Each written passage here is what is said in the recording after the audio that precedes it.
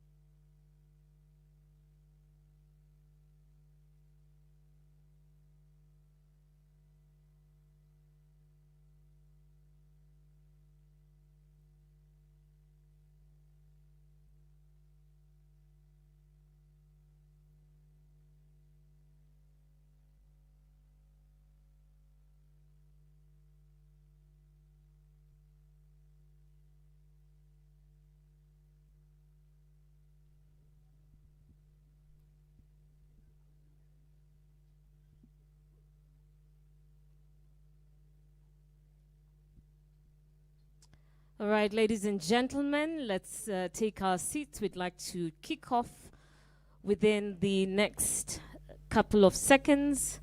We are running behind by about an hour, so we'd like to be able to recoup that time that we have lost. Your Excellencies, governors present, cabinet secretaries, principal secretaries present, ladies and gentlemen, all protocols observed, good morning. No, we can't do that. No, we can't do that. Can we try again? Ladies and gentlemen, good morning. That's a little better. It's such a pleasure to be here this morning. I'd like to warmly welcome you to the Intergovernmental Forum on Agriculture 2025. Our theme for this year is strengthening the global positioning of Kenya's agriculture sector through investment, technology, digitization, and innovation. My name is Terry Ann Chebet. I'll be moderating alongside the inimitable Farid Kimani, and joining us on sign language is Joshua Washiuri. And over the next couple of days, we will be here facilitating the conversations of the day. Without much further ado, I'd like us all to get on our feet for the national anthem. That's the Kenya national anthem, and thereafter the East African anthem. Let's get on our feet.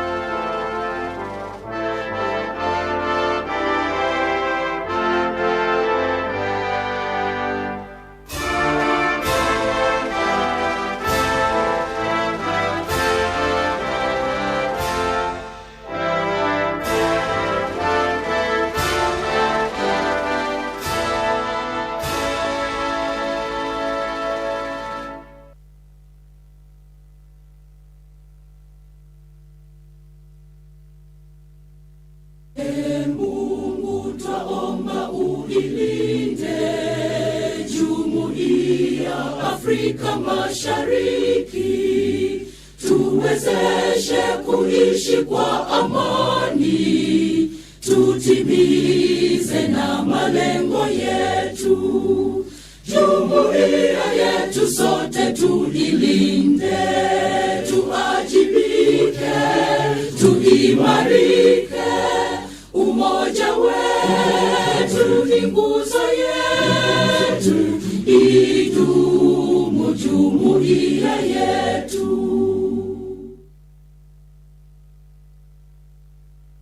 Thank you. You may take your seats. Once again, a very good morning and welcome to the Intergovernmental Forum on Agriculture 2025 with the theme of the next couple of days, strengthening global positioning of Kenya's agriculture sector through investment, technology, digitization and innovation. And to kick us off with just some agenda setting for us to align on what we should be putting our eye and our mind on over the next couple of days, I would like to first invite for an opening word of prayer, and thereafter the agenda setting. I'd like to invite Dr. Marian Amoko from the Ministry of Agriculture, who will give us a word of prayer, and we will kick off in earnest. Let's give her a warm round of applause.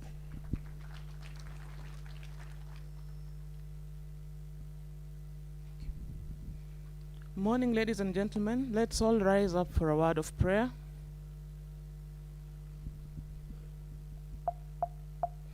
Almighty God, we come before you this morning with gratitude for the gift of life, for the peace in our nation, and for the opportunity to gather as leaders entrusted with the stewardship of our land and its people. I want to thank you for all the governors from the counties who are here, the national leaders, the partners and stakeholders from across the country. As we convene to deliberate on the future of agriculture in Kenya, we ask for your wisdom, unity, and guidance. Bless this forum with fruitful discussions, innovative ideas, and a spirit of cooperation.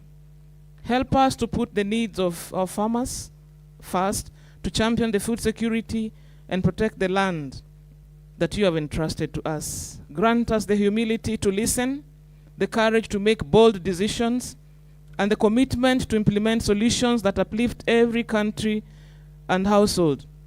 We pray for favorable seasons ahead, for resilience on the face of climate changes, for prosperity in our fields, our livestock, our fisheries, and all agricultural endeavors. May this forum inspire solutions that safeguard our environment, strengthen our food systems, and secure a prosperous future for generations to come. May you, Lord, now bind us together in the spirit of service, integrity, and patriotism. And may everything we do, starting now for the next couple of days, bring glory and honor to your name for the benefit of this country. This is our humble prayer in Jesus' mighty name. Amen. Thank you so much, Dr. Marian. Let's give her a warm round of appreciation for opening with a word of prayer, calling on us to be bold as we kick off our conversation today. I would like to now welcome the Principal Secretary, State Department for Livestock, Mr. Jonathan Mweke, to give us some opening remarks. Let's give him a warm round of applause. Karibu sana PS.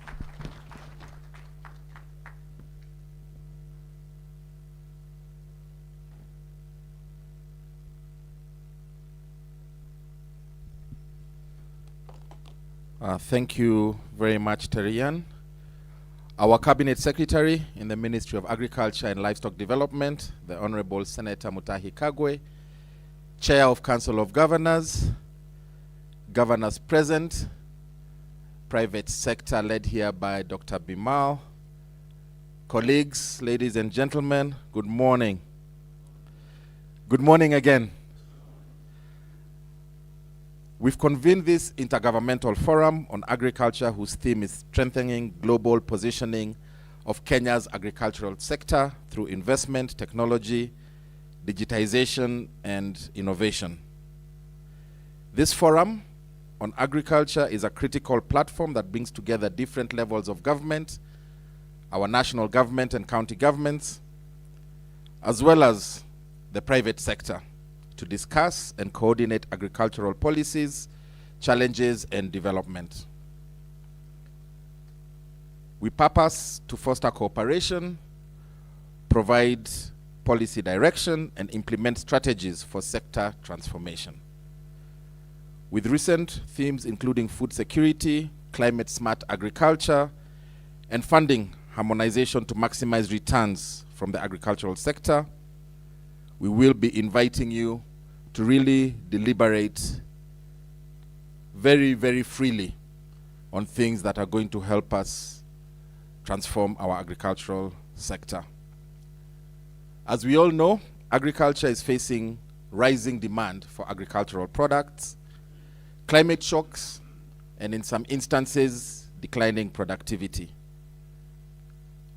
We think that technology provides a real pathway to leapfrog all of these issues. A lot of innovation is going on right now globally that also affects our agricultural sector.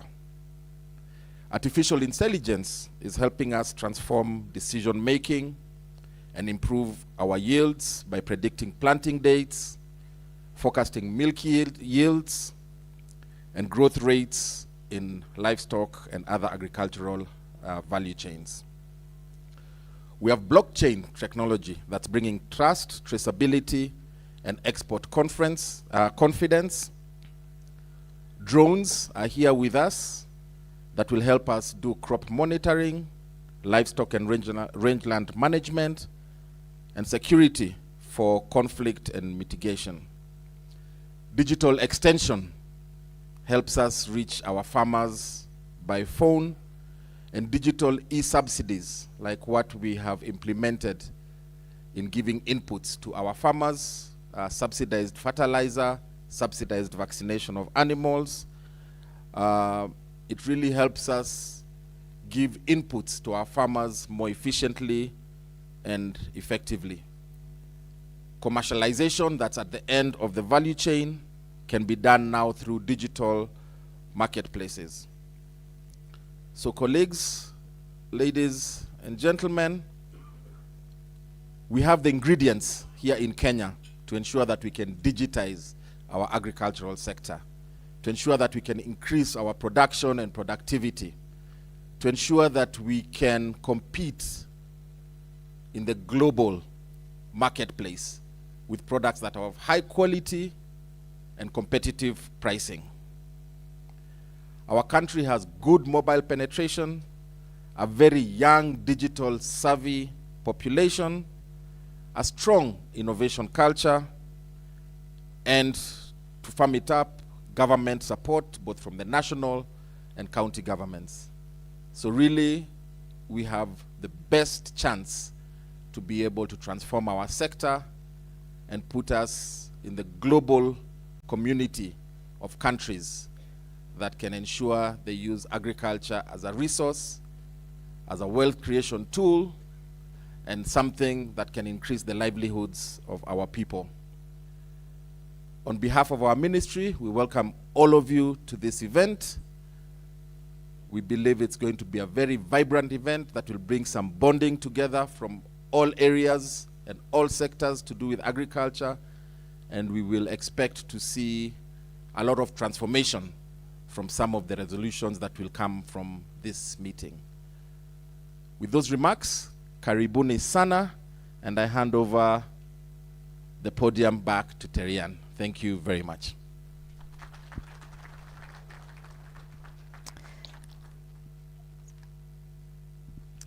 Thank you, PS. Let's appreciate the PS one more time for helping us set the agenda and to where we should be keeping our ears and our thoughts on over the next couple of days. Asante sana, PS. I'd like to now invite Bimal Kantaria, the chairperson of ASNET, that's the Agriculture Sector Network, to give us his opening remarks and, of course, the role of the private sector in the conversation that we're having today. Let's appreciate Mr. Bimal as he makes his way to the stage. Thank you very much indeed. Good morning, ladies and gentlemen. Good morning, CS. Good morning, Bwana Lusaka and other governors in the House and PS, and my fellow members from the private sector. CS, can I just start by congratulating you, sir, for convening such a high delegation of private and public sector. We've hardly had these kind of forums, and in the last 10 days, CS, considering what you did at Pride Inn, what we did with DP's office last week, I think there's an amazing energy, CS, you've brought into the engagement between private sector and public sector. And on behalf of ASNET, I wanted to thank you particularly, sir, for bringing us together and convening such great minds in agriculture. CS, with your permission, we have a lot of governors in the House. Bwana Lusaka, my request is to you as Council of Governors, at national level, CS and PSs of agriculture work very closely with the private sector through ASNET and through so very other BMOs. At county level, we are requesting you, sir, to try and bring private sector agriculture bodies. Most of these you see have got offices all over the counties. If we can bring them in next to the governor's office, particularly when it comes to agriculture, I think you'll find a lot of value in bringing a private sector next to you, sir. We are the engine of growth and jobs, and working with policymakers like governors, I think this combination that you see at national level with CS's blessings, you'll find the same sort of energy you'll find at county level. CS, as you know, agriculture is healthy. We've done very well last year and this year. In part, a lot of that to do with, of course, the fertilizer subsidy program, which is running very well. And of course, the vaccination program that CS Mweke is now introducing, that has revitalized some of these big value chains. CS, last week we met the MD of Carrefour worldwide, and he was here in Nairobi, and he said there's unlimited demand for Kenyan beef, poultry, and cattle. So my request is to the livestock sector. It's a huge sector, there's massive potential. There's overseas buyers who are lining up to buy Kenyan livestock, but we just aren't producing enough. And two reasons for that: there aren't enough organized cooperatives for livestock, and secondly, cost of production, which I know PS is handling, cost of feedstock and all that. So if we can handle those two areas, PS, Governor, we spoke a few minutes ago, there's unlimited demand for Kenyan livestock in this, around the world and in Kenya as well. Finally, CS, we are looking for expansion overseas for new markets. India being a big important one. China has opened their markets, but India hasn't. Turkey, some of these big markets, I really think we need to work with trade to find a way of talking to them about opening these new trade routes for us. And of course, I mentioned to you last night about the EPA agreement with the EU, and we need to urgently address that as well. But again, CS and PS, thank you very much for inviting us today. We look forward to engaging you much closely over the next 2 or 3 days. Asante sana mzee. Thank you, sir. Thank you so much, Bimal, for your opening thoughts, and of course for the challenge to the governors to bring the private offices a little bit closer. And that brings us to our next speaker this morning, Governor Kenneth Lusaka, EGH, Governor of Bungoma and Chairperson of the Council of Governors Committee on Agriculture and Livestock. And hopefully he'll tell us a little bit about whether it is possible or when we can get to see the private agency offices next to the governor's office. Let's give him a warm round of applause. Karibu, Governor. Thank you so much. Thank you so much, Director of Ceremonies. I'm told that's what they're called.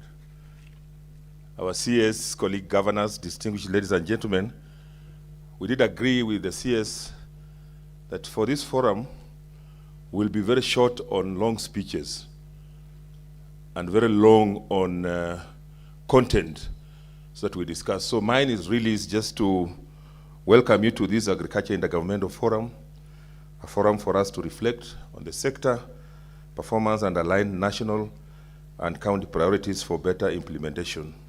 Because the forum theme, you have been told, and it resonates very well with the sector aspirations. So this forum is important for sector stakeholders to discuss and agree on practical solutions for the myriad challenges facing the sector. Though the sector has significant economic value and supports livelihoods of many citizens, government funding remains low, approximately 3%. So as we gather for the next 2 days, we will engage on critical areas including value chain transformation under the better agenda, harmonization of policies and regulations, improving financing flows, and resolving long-standing bottlenecks of aligning national policies and legal framework to devolution. So we will also strategize on improving agriculture data management, as well as use of digital tools to improve agriculture development.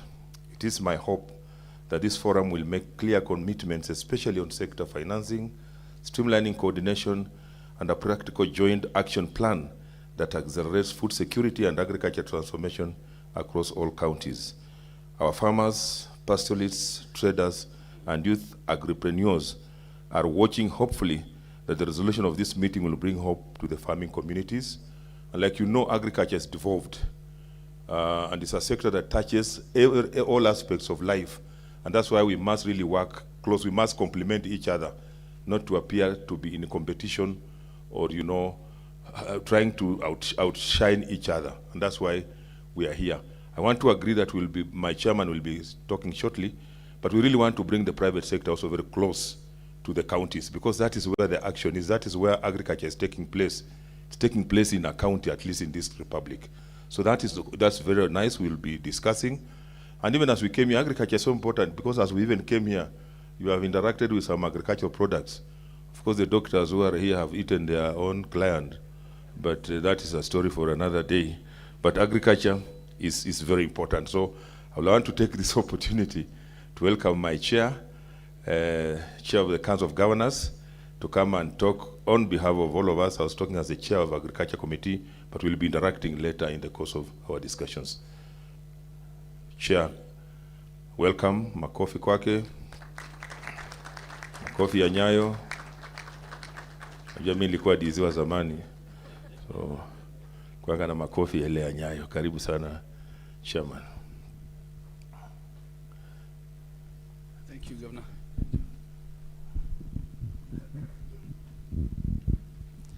The Cabinet Secretary for Agriculture and Livestock Development, Honorable Senator Mutahi Kagwe, the Vice Chair of Council, all governors present, PS, stakeholders, ladies and gentlemen, Hamjambo, good morning. I'll also not make a long speech. I think the climate setting has been done. We're here to discuss agriculture. And agriculture includes livestock.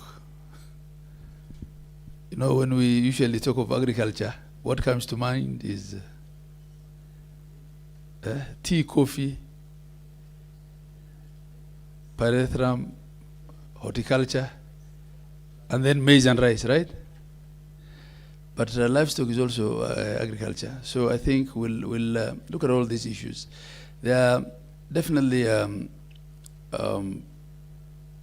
lot that has been done. There is a lot of progress. But we continue to have challenges in this sector. We're still importing food for a country like us. We shouldn't be in this day and age. And we'll be discussing many, many, many things. Climate change, and the need to move from rain-fed agriculture to irrigation. The data we have is that we're at 2 to 3% best case on irrigated irrigation farming. Our early warning systems. 4 months ago, I'm made to understand that IGAD, through their meteorological services and monitoring early warning systems, warned us that our short rains are going to fail. I'm told our weatherman also, I'm sure, warned us. We're also now being told that even the long rains, God forbid, are likely to fail. What that means is there's a chance that our livestock, especially in the asals, will once again be wiped out. Like we saw, is it 3 or so years back when we came into office. So the whole question of livestock feed, hay and silage, and you know the usual pattern. Drought, livestock gets wiped out, relief food in trucks, and then figures are thrown around. We spent 50 billion 100 billion to save lives. But we could have used a lot less billions to save the lives too. I think, CS, these are the things that we really need to discuss. Issues to do with land issues, land tenure around agriculture, pests and diseases, cost of farm inputs. We all appreciate the initiative of government for the subsidized fertilizer. Issues to do with markets have been spoken to by the private sector, technology, post-harvest losses. I think this is the forum to discuss all these things.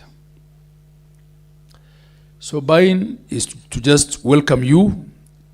We'll discuss a lot more in the panel discussions. We've been told to keep the opening remarks very short. But it's our hope and prayer that the outcome of this meeting will really have tangible solutions to the problems ahead, including the ones that I've just mentioned. Needless to say, at the Council we feel that for these functions that have been devolved and transferred, there's still a lot of resources being held at the center, which, following the management principle of subsidiarity, could have helped a lot more if they were in the counties. So, without preempting the discussions that will happen, we believe a lot more money needs to move from the center to the counties to deal with the basics, so that then our agriculture can be enhanced a lot more than it is now. With those very many remarks, I want to welcome all of you on behalf of the Council of Governors to this very vital, very vital forum for all of us, and I do hope that the deliberations that we'll have here for the next 2 days, and I want to ask the governors to stay for the next 2 days. Usually after the opening ceremony, a lot of the people leave. Please don't leave. Let's listen to the technical discussions. Let's give our input, and I do hope that the deliberations will result in outcomes that will move Kenya forward. I thank you all.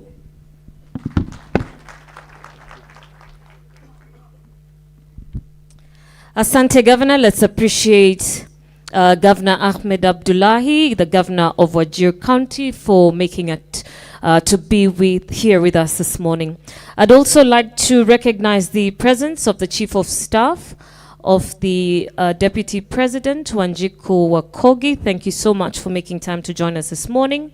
PS is present, including Mike Lenasalon from the Devolution Ministry, PS Harsama Kello from ASALS as well. Asante Sana PSS for making it to join us today and hopefully over the next couple of days. CEO Council of Governors Mary Mwiti and the CEO of IGRTC, Dr. Kipkirui Chepkwonyi. Thank you all so much for making it to join us. I'm sorry, there's a standard ritual that I forgot and I could be fired for it. Excellency Governors who are here, please stand up. So Excellency Governors, please. Excellency Governors who are here. Excellency Governors. Now starting with my right here, we have the Governor of Taveta County, Dr. Andrew Mwadime. Governor, karibu sana. The Governor of Busia County, Honorable Excellency Governor Paul Otuoma. My Vice Chair of Council. You know what happened to the other Vice Chair, right? So now we have another Vice Chair now. And it's very unfair to Nyeri County, you know. It's very, very unfair to Nyeri County. 2 positions have moved from Nyeri to Tharakanithi. His Excellency Governor Muthomi Njuki.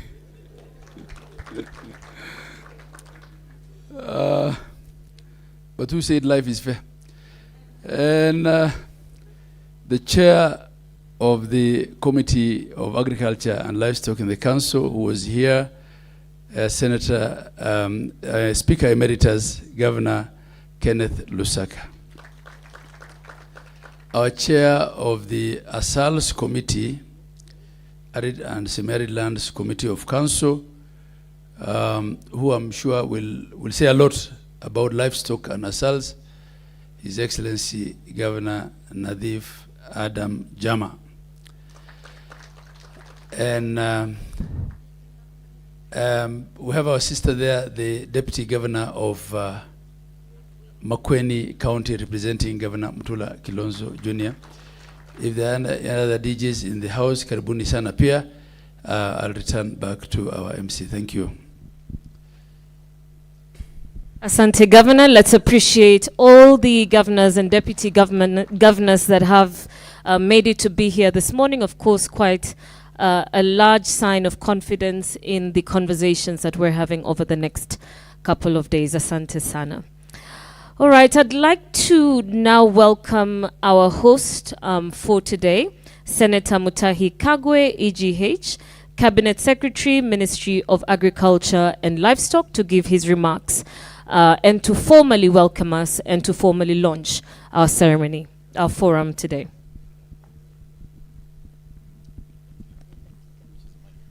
I think they want you to use this.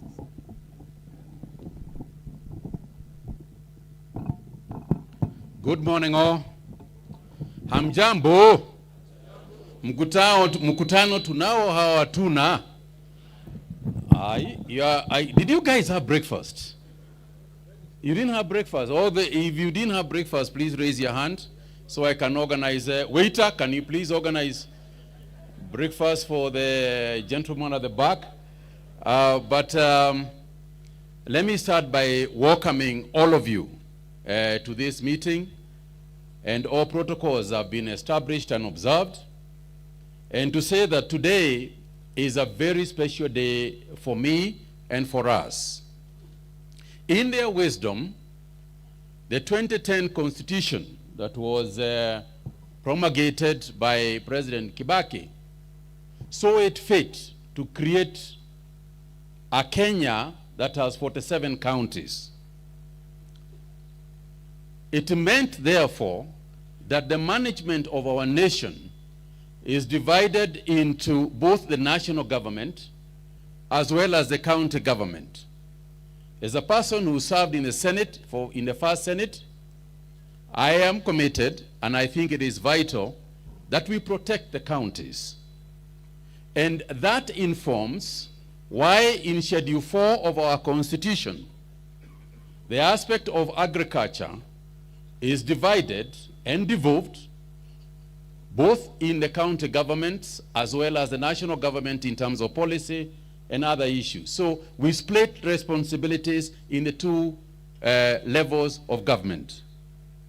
That is what informs this meeting, which is the Intergovernmental Forum on Agriculture. It is stipulated within the Intergovernmental Act that this meeting will take place, and therefore we are here not just to discuss agriculture, not just to keep informed on this area that we are so passionate about, but in addition to that, we are also fulfilling some constitutional mandates and requirements in terms of our nation's governance. So in that respect, karibuni nyote. Having said that, today also is an important day to look into the future of agriculture. And that is why we are sitting together. No single level of government will be able to look into the future unless the other level of government is working in tandem. Unless we are working in tandem, unless we are working closely together, unless we are cooperating, it will not be possible to achieve a paradigm shift. For indeed, this is what we are here to request that we do. We cannot possibly walk the same path, we cannot possibly walk in the same direction and expect different results. In his address to the nation barely a few days ago, President Ruto rightfully put agriculture as a key factor in Kenya's future and in Kenya's development. In terms of job creation, in terms of food security, in terms of sustainability of our economy, it was made very clear that this group sitting here has got a major role to play in developing the factors that were put forth for us in the national address by the president. And therefore we gather here today to implement and to look at what the president ordered, so that we can play the role that we are supposed to play as a team, as a people, to achieve what the president has said for the nation in the agricultural sector. And to do so, I am convinced that not only is it a marriage between the national government and the county governments, but it is also a marriage between those two and the private sector. I am totally convinced that unless and until the private sector is enthused, joins agriculture with a passion, we cannot achieve, because the private sector will provide the resources required, the capital input that is required in agriculture. It will provide the human resources that are required in agriculture, because as government, we are unable to hire and hire and hire. We are unable to, from the exchequer, to provide more money and more money. And yet, that is exactly what is required. Human input and real capital to grow. So unless that vacuum is being filled by somebody, then we will not succeed. And the way I see it, and it is just logic, 1 + 1 = 2. The private sector is going to be the key ingredient which is going to drive our success going forward. But what is that success going to look like? I said, and I repeat, we cannot walk the same path and see different results. And therefore today, as the panelists discuss the discussions, I propose that we open our minds to new possibilities.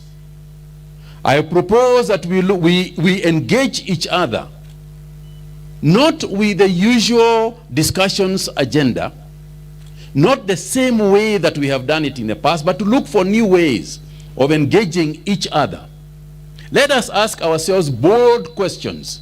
Why is India, a country of 1-point-something billion people, able to feed itself and even export some food?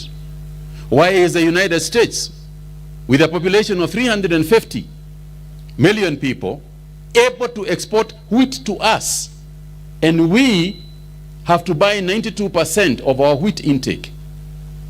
Why is it indeed that desert countries like Egypt can produce products that we buy from them, yet at least one half of our nation we are able to grow food? And in the ASAL areas, that is what the ASAL areas look better than what Egypt looks like, which means that our ASAL areas can produce more than Egypt can produce. Why is it that we are not doing that? So let's not give the usual answers. Let's not point fingers. Let us instead look inside ourselves. Let each one of us have an idea about how this can be resolved. Let's not point fingers.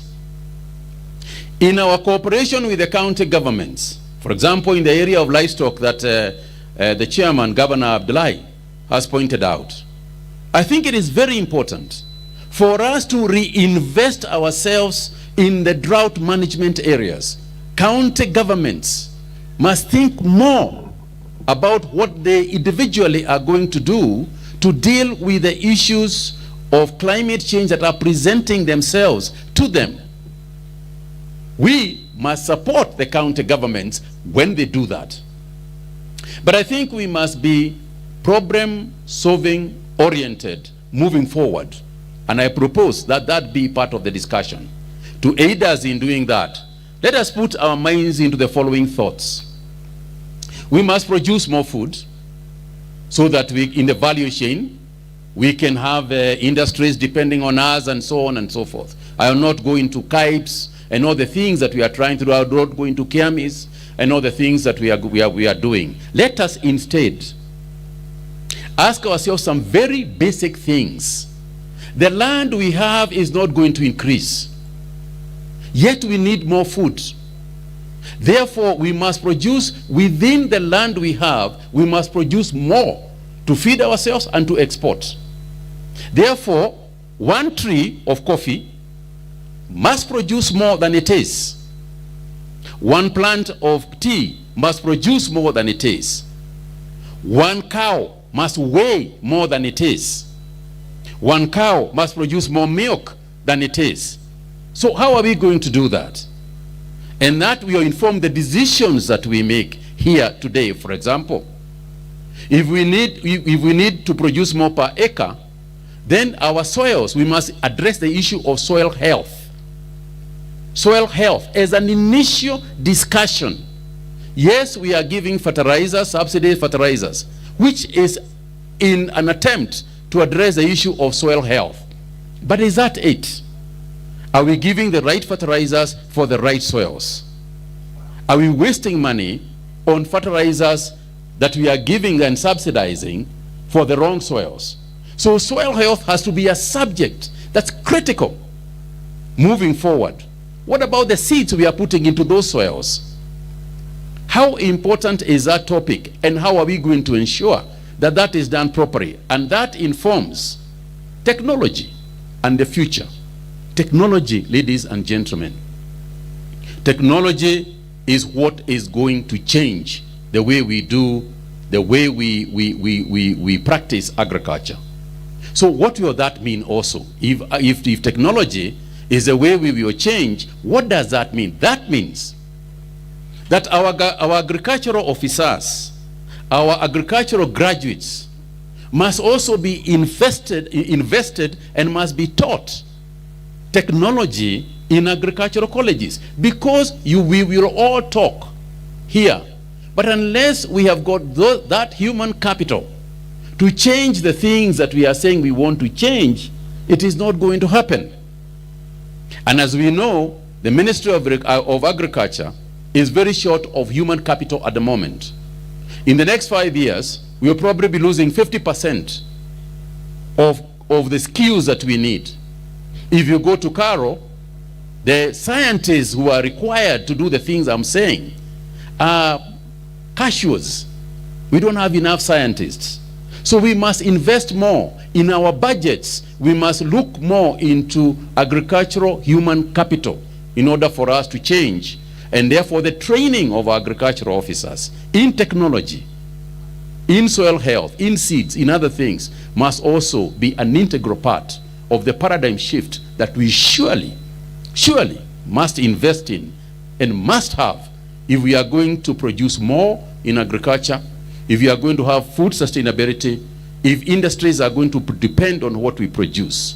For it is easy to talk about these things, but quite another thing when it comes to practical implementation of what is surely required.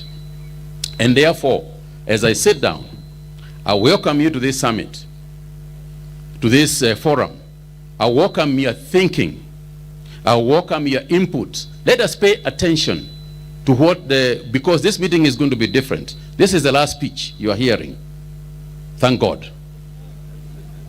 Because now we go into panel discussions where we can raise issues and tackle the challenges that the governors have raised and the challenges that I have raised, and we can get input from all of you. I now want to welcome you specifically and declare the Intergovernmental Forum on Agriculture officially open. I thank you. CS, I'd like to request you to remain on stage briefly as I invite governors and PSs. Please come and join us on stage for a quick photograph, and then we will formally kick off our discussions this morning. So, governors present, PSs present, please come and join us on stage. Mr. Kantaria, please come and join us on stage as well.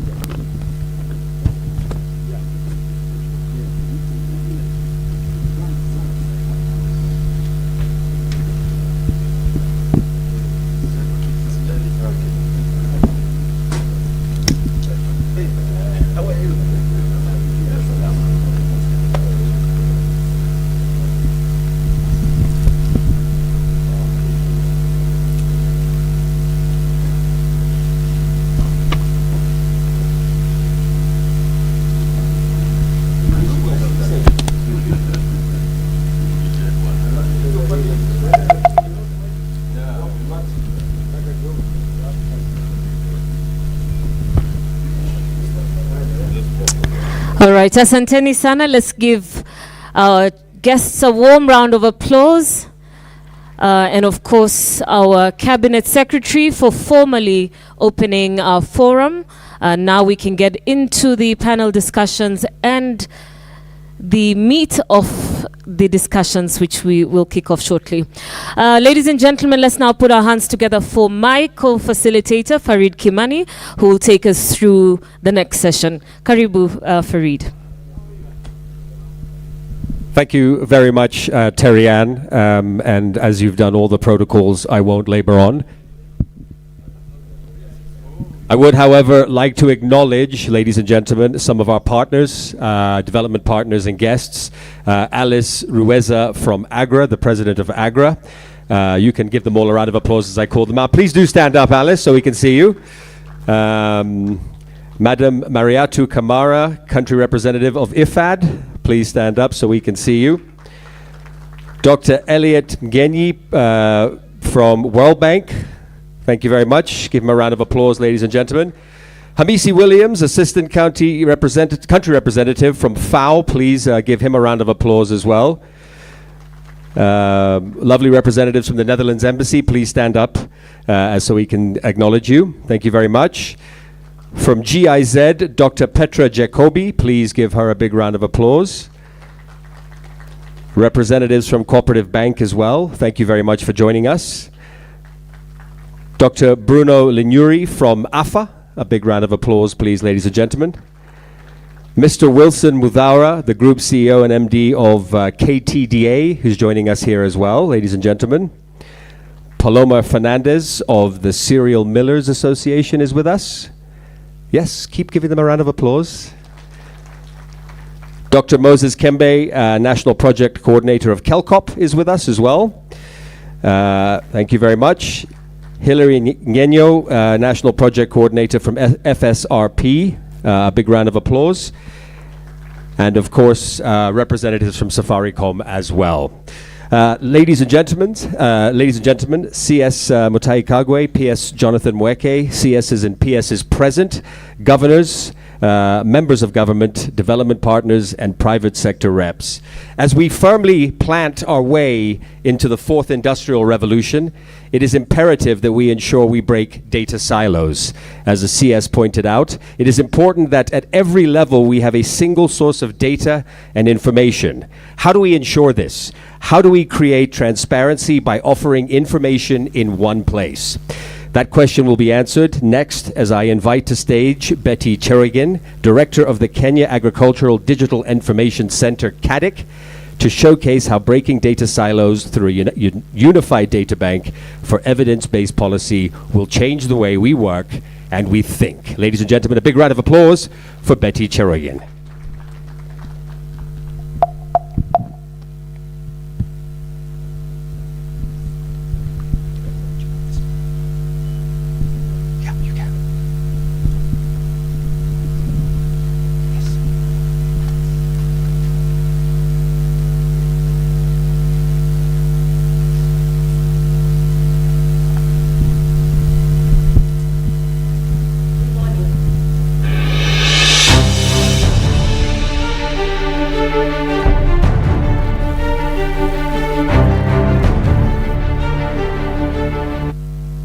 Importantly, digital transformation is not just about technology. It is about people. It's about jobs.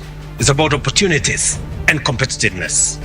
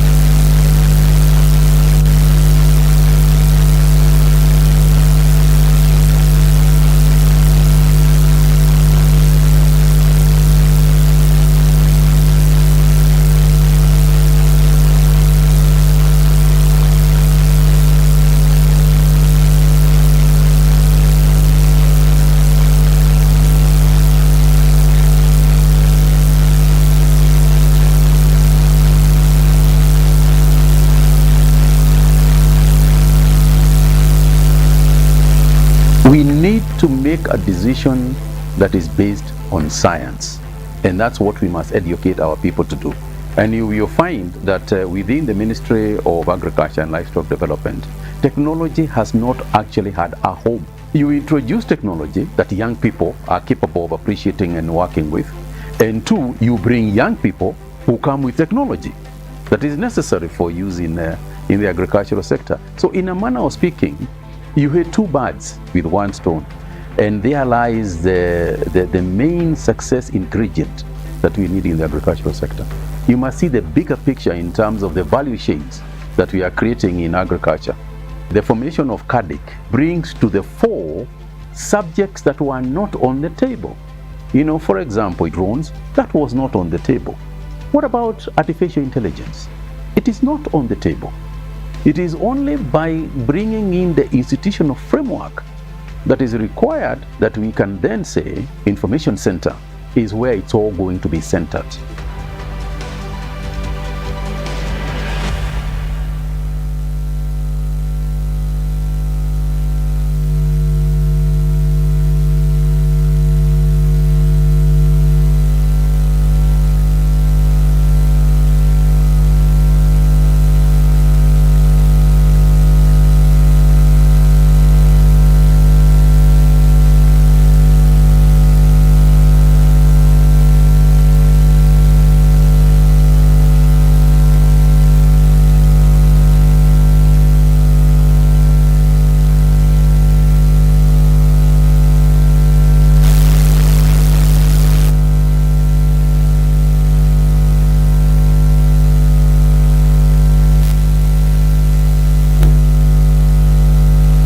In 1966, the Ministry of Agriculture and Livestock Development established the Agricultural Information Resource Center, AIRC, to bridge the knowledge gap and connect science with the soil.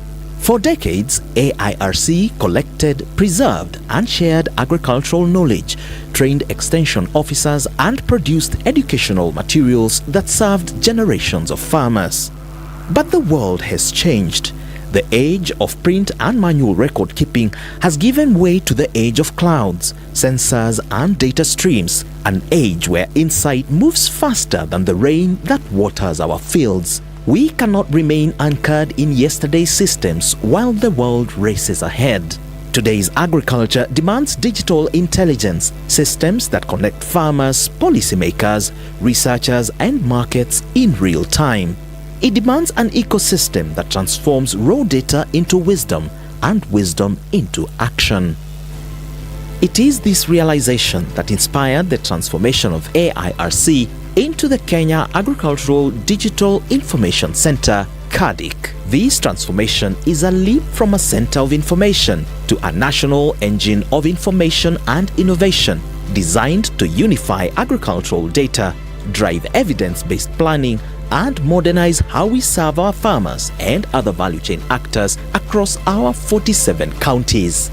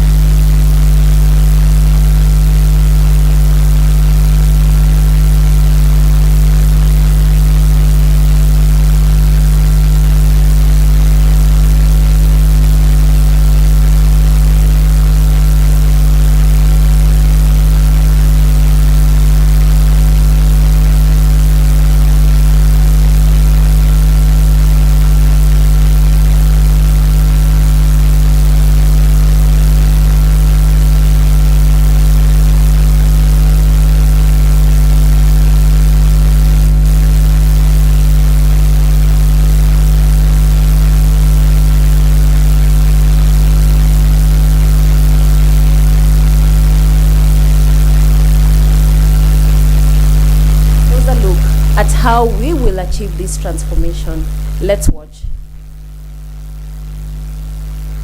KADIC's first pillar is the creation of a central repository for agricultural data and information, our national single source of truth. From ministries and counties to research institutes and private innovators, data will flow into one harmonized platform.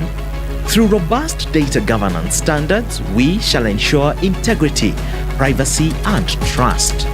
Imagine a Kenya where every governor can open a dashboard and know precisely the acreage under maize, the vaccination rate of livestock by word, where the ministry can allocate resources based on evidence, not estimates. Tunataka kuhakikisha kwamba wakulima wa Kenya wote wenye wanataka kupata hii mbolea na mbegu na vitu zingine kwenda mbele, lazima waingie kwa hii teknolojia inaitwa KAMIS. Our second pillar is leveraging emerging technology, the engine of precision and possibility. Through artificial intelligence, KADIC will forecast yields, detect crop and livestock diseases early, and assess climate risks with remarkable accuracy. Technology is so crucial to ensure that the seed that we are planting is guaranteed that in another 6-8 months, I'm going to get a crop. Drones and robotics will usher in a new age of precision farming, scanning acres in minutes, optimizing fertilizer and pesticide use, and reducing waste. While blockchain technology will safeguard traceability, food safety, and trust along entire value chains. What this system does is now all this data is in a system somewhere, an ANITRAC system, the Animal Identification and Traceability System. It will do identification of animals, registration of animals. It will also do traceability and tracking, so that now we can take care of our consumer who today really wants to know where their food is coming from farm to fork. Picture a milk processor tracing every liter from cow to consumer in real time. These are not distant dreams. They are systems being built now under the Kenya Agricultural Digital Information Center.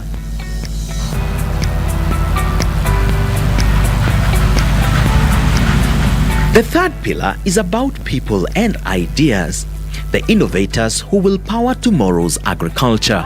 KADIC will establish a national artificial intelligence and agricultural innovation hub, a space where creativity meets opportunity. We need an infusion of young people, youth, to come into agriculture, because they will come with the technology that is required for us. This hub will turn ideas into enterprises. We need a complete paradigm shift, to come from where we are to where we want to be. If we don't do that, what is going to happen is that we will keep on increasing the land, but you are not going to increase the quantity and quality in a commensurate manner. Innovation is not the privilege of the few, it is the power of the many. The fourth pillar binds everything together: collaboration. Involving and working with county governments is crucial to the success of the agricultural sector. The curriculum of the extension officer training has got to change so that we can adopt new ways of doing things. An extension officer must themselves be trained and certified to do so, and they must have the commensurate technology necessary for them to execute their responsibilities effectively. KADIC will serve as the bridge, aligning data systems and investments into one coherent national ecosystem.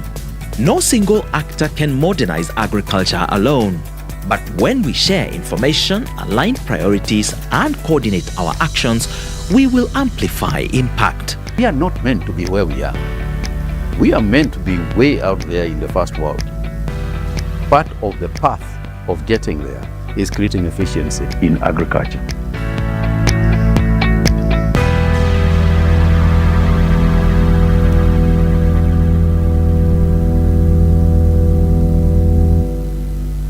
Ladies and gentlemen, as we have just watched, KADIC is more than an institution. From unified data to smart technologies, from innovation hubs to partnerships, KADIC is an ecosystem, one that transforms information into insight and insight into impact. With KADIC, Kenya's agriculture enters a new era, connected, intelligent, and inclusive. A Kenya where no farmer is invisible, no decision is blind, and no county is left behind. Therefore, let this moment be remembered as the dawn of a new era, when Kenya chose to digitize, modernize, in line with the vision of His Excellency the President, under the bottom-up economic transformation agenda, to transform agriculture into an engine of national pride and prosperity. As I conclude, I am honored to echo the words of His Excellency the President when he stated, "The digital superhighway must reach every village, connect every farmer, and empower every citizen." So this is our appeal today to the Cabinet Secretaries and Principal Secretaries. Your strategic leadership continues to illuminate the path ahead. To our governors, your partnership is what brings this vision to life at the county. To our partners, your investment will help unlock this to its full potential. And to our youth, The youth of this country, this is your frontier. Seize it, shape it, and own it. The farms of tomorrow will not just need hands, they will need minds. With CADIC, we have laid a strong foundation for this future because our farmers deserve it, our policy makers need it, and our country is certainly ready for it.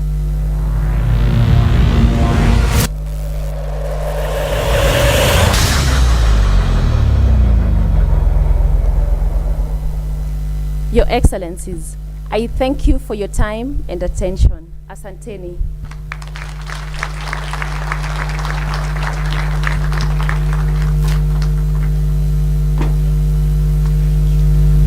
Let's have another big round of applause for Betty Cheroigin, Director of CADIC, and what looks to be an exciting future for our agricultural sector. With that in mind, I would now like to invite up His Excellency Governor Natif Adam Jama, Governor of the County Government of Garissa, as he talks to us about the livestock blueprint for arid and semi-arid lands. Please give him a round of applause, ladies and gentlemen.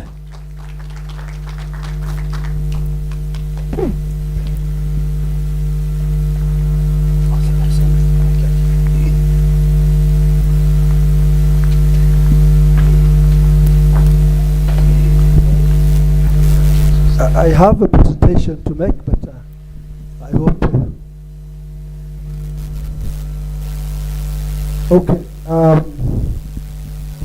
With all the protocols observed and well established, let me say that it's an honor for me to be standing before you today to be talking about briefly. Check.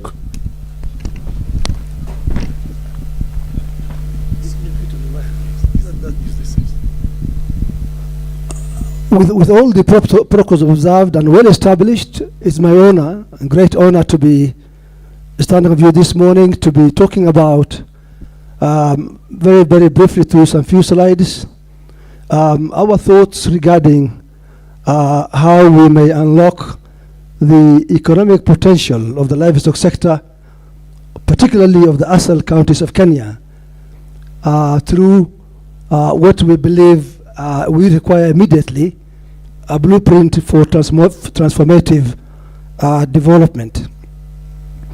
As we all know, we were told by none other than our able CS that agriculture is indeed the backbone of the country.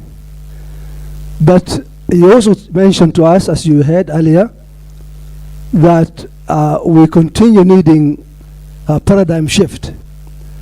If that indeed is required for agriculture, which is largely understood, as was said earlier by my chairman, to be crop agriculture, indeed we need more, a more serious paradigm shift in the livestock sector. But let me first of all quickly take you through some few data here.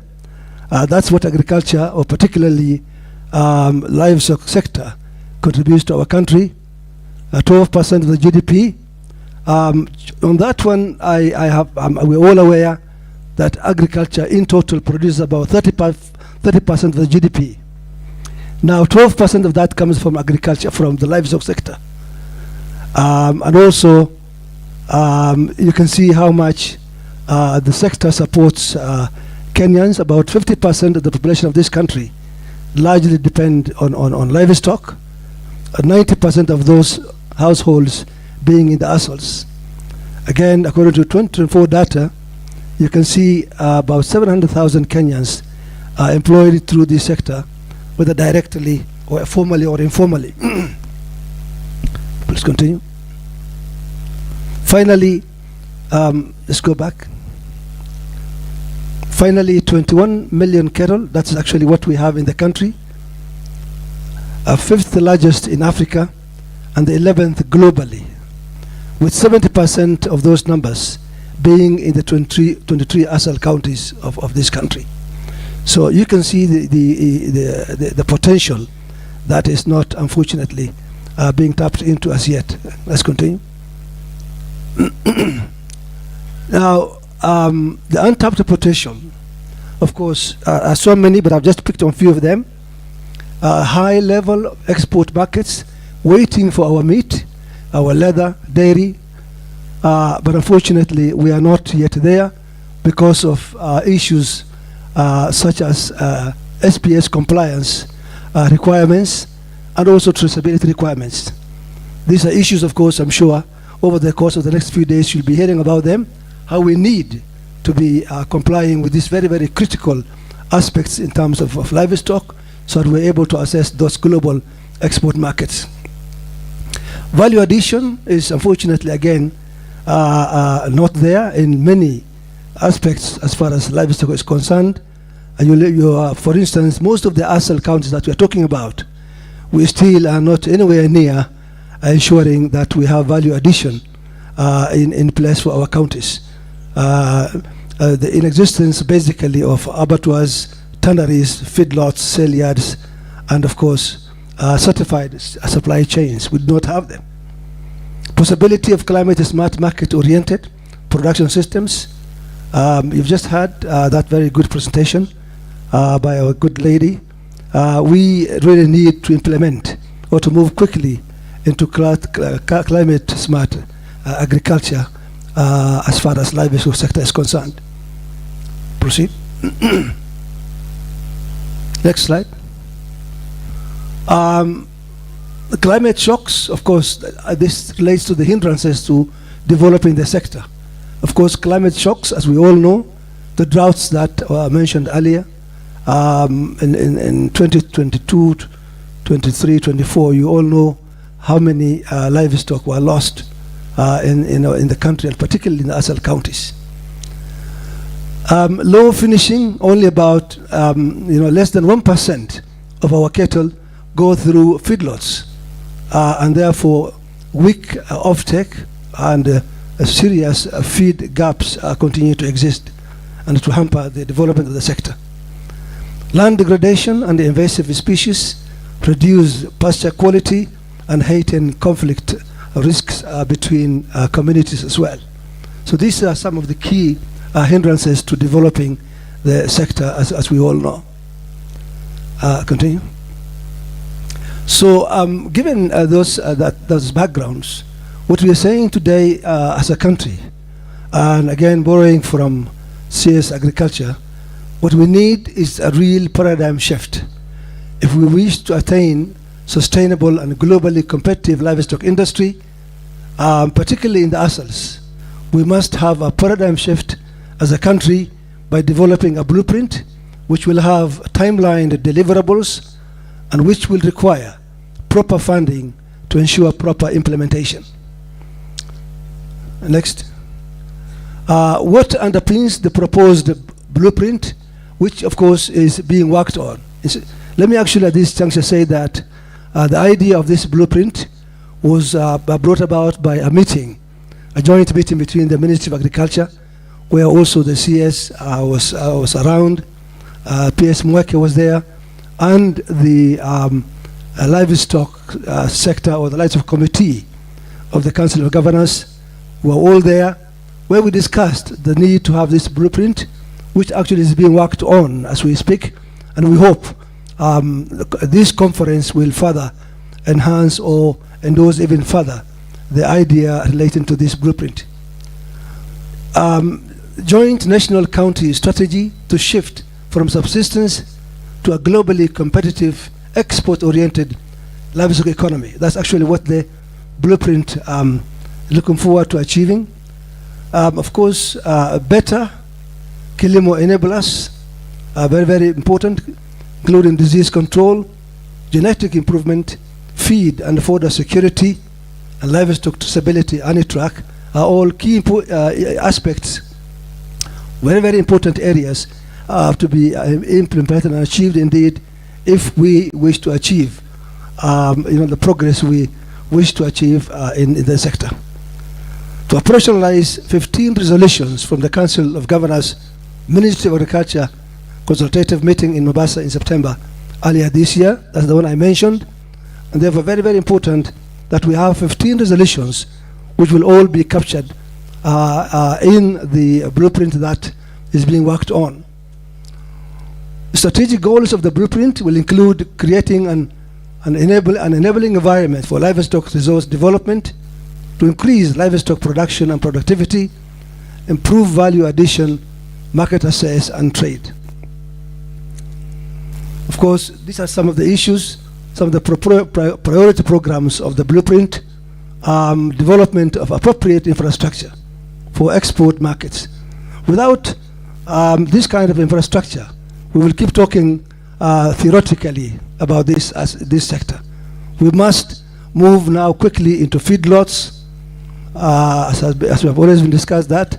We must move into abattoirs and have abattoirs in almost all the counties, the ASAL counties, whose mainstay is livestock.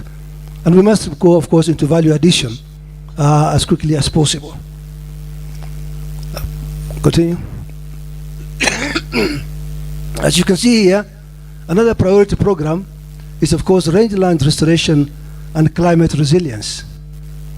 We really need larger scale restoration, where we have a situation like the picture here, a live picture taken from somewhere in the north.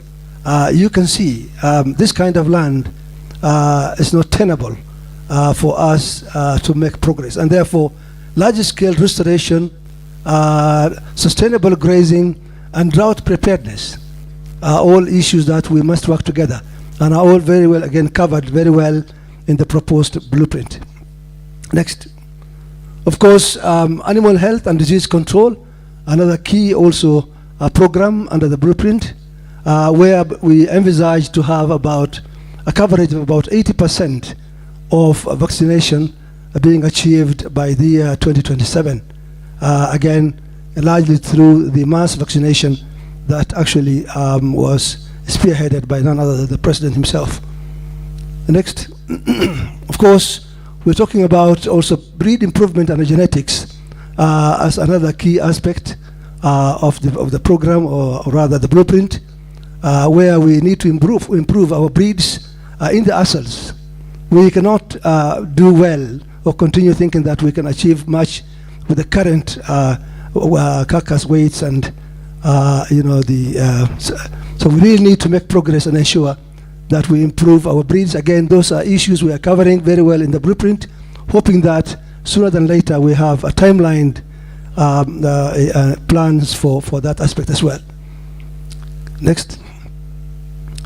Of course, we do appreciate the current ongoings. We are working very closely with the ministry, and we do appreciate some of the initiatives right now being undertaken, including the Better Kilimo, the dairy reforms, including the 230 milk coolers being installed or have been installed across 36 counties to reduce post-harvest losses.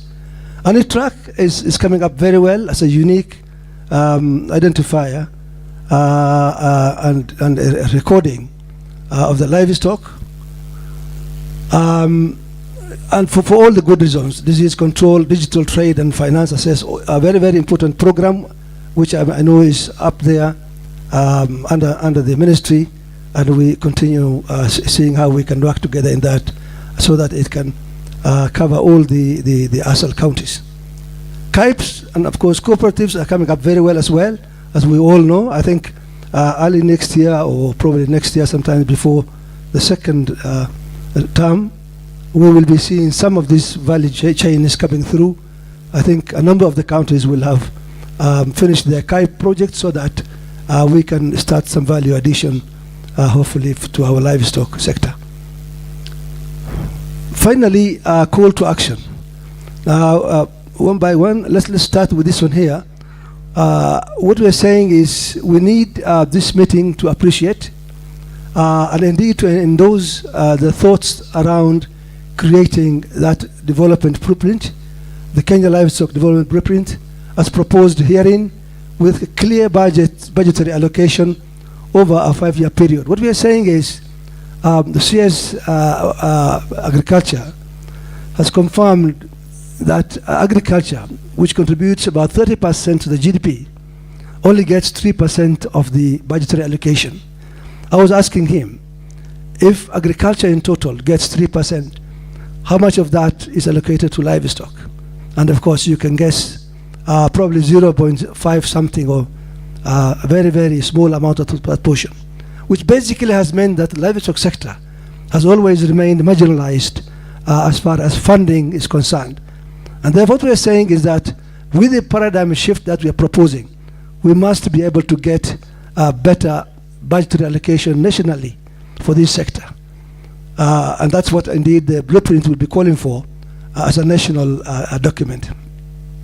To institutionalize under a national county project coordination mechanism with clear roles, reporting lines, and escalation paths. This is also really something we need to ensure that we develop a mechanism that will ensure proper implementation. MDAs and counties to align programs and accelerate implementation, particularly on matters such as ANITRAC, labs, vaccination, infrastructure, as we discussed earlier, and many more. Next. Of course, invite development and the private sector, which are also, I'm happy that are well represented today in this forum, to co-invest in export infrastructure, food security, and indeed cooperatives, and also even enter into programs with us quickly as we roll out our KITE projects. Implementation of the blueprint, particularly through appropriate policy and legislative reforms. This CS, as we discussed earlier, seems to continue missing out, but particularly matters of policy and legislative issues or reforms required for the livestock sector. I think, as we had discussed earlier, we need to ensure that we now get clarity and indeed make good progress in that regard. And finally, of course, we hope to see the final communique from this forum, or from this conference or summit, endorsing the ideas that we are proposing for the blueprint. Those are my slides for this morning. Asanteni sana, and thank you very much for your time and patience.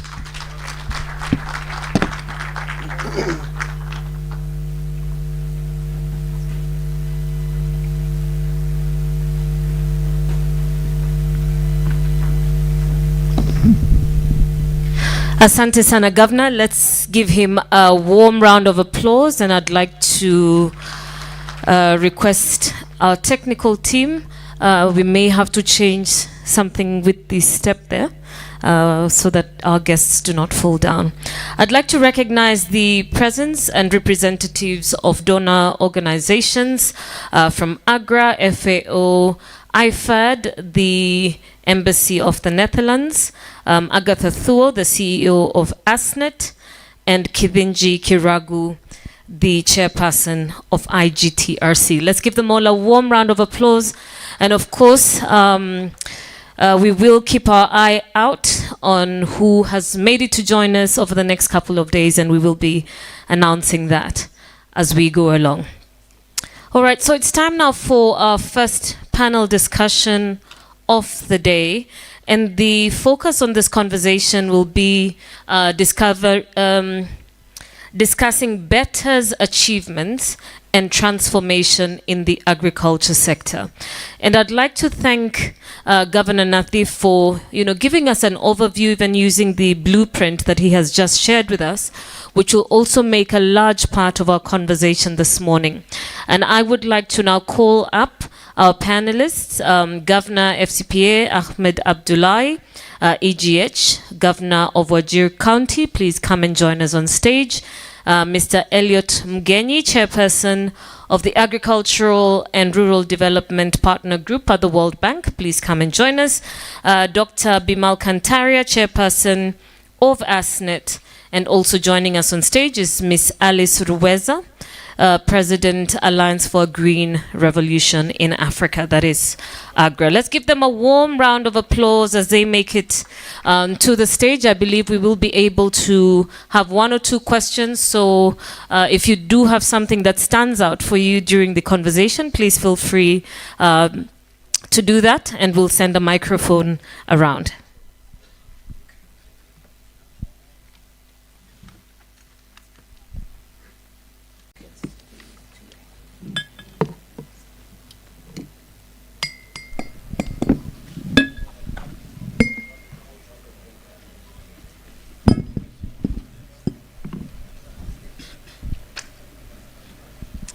All right, ladies and gentlemen, thank you so much for setting the pace with the first panel discussion. And I must say, you know, the first panel discussion in every event usually sets the tone of what the other ones will look like.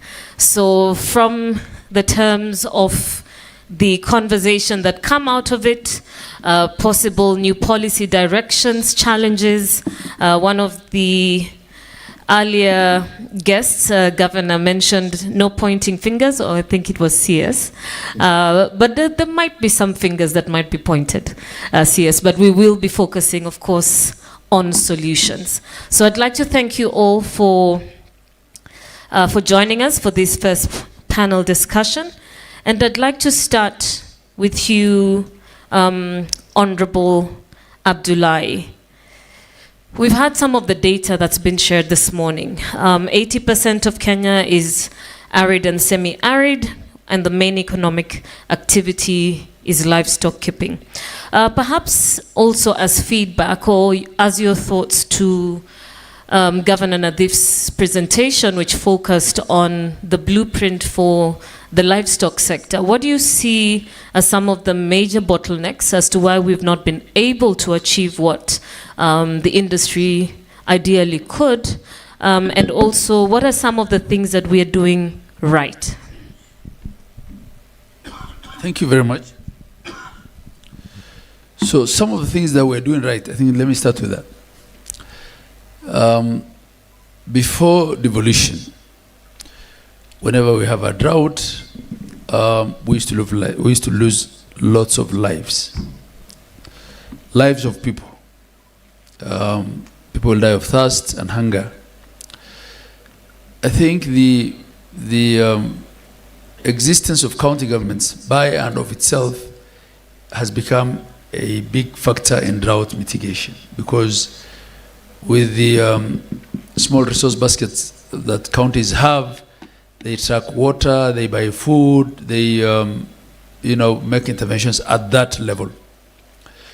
Of course, in ordinary times also, they have vaccination programs, there's better livestock extension services, there's more water wells and ponds. So life is generally better in that regard. But our livestock sector in the pastoral economy is pretty much still extractive, in the sense that there's not a lot of investments, as Governor Nadif just said. We have pastoralists who, in many instances, are nomadic and move around with their livestock, right? And they are at the mercy of nature. So when it rains and there's good pasture cover, they're fine. Many times they don't even need government, right?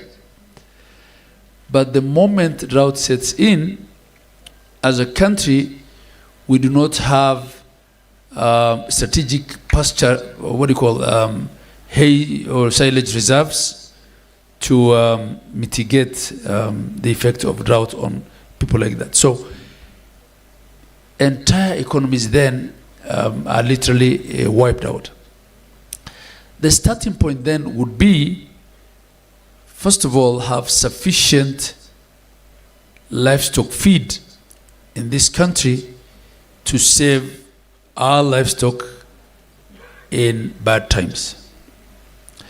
And ideas have been floated. Currently, we're told there is 6 million acres from which maize, probably part of that will also be rice, has been harvested. And the stocks and crop residues are just there. Some farmers will take a bit of that and convert it into livestock, feed for their few cows they have on their farm, the dairy cows. But before the next season, a lot of it will be burnt so that they can do replanting.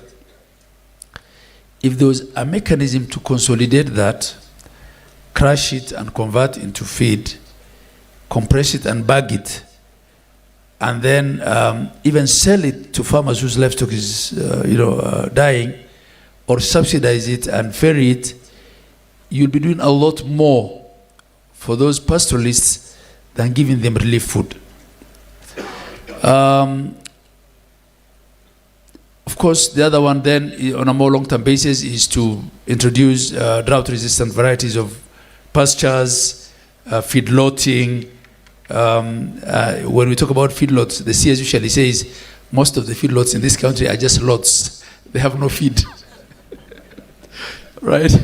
So then we need to have the grass grown, and of the various varieties that can actually support livestock. Can be supported by dryland agriculture. So those are things that can be done. There's a lot that can be done with ourselves. I've said in many meetings, and I'll keep repeating, if we really have to have a paradigm shift with respect to agriculture in this country, we have to take water to where there's land remaining.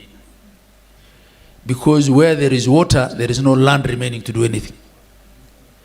My colleague from Vihiga, Dr. Wilbur Otichi, the average farm acreage in Vihiga is 0.5 of an acre. That's half the size of a plot in a residential plot in Karen. There's not much farming you can do on 0.5 acres, at least not to a large scale. But why can't we do large-scale farming in the cells, which are give or take 75-80% of the landmass? Because of water issues. So we now then need to think outside of the box. Value addition has been spoken of. You can't have value addition where there's no electricity. What value addition can you have where there's electricity? Where there's no electricity, rather? Because to operate those abattoirs, what do you call the machines in that slaughterhouse that Nadev was showing us, you need electricity. In most of the county headquarters in the periphery, we are on 2 megawatts, 3 megawatts diesel generation. You can't do serious industry. We're doing the pipes in the hope that there'll be electricity coming after. I think I'll leave it at that. I'm sure I have a lot more to say. Thank you. All right. Thank you so much, Governor, for painting that picture for us, and of course it will lead us into the conversations as we continue to deliberate. Elliot, I'd like to come to you now on the role of development partners or donor organizations, if I can call it that. As we have seen globally, that space is shrinking. The argument, not to point fingers, is that our African governments have also become really reliant on this kind of funding. With that in mind, and given conversations around either the Kampala Declaration or the ones before, which maybe I'll mention later, and not to point fingers, but what do you see the role of development partners in aligning with, let's say, for instance, the government's commitment to turning around agriculture? Thank you so much, and good morning, everybody. All protocols observed. So I'm going to be brief because I think, as you know, Kenya has a lot of development partners, and they have been very active in many parts of the economy, including in agriculture. So one of the key objectives in agriculture, they're very much outlined in the BETA, as well as the ASTGS, the Agriculture Sector Growth and Transformation Strategy. And I think the donors were very much involved in that, in terms of developing the ASTGS in particular. And on the programs, they are very much aligned with what the ASTGS tries to accomplish, as well as the BETA, right? So let's talk, for example, about productivity. Increasing productivity, right, or agriculture more generally. I think donors are doing a lot. They are doing a lot of work in terms of building resilience, a lot of the things that the governor just mentioned, as well as towards transformation, right? So in terms of building resilience, we have programs like, for example, Food Systems Resilience Program, which works primarily in the drier parts of the country, and then you have programs that focus on developing value chains. Now, having said that, I think there's a lot that needs to happen, and we can get into that in terms of improving the kind of support that donors are providing. But the support is there in terms of building resilience, transformation of value chains, supporting small and micro enterprises. Right, we are doing a lot of de-risking of the value chains. I think we are using tools such as matching grants. Obviously, the discussion needs to go beyond that, right? Matching grants is very rudimentary.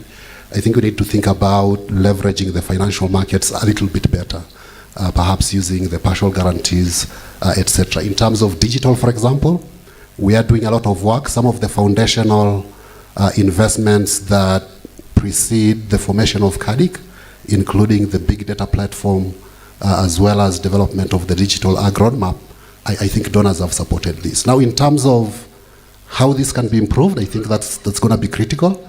I think there is a lot of fragmentation of donor support. I was actually counting all the donors that support agriculture. You have more than 200 projects. That's a lot, right? And in as much as donors are supporting these priorities of the government, actually commits these projects to pursuing the KPIs of these strategies. So I think there needs an effort to align every single dollar that comes from the donors to these key performance indicators. And I think leadership from government is going to be very critical there. I've seen this done in a number of countries. Vietnam does this very well. Every single donor is contributing to some indicators, no matter what they do. Even very close here in Rwanda, they are doing exactly the same thing. So I think that monitoring and coordination, I think that's something that is going to be very, very important. Now, in the business of building resilience, I think it even more important.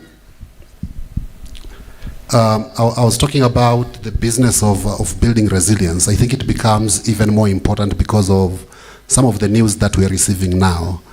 We know that the short rains have pretty much failed, and then maybe there's going to be a challenge with the long rains as well. And the governor was alluding to some of those things, right?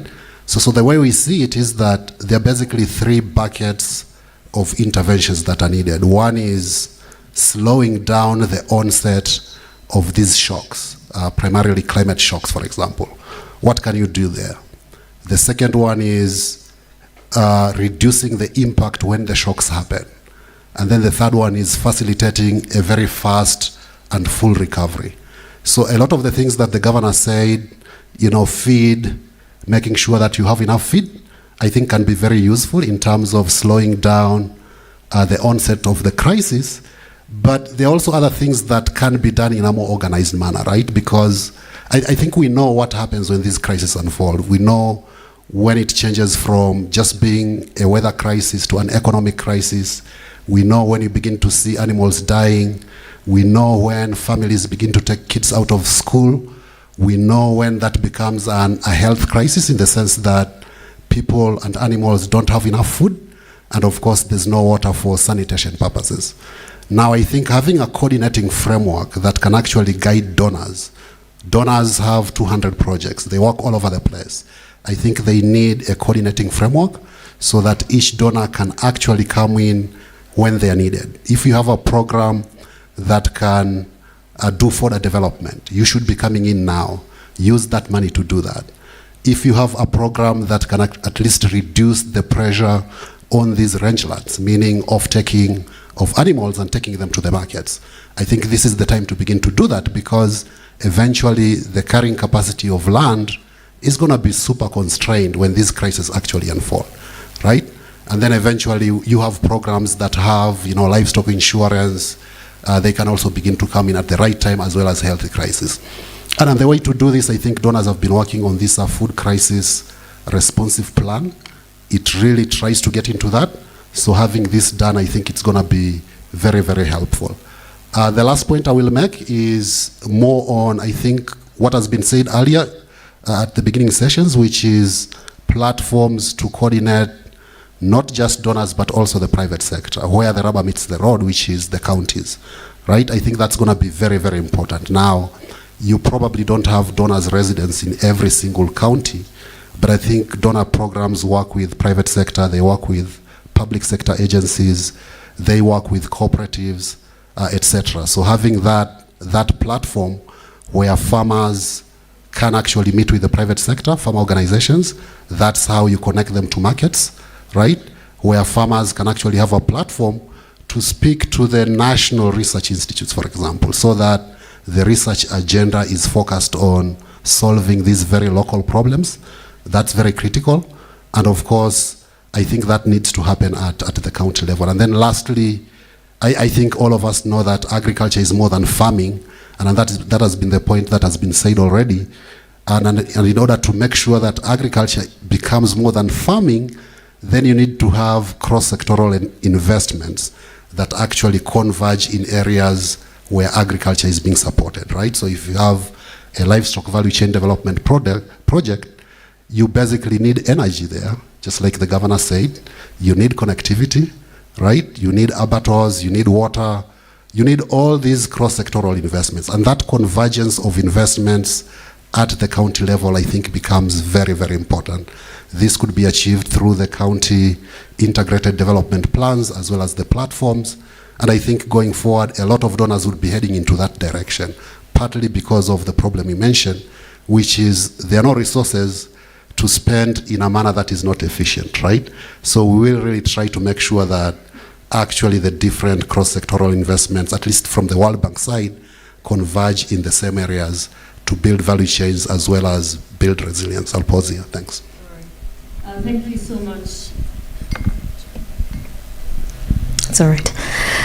Thank you, Elliot, for your thoughts. And I suppose it would be quite interesting to see how creative we would be as an industry to leverage the financial markets. We've seen, for instance, the housing sector utilize, I believe, the Ulinzi Sukuk bond to raise money in raising affordable housing. So it would be interesting to see, what would the agriculture sector specifically do in leveraging the financial markets.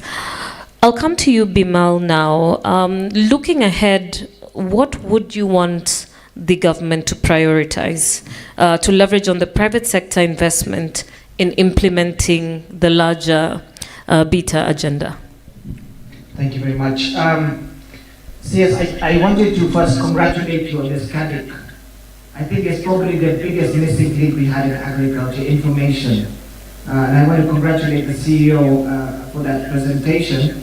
There's no way private sector could have done data collection. It's just too big for private sector to do it. We've tried it several times.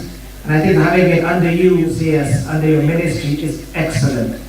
My point on that one, CS, is data cannot just be housed at the ministry. If you allow us to be shared with institutions, private sector and development agencies, we can use the data to do projects. I'll give you an example, CS. At the moment, we don't know where the livestock is, which county has more livestock, which county grows more crops. If you let the private sector tell us where the cows are or the cattle is, we can go and invest in that area. At the moment, we're completely running in the blind. So data for us is extremely important.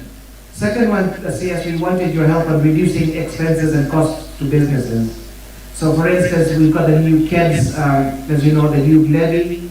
It's gone up to 4 million shillings minimum. The question is, why is horticulture and agriculture considered to be paying that levy? We're not manufacturers, so why are we told us to go and pay that 4 million shillings? It's not fair. It should be only for value-added manufacturing.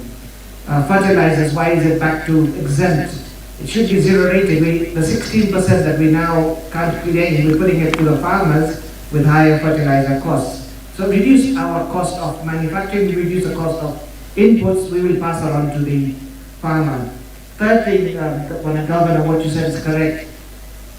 Government cannot be in business. So you're coming out of sugar production, you've privatized sugarcane, the millers. I think that's probably the best thing you've done. It's slightly controversial, obviously, with the jobs, but you will see over the next 1 or 2 or 3 years, Kenya will start to export sugar like we did in the 70s. Because all these private companies are there for profit. They're going to invest in new milling equipment, they're going to put new varieties of sugar in, sugar cane. So you're going to see a massive turnaround in what's going to happen in the sugar sector, and commendable to His Excellency the President and to your ministry for taking such a bold decision of privatizing sugar industry. We are fully supporting you in that endeavor. Governor, we want to talk to you about KIPES a little bit. You need to bring private sector into those KIPES. It was developed in conjunction with the private sector. The concept policy was developed with that under MITI 3-4 years ago. I'll give you an example. In a south where you have a lot more livestock, we wanted specialized KIPES, for instance, for leather. You know, if we can get one area just for leather, the companies can come and buy it from you there. You don't need electricity too much or power, but we have a lot of leather value-added companies who are looking for good sources of clean leather or whatever. If you can designate certain sections of KIPES to do certain types of value chain, I think that would be very good rather than just having, for instance, a market or something. You know, try to be more specialized, and you'll find much more value addition for the governor. The last one is about my friend at World Bank. We still need to talk about agriculture financing. There isn't cheap financing for farmers. There's not enough cheap financing for mechanization for tractors. You know, my friends from Cooperative Banker here and Equity Banker here, we need to find a mechanism to find cheap money for our farmers. It's still not happening as well as it should be. You know, we commend our banking partners in the private sector, but cheap financing is not happening. So really we need to find a way of finding that. But overall, I think private sector is here to work with you, Governor. You know, you're everywhere in the country. I would suggest if you would like, Governor, with the help of AGRA and the World Bank, let's set up ASNET, the agriculture sector, at each county level. We've done it in 3 or 4 counties already, but if you keep private sector next to you, do joint policy decision like we do at national level, you cannot go wrong. We are in the same country as you, we're the same people, the same population. If we're working in tandem, the benefits are there for the governor. And it's our promise to you as private sector. Keep us in confidence. You know, we like you, you should like us, and we'll do much better business with each other. Thank you, Bimal. Alice, I'll come to you now. From your vantage point, what would you say are some of the most urgent priorities for building a more resilient and competitive agri-food system, and what would you say are some of the biggest barriers that the farmers are currently facing? Thank you very much. First and foremost, thank you for having me, and I also want to congratulate the CS on a wonderful gathering. AGRA was established 20 years ago. Here in Kenya, we are very proud to be hosted and grateful to the government for hosting us here. When we started 20 years ago, the issue was seed. It is still an issue, seed, access to seeds for farmers. We also realized that even when we provided seed, the seed could land on degraded soils, and therefore we needed to have a strong program on soil health, on restoring degraded lands as well. But also then if farmers were able to produce a lot, where would it go? We needed to have markets. We needed to have strong market systems developed. And we also needed to have strong government policies, because you cannot get to scale without policy. We've since added youth programs, we've added nutrition, we have gender as cross-cutting. Those issues are still important. And in fact, our investments in Kenya are very much focused on good seed. And we know that good seed is the foundation of any good harvest. But we're still seeing challenges with access to seed. We're still seeing some challenges in productivity as well. And therefore, we're really, all our efforts are engaged in that. For example, working with CALRO and the National Potato Council, we are really testing solutions that then we see counties can scale. CALRO is producing clean planting material, seed multipliers as well, and expanding those to counties. Soils, we are doing some work on soils. Your soils are acidic. That is one of the biggest challenges. And so we've really worked with the government to host the Africa Fertilizer and Soil Health Summit last year in 2024. And now we are working with the government to domesticate the Africa Fertilizer and Soil Health Action Plan so that we can really implement and provide more support for regenerative practices, soil testing, and affordable fertilizer. I think someone mentioned earlier the cost of input. Another big one is finance. Of course, this has been mentioned by everybody. I agree, given what we are seeing with the reduced ODA, we know that we need to get more private capital. We need to get more investment. And I think hearing the World Bank gentleman talked about financing. I think financing is going to be a big one that we need to think about. And how do we get more investment? How do we get agriculture to be more bankable? We know we produce, and so that's something that we're working on. You talked about mechanization. We actually do have the Mechanization Alliance that we're trying to look into and see how we can support that. But yes, the leveraging is important. Now, post-harvest loss, huge problem. I think that came up earlier. We've just signed an agreement with the Green Climate Fund, which we are going to invest about $7 million here in Kenya, as well supporting cutting those losses, supporting businesses that provide dryers, shellers, hermetic bags, and proper storage. And we're working also with the Warehouse Receipt System Council to structure trade in parcels. It's very important for us to be able to help farmers in this respect when prices are low, to be able to sell when the prices are right. I think the one on the youth is also extremely important, because with the 80% of Africa's population and Kenya's population, again, under the age of 22, we need to get more agripreneurs in the youth. And we've partnered with the MasterCard Foundation on that, and we're also going to support the government to develop those youth agripreneurs, to do more on the youth agripreneurs. So those are the main challenges and are the areas where we feel that we should continue to invest. Thank you so much, Alice, for raising those points. And if I may put on my former journalistic hat, but they don't say you're a former journalist. It's like Mwalimu. You're Mwalimu forever, you're ambassador forever, you're senator forever. So when I do wear that hat, and you've raised an issue around 20 years ago, for instance, when AGRA was set up here in Nairobi, seed was a problem. In all of the presentations and conversations that have been made this morning, some of the challenges that were challenges 20, 30 years ago are still challenges today. And the question I want to ask all of us is the last question in terms of what can we really do in the spaces we serve in to move the needle a little bit.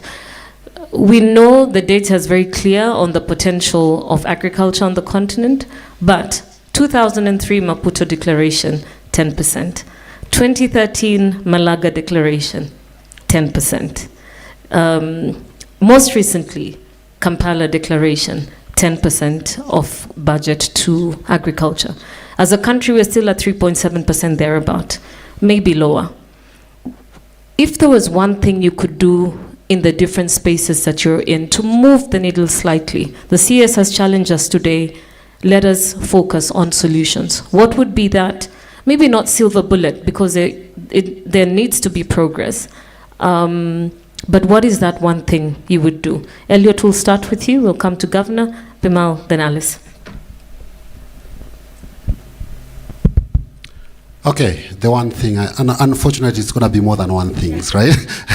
because I think the sector is very complicated. It's not very easy. Right? So if you really want to get progress in the sector, I think you have to do multiple things. It cannot be one thing, right? So to me, I think the one thing that we need to really focus on is, again, I think seeds and breeds. I'm going to add breeds to the seeds, right? Because breeds are also very important. We really need to focus on developing, seeds and breeds that take farmers to the next level in terms of productivity.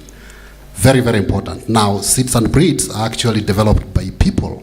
So you need that critical human capacity to actually do plant breeding, right? So take traits from perhaps some germplasm, mix it with other germplasms, and then get a variety that can mature early, right? So that it doesn't take a lot of resources. A variety can produce more with less, right? A variety that can have longer shelf life, right? We're having a lot of challenges in terms of post-harvest management. And then, of course, in terms of livestock, you also need a variety that can build up weight much faster and use less resources, right? So to me, I think that's the foundation. Now, once you get from there, then you begin to think about who are the people that are using the seeds and breeds. And those are the farmers. Most of them are smallholders, right? And that takes me to the next priority, which is we need to build farmer organizations that actually work. Farmer organizations that transform our farmers from people that are pursuing livelihoods objectives to people that are pursuing business objectives. Whether that's on crops, livestock, etc. I think we need to go into that direction. And there are so many things that need to be done there because, you know, the model that we use to organize farm organization is primarily cooperatives, right? So do we have cooperatives that are bankable? Cooperatives that can actually get external financing? We were speaking with people from the Capital Markets Authority. They are saying only 1% of capital in Kenya goes to agriculture. Think about it, just 1% of capital, when the sector is giving you 57% of export earnings. So how can we get capital into the different segments of agribusiness? And I think getting capital to the cooperatives is a big agenda there. And that probably requires some policy reform so that cooperatives can accept capital beyond the member contributions. That's going to be very important. So I think strengthening cooperatives is going to be critical. And then now you have, you know, the other things like convergence of interventions, etc. So to me, those would be, you asked me for one, but I think I gave you two, and I could go on and on. You gave me three, but thank you so much, Elliot. Governor Ahmed, let's come to you.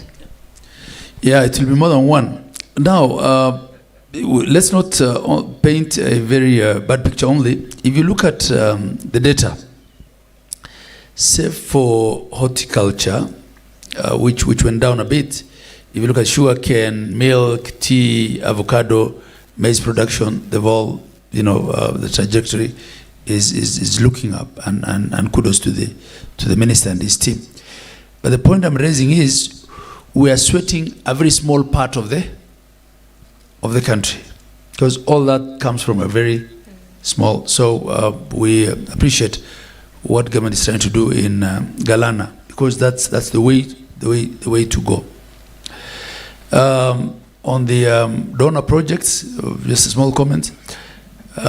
We appreciate all these donor projects, but we have a problem with the funding from two perspectives. One, it's never really prioritized by Treasury because of the debt situation that we're in and the question of what is, called fiscal space.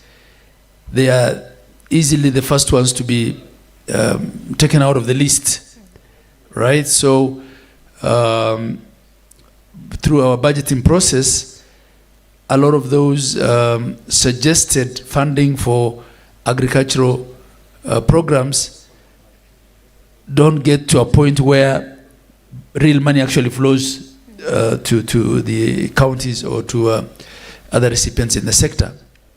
So it's always rolled back along the budgeting process. What am I trying to say? We have something called County Additional Allocations Act, which is passed once a year. It might start with a figure of 60 billion. You'll be lucky to get a disbursement of 20 billion by the end of the fiscal year. So those are challenges.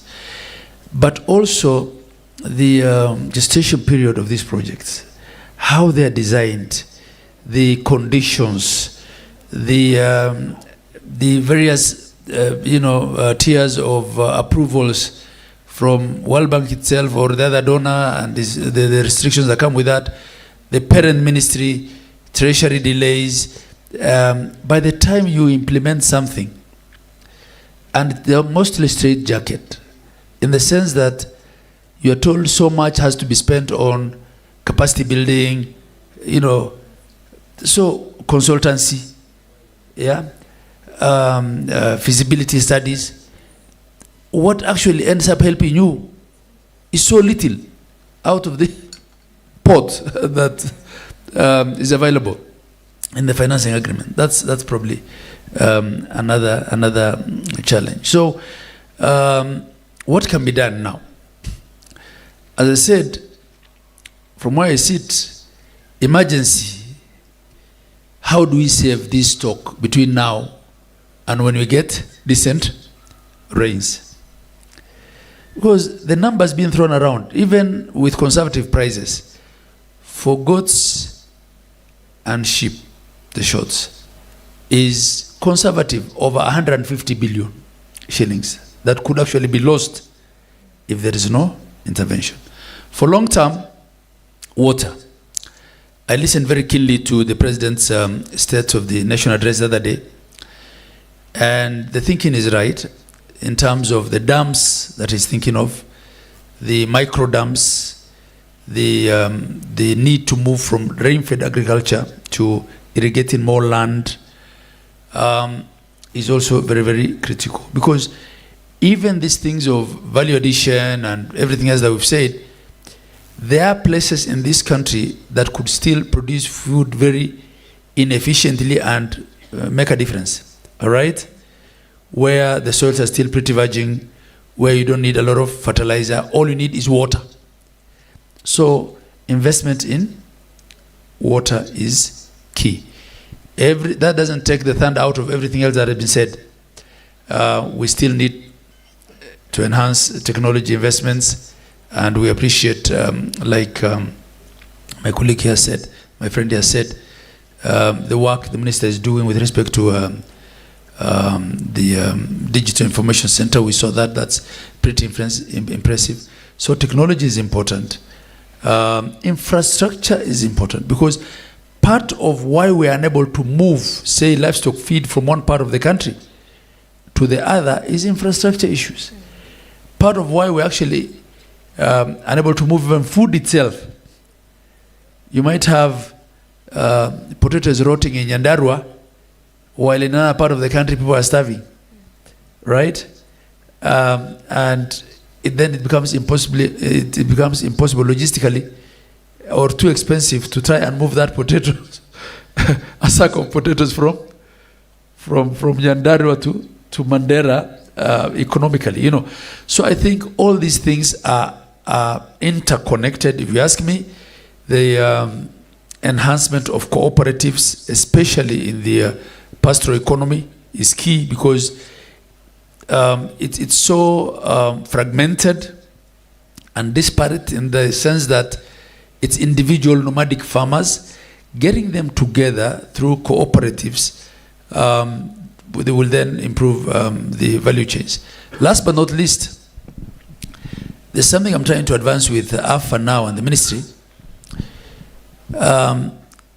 If you look at countries like the Sahel and probably even the Mediterranean, up in the north, those people survive on dates, date palms, and olive, right? Surely the Asals can produce dates, and it's something you invest in. And you know, a tree that you invest in once, and you extract food from it for 50 years. Same with olives. So AFA and the ministry have really supported avocado, and this is why we see the growth in the avocado production that rose by 34%. So it's now time for them to start thinking in terms of varieties and you know, tissue cultures and what do you call propagation centers for the other Kenya now, the dry Kenya. So think of something to do in those places. I have suggested this, and Bruno and his team are very welcoming of it. These things could actually be a game changer, and we probably then can stop crying about droughts in the near future, I hope. Thank you. God bless. Thank you, Governor. Bimal? Thank you. CS, when we first met, you said, what is the one thing that you would do to help private sector? I'll give you three if you don't mind. One is, I think you need to fix the regulatory body's funding. You know, AFA does an excellent job. HCA does excellent job. But if you don't fund them properly, they can't do it. You've got to fight with your colleagues at Treasury to give them adequate funding to do their job. I think that's a big problem. I spoke to Madam Wanjigo at DP's office last week. You have so many good regulatory bodies in this country, but without financing, they're crippled. So I think you need to fix this problem at national, at your senior levels. 2, we need to find new markets for our products. We've got, India, I mentioned earlier, Middle East for our livestock. It's a big, massive market. We need to open that market for us. Leather products, all those things are very important. Europe is our biggest market for horticulture and floriculture, but there's so many new rules they're coming out with on compliance of chemicals and stuff. It's becoming very difficult to do that. We need to find new markets in east of the world. The last one, CS, you're doing land commercialization initiative, extremely important to the private sector. We have cereal growers who are saying they will lease 10,000 acres from you, 20,000 acres from you. You give them a 10 or a 15-year lease, they will come and invest. Don't give them a 5-year lease. Give them a long-term lease with lots of space, like they do in Tanzania and Uganda, and private sector companies will come and invest in wheat and maize and all the other things like rice. But LCI, I know you're working on it, but we've been working on this for the last 5 years. It's the one thing we can do is push that thing to be done and leased out. We've got 1.5 million acres that you've identified that the private sector can get involved in. Finally, I did want to congratulate the CS. He went along and banned a number of pesticides in this country. All the horrible pesticides is now banned. Unfortunately, the media still hasn't picked it up. But all the bad pesticides are gone. And lots of private companies have brought in very safe, environmentally friendly pesticides are now in this market. Biofertilizers are now in this market. But technology hasn't kept up with what the consumer is wanting.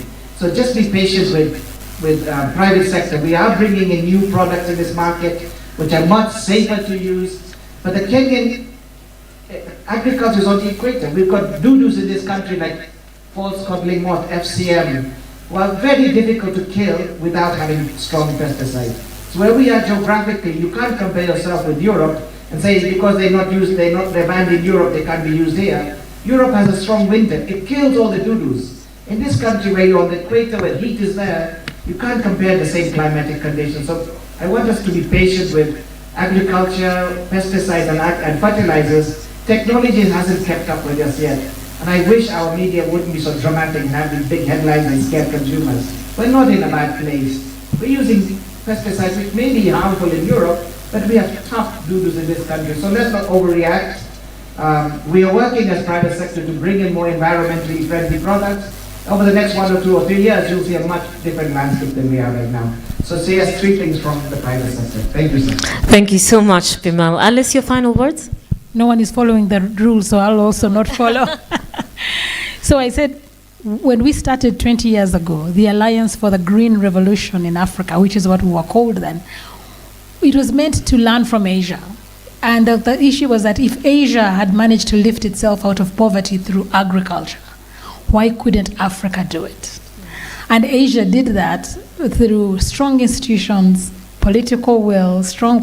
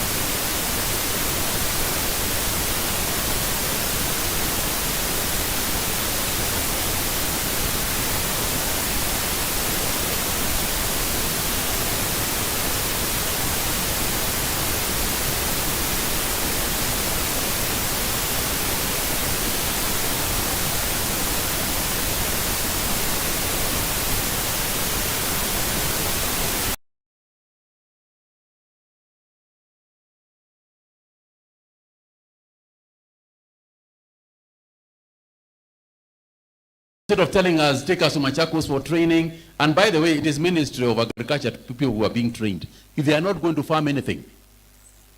So it is not capacity building that you are saying, let us take the farmers of coffee to Ambogo Farmers Training Center, Bukura Farmers Training Center, fund that agricultural center so they can go and have extension services. That's not what you are saying.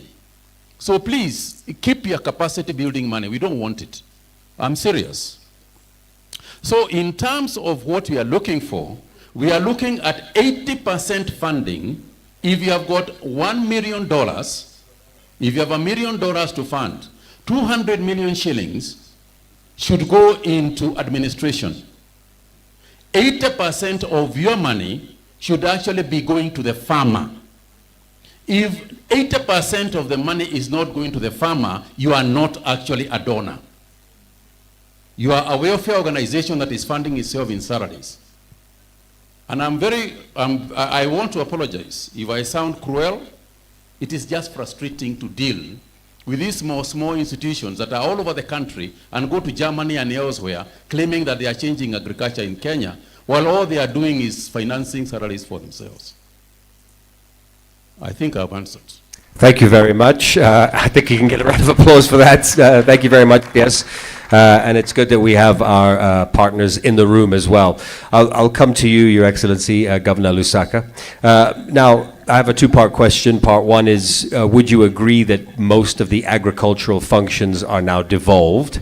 And part two is, what mechanisms have been put in place to achieve optimum funding, considering agriculture is not really about brick and mortar, and the results are often not seen with the eyes, but more with the outcomes?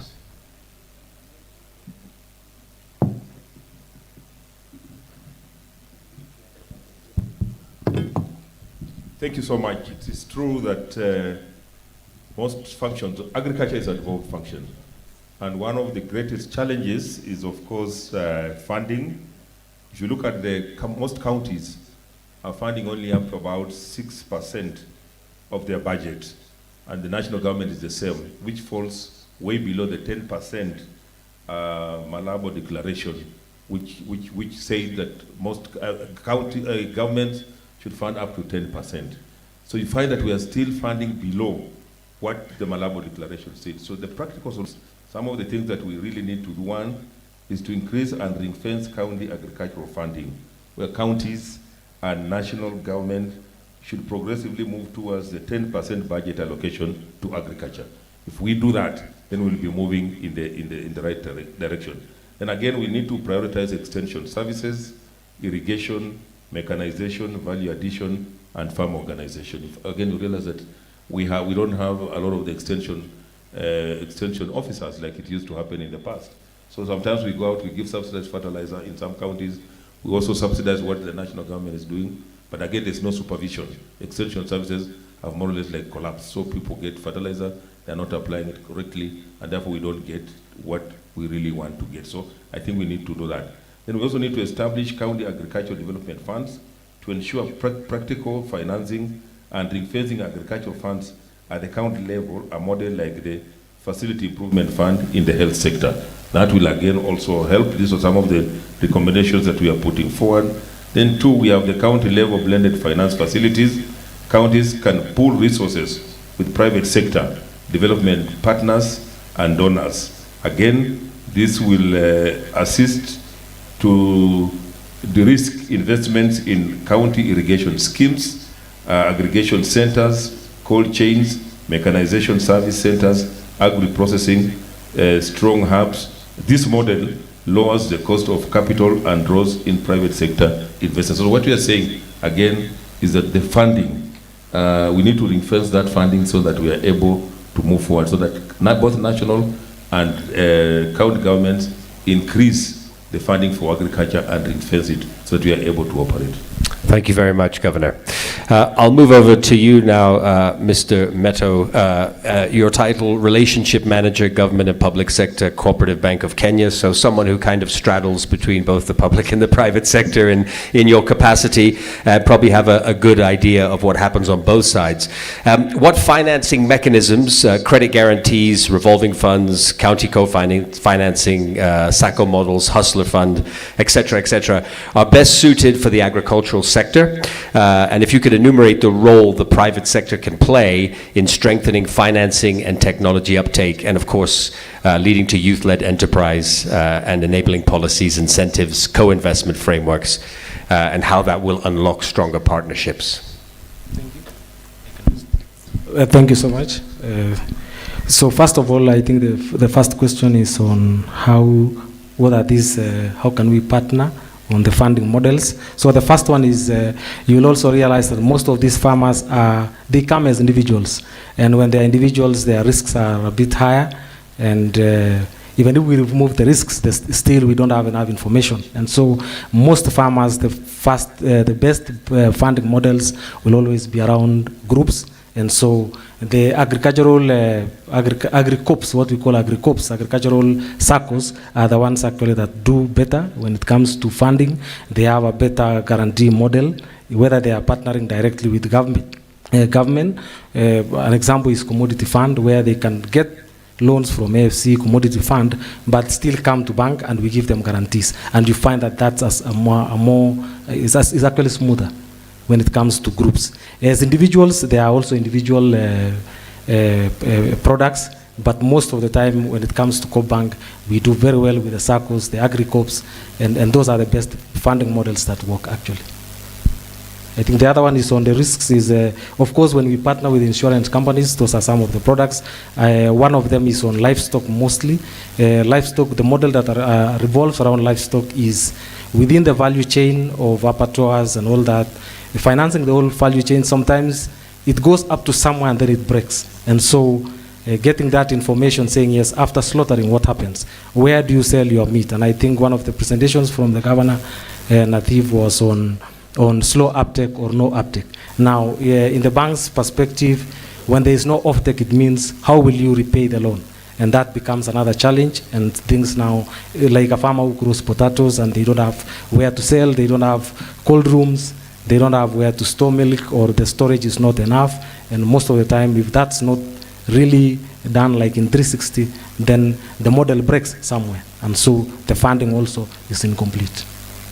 The other one is on technology. I think I've touched on that. And if you go to the field on irrigation and some of those solar, you see, the more you put on technology, the better the bank will finance it in terms of with the global, you see now when you come to SDGs and other models that we use on saying this is where the country should be, or even what we use from the Ministry of Agriculture. It means technology and innovations is part of what we fund, and it's acceptable from the bank's perspective. The last one, before I hand it back to you, in information. I think there was something on Kenya data which we presented, and most financial models revolves around how much information do we have about you, about the groups, and that information is not actually available. When we ask a farmer, what is the average cold room, or what's the, if you want a refrigerator or a movement, so the whole value chain really breaks most of the time because we don't have enough information on transport,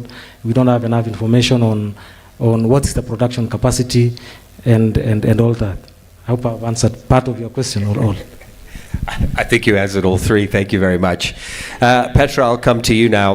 The German Development Corporation, through GIZ and KfW, has a long-standing cooperation with Kenya in the agricultural sector. How can Kenya mobilize and align public and private financing to accelerate agricultural transformation, ensuring that every shilling invested delivers maximum impact on productivity? Thank you very much. I think if I could answer that question properly, I think I would earn a lot of money. But let me try. I think we heard it this morning. I think at the moment the budget discussion stands at 3.2% for the agricultural sector, and I think this is probably not enough really to deliver on all the objectives which are outlined in the different policy papers. I think, again, this morning it was stated already that also, I think, other funding sources from development partners might see a kind of shift. So I think basically we have what we have, so the question is how to make most use of it. So let me draw the line a bit bigger. I mean, I think first of all I would like to congratulate the ministry, the minister here. In the Kampala Declaration, I think there was a very strong political commitment to really look into boosting investments and finance for the agricultural sector. And I think what we are discussing this morning is definitely going in this direction. Now, how can you really make sure that every shilling is worth the investment? I think, let me refer to two processes which are already ongoing under the ministry. We do have quite a lot of documents showing where the investments are. This morning we heard about the blueprint of livestock, but we have the agricultural transformation and growth strategy, we have the better agenda, we have the Vision 2030. So in those policy documents, of course, we have a lot of orientation where I think the priorities are and where investment should be placed. Now, to underline this, I think there was the National Agricultural Investment Plan, I think outlining where finance should go. Now, the first 5 years have been passing. The NIBE, as it was called, expired into 2024, but currently, under the guidance of the ministry, a new one is developed. It's called now NASIP, the National Agri-Food System Investment Plan, and I think this kind of should give and provide guidance for investment and financing in the sector. I'm aware that it is still under consultation. I think first ideas are made, but I think this would probably be a very good document to see where investment should be made. The process really is very much evidence-based. I think the process, when it started, I think looked a lot about lessons learned from the last NIBE. It came along with very thorough country analysis to see where could finance and investment really make the biggest impact. And from this analysis, let me just share 3 of these insights. One is on targeting. If you want to make investment, I think across the board, it's not only for Kenya, but also for many other countries, if you invest in those areas, production systems, value chains where poor households are involved, I think this gives you the highest impact with regard to poverty reduction. The second insight, I think, is probably not an insight because we have been discussing that this morning all along. I think it needs more than public funding. It needs, in particular, the private sector to invest in agriculture. And I think in Kenya, there's a lot of potential. It has been mentioned severally this morning. So I think this combination of public and private funding is key. And I think smart public sector funding, co-funding private investment, de-risking, blended finance instrument, I think would serve a lot of elements to mobilize more capital. And maybe third, I think it's always, whatever investments you make, I think it's continuously monitoring and evaluation if it brings you the impact you want to see. Let's maybe look at the subsidy management or the substance from the current implementation, and I think we might see a little bit of change here and there, bringing private sector more on board for the last mile distribution, maybe having a broader set of bundled services, more products available. So I think these are already things ongoing, which I think would deliver definitely on making the best of the investment spent. All right, thanks very much, Petra. And we'll stick to our one thing theme very quickly at the end of all of this, and I'll start with UCS. We've heard things, like lowering interest rates, grace periods for loan repayments. Mr. Meto brought up, this information, this centralized information point. And since we have 2 members of the public sector and 2 members of the private sector on the stage with us, I think the question would be, how can the public sector and the private sector work better together? And you can give me up to 3 things, up to 3 ways of how they can, how the public and private sector can work better together. I'll start with UCS. I think we have already started this. This is part of it. Part of it is sitting together and understanding why it is not working in the first place. I think the second thing is that we have to have the will, the political will, the challenge to get together, and then the third one is to move from talking to doing. And I know that you give me three. So those are the three that I say. Let's move from talking to doing things. For example, if you talk about financing, and we are talking about so let me stop there. Thank you very much. Governor? So let me stop there. Thank you very much. Governor? I want to agree, at the center of all this, I think it's the farmer. We need to deal with the farmer. And like the CSR said, we avoid a lot of this bureaucracy. And the agriculture is taking place in counties. We are saying that agriculture is devolved, and there was a reason why it was devolved. So we would like to see a lot of this happening in the private sector, the donor world, dealing directly with the counties and those farmers and the cooperative societies, so that we eliminate bureaucracy the way you are saying. Because again, you find there's a lot of duplication, there are a lot of things. You find that the national government wants to do boreholes, the counties are doing boreholes. They want to do certain things that are supposed to be done by the county government. So once that is clearly spelled out, so that we are not competing, but we are supporting each other and focusing on the farmer, who is the main person in all these things that we are talking about, then we will be going to places. Just like we have said, we meet, we talk, we agree, and discuss that if the national government is doing, for example, the policy that the Constitution says, then we do the practical work. The money that comes to the counties, comes to the farmer, is able to transform their lives. Thank you very much, Your Excellency. Petra? Good, this time I'm brief. I think I borrowed from my previous speaker. I think the political and institutional framework, which I think was mentioned by Agra, I think will definitely help. Good coordination, coordination mechanisms, and as I say, the willingness to bring all the relevant stakeholders at the table. I think this would be my three. Thank you very much. And Mr. Meto. I'll use your mic, thank you. So the first one is access to information. If we can access more information, that's the better. Especially we have one repository for farmers. The other one is also financial inclusion, where when you talk about digital products like lending via certain platforms, then that is actually the best. And so that we don't say you must come to the bank and fill a certain form. It's an online platform. You say star this and this, and that's it. That's the how we can improve that. And then we just integrate with the banking sector. The other one is I'm actually almost like repeating the same thing, is empowering the agri-corps, because they can guarantee each other and they can get loans or all the products at a cheaper or even a lower price. And the last one is on what is the average age of a farmer. So I think it's 50 plus, unfortunately, CS. But now, how do we 64? You can imagine the average age of a farmer is 64. I'm not in that group, so it's even unfortunate. But how do we bring these farmers so that they can be of a younger age, and then they can also be acceptable on our side? Thank you. Thank you very much. That's a great answer as well. And I think we are going to talk more about the entire value chain in our next panel discussion, which is on emerging technologies in agriculture.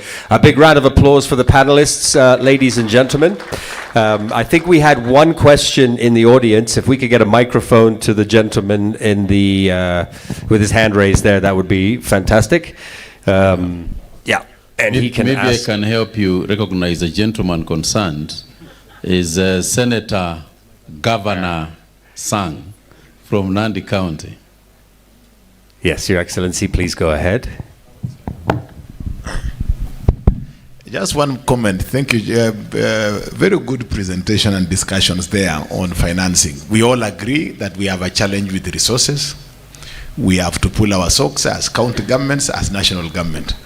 But again, we must just be, and I agree with what Waziri said, we must utilize the little resources that is available prudently. We had a sitting, and Waziri, about 2 years ago, we had a sitting in one of the meetings where we had a whole crisis of about 3, 4, 5 hours where we could not agree with a development partner on how to reduce capacity building resources and putting resources to projects and programs. I mean, so, and some of these resources are actually loans. How do we then burden future generations for a facility that has, you know, that we have subjected more resources to capacity building instead of programs? I think that is a very important thing. Secondly, one of the things that we need to do within agriculture sector is organizing farmer organizations and farmers themselves. A lot of our development partner programs don't speak to each other. So you run one program today, and the program says you have to have 1 circle per ward. And then another program comes and says you have to have a farmer organization per value chain. So you have a situation where you have one farmer who does coffee, does tea, does maize, does avocado, and he has to be a member of about literally 5 or 6 circles, having to register in each of them, having to be a member of one circle and another circle and another circle. We just need to ensure that we tidy up, you know, and make it practical and reasonable for a farmer who does 3, 4, 5 value chains to be a member of one farmer organization in one, you know, geographical location, and then all the value chains can then be, you know, captured within that. So I think we really, the whole space around organizing farmers is important. These farmer organizations, the more you have more of these organizations, even governance issues become a challenge. And what sense does it make for me to appear in an AGM in 5 organizations when literally the membership is the same, you know, and the same farmer? So I think there is something that needs to be done there. Let me just, I know it's a panel, let me try and respond to Governor Sang, who I want to say I'm biased towards supporting because we served in the Senate with him before he went into governorship, and start with the first one that you said, where there is duplication of work that is going on through the 200 donors or donor projects that you mentioned about. And that's why in my office we have created an office specifically to deal with donors. And where later in the program, as the presentation go on, there will be a matrix that will be presented here about who is doing what in which county. That's critical. That will prevent duplication. The second thing, we are talking about the coordination of between ourselves and the county governments, but I think a critical part also is coordination within the donor community itself, so that you know what is happening in Nandi, and another one is working in Makueni, and another one is working elsewhere. Critically is for the donor community working in the agricultural sector to first have a discussion with the Ministry of Agriculture. You cannot sit in Copenhagen and determine what you are going to do in Kitui County without even any reference to the governor of Kitui. You know, it is waste of money. And as you rightly said, you know, it is okay to waste money that we are not going to pay back. But when it is money that we are going to pay back, then it follows that we should consult each other so that the shilling that my colleague was talking about is efficiently used. That's true. I think thirdly and importantly is that it is now time for the counties themselves to come up with the programs that they need, and then come to us at the ministry and say, within this county, these are the programs that we would like implemented for this reason. So that when we sit with the donors, because the donors within the constitution, we are the ones dealing with the donors, we can then tell the donors, these are the projects that we want to implement in these counties. Because in a lot of instances, it is just people who decide. Sometimes, Governor Sang, you don't even know the donor is in your county. Sometimes.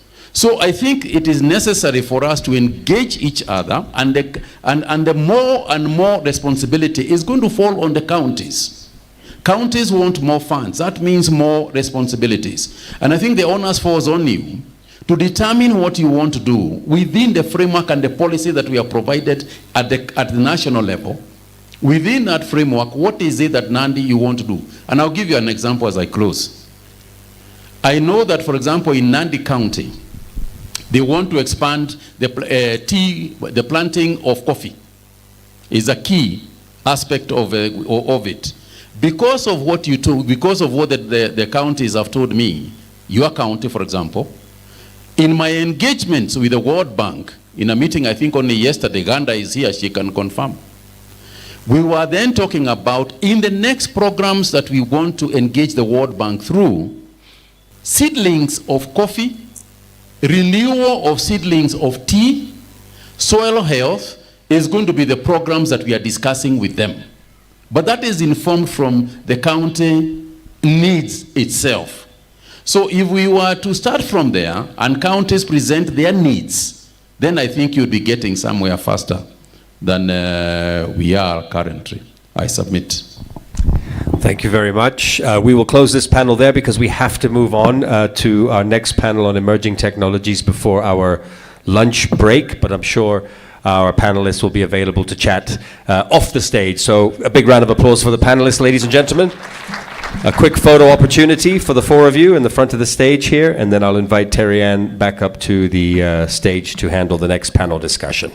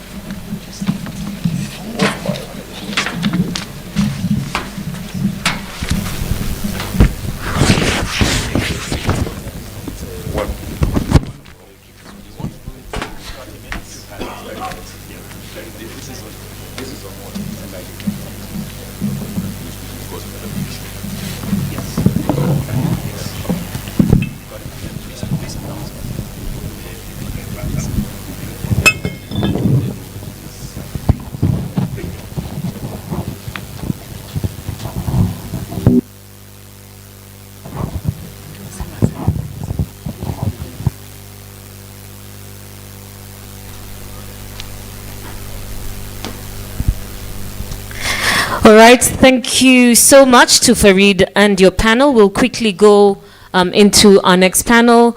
I know that we're running really back on time, but lunch will be served as soon as we're done with this panel. We'll try to keep it as short and as sweet as possible. So I would like to...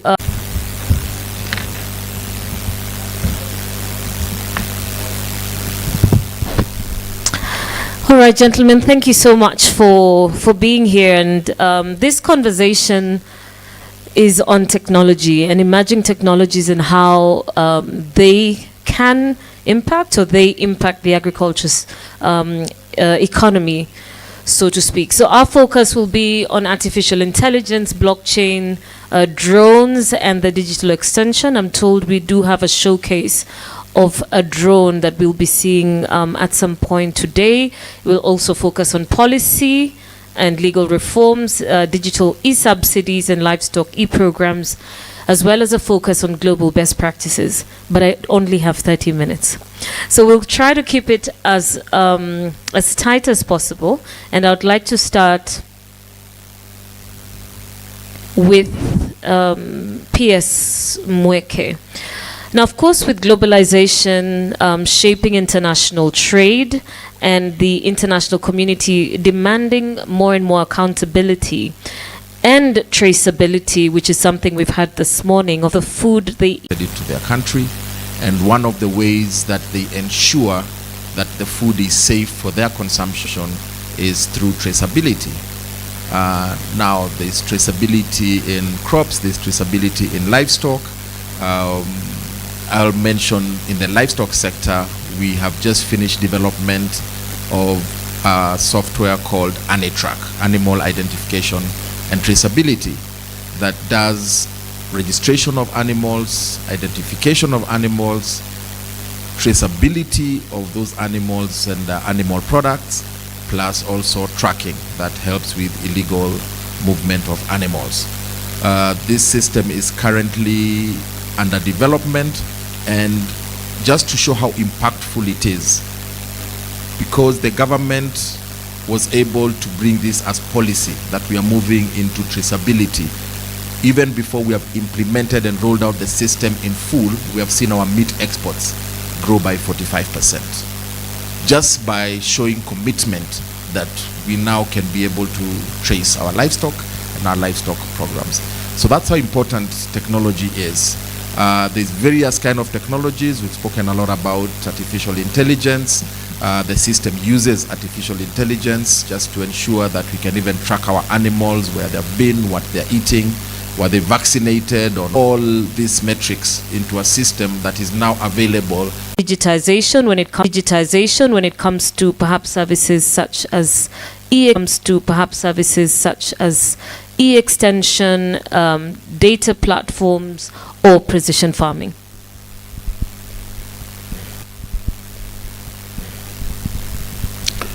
Thank you once again.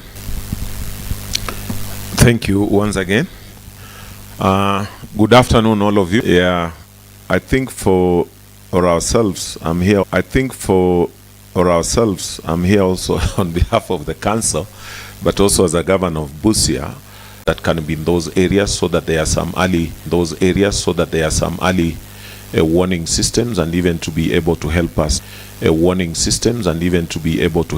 to plan for resources. In Busia in particular, we had some collaboration, and I want to thank the British Embassy, the British government and its people, because we were able to train almost 5,000 young people in what we are calling digital access. And these are now working with their agripreneurs to try and promote farmers and bring many farmers on this platform. I've had people talk here about that we have had a lot of capacity building and we don't need it anymore. And it's true, sometimes it is easier when these things are done where the real action is, and that is basically within the counties and within the communities. And we have been able to organize some of these people through cooperatives or groups, so that it becomes easier then to disseminate that knowledge downwards to a lot of them. So the issue of soil suitability, crop suitability, and being able to be integrated into the national systems, where a lot of policy formulations and new ideas are being formulated, either through our research institutions like CALRO. This has been very helpful to us, even in terms of getting results back. Previously, even if you wanted your soil tested, you had to carry it, go away with it, and then again maybe go back for results. But currently you can have all these transmitted directly to the farmer's phone. We also registered farmers, and I think Waziri alluded to this, that one thing that has improved food production in this country was that access to fertilizer. And a lot of farmers were registered. We know the acreages they hold. We know when they want to till. So they just need to log in, like in our place, to be able to know that, within this region, we have got maybe 10 or 20 farmers with 1 or 2 acres, and we can aggregate that through our platform, the digital platforms, and then the tractors can quickly be made available to go in an area, not just to do half an acre, but you can aggregate.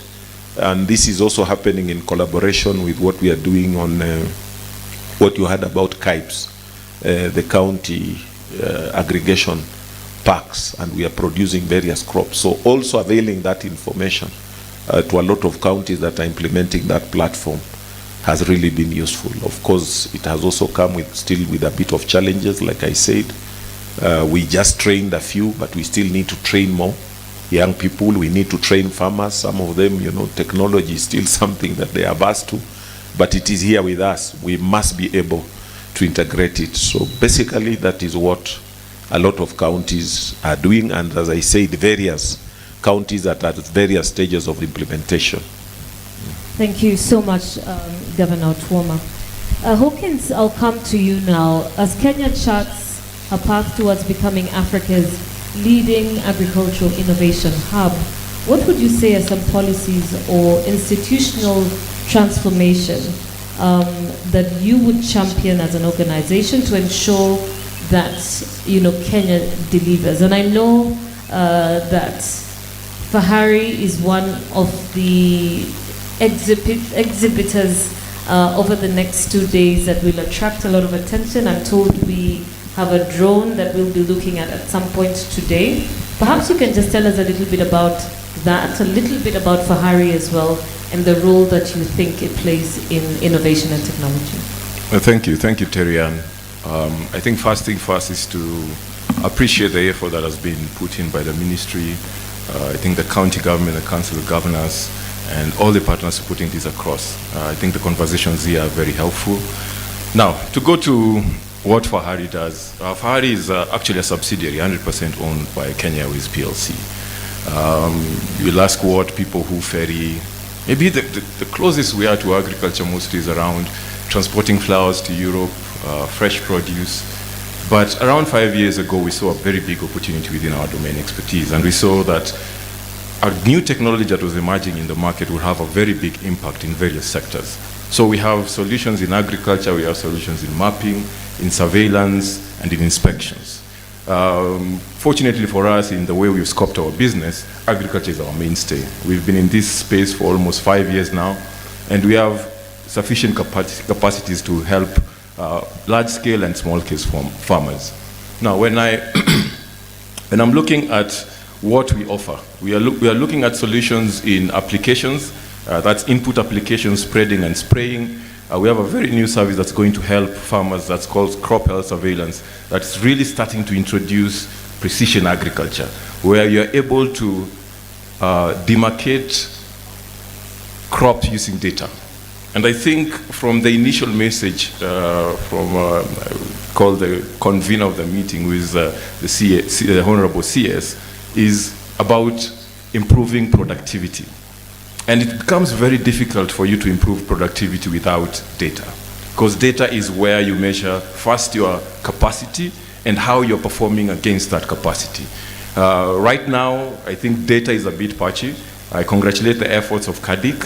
CADIC are now bringing around this data, both from operators of equipment like ourselves, from a farmer's perspective, to help in terms of improving first, knowing how we are performing from a productivity perspective, and then putting in interventions across the various spectrum of partners, spectrums of levers that we have to improve productivity. Yes, as Terian mentioned, we have a menu of activities that we have today for this particular event. We are located, I think, on the fourth booth from the extreme left. There are a lot of things that we show. We have a drone show. Please engage with me and my colleagues. We are ready to engage with you. Now, to go to your question about how do we see organizations like ourselves, who are mainstay is actually data, and what policy interventions do we need to have in place to actually improve the productivity that we're talking about. So, as I said earlier, we have been in market for the last 4 years. It becomes very easy for us to engage with the large-scale farmers. So a farmer who has 5,000 hectares, 10,000 hectares, it becomes very easy for us to engage. We're able to show the value proposition of the service and implement and help them grow.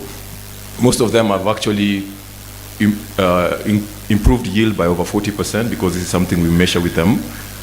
But the challenge comes when you go to the majority of our farmers, who are actually small-scale farmers on various aspects, be it crop farming or even livestock farming, because we also have solutions for livestock farming. And from their point of view, what we see from our own side, that is the aviation side, there are a lot of bottlenecks that are there from a regulatory perspective that we are working with the regulator. So we have an association of unmanned aircraft system operators that looks at unlocking some of these bottlenecks that we have to make this service available at the local level. So we do not necessarily want Fahari Aviation daily operating in Busia, for example. We want to make sure that there is an organization or there is a youth organization that we can empower from a national level as Fahari Aviation that can actually operate at that level and make impact to the farmers and, of course, a return for themselves. So we have reached out to various development partners to help us incubate those areas. We have 5 counties that we've identified, and we will soon be going out after response from the development partners on how we can implement that. The second bit is, how do the farmers see value proposition? So a farmer, generally a small-scale farmer, it means something between 10 hectares, 50 hectares, 100 hectares, would use, if you have your 5 hectares, you're using maybe a knapsack spray.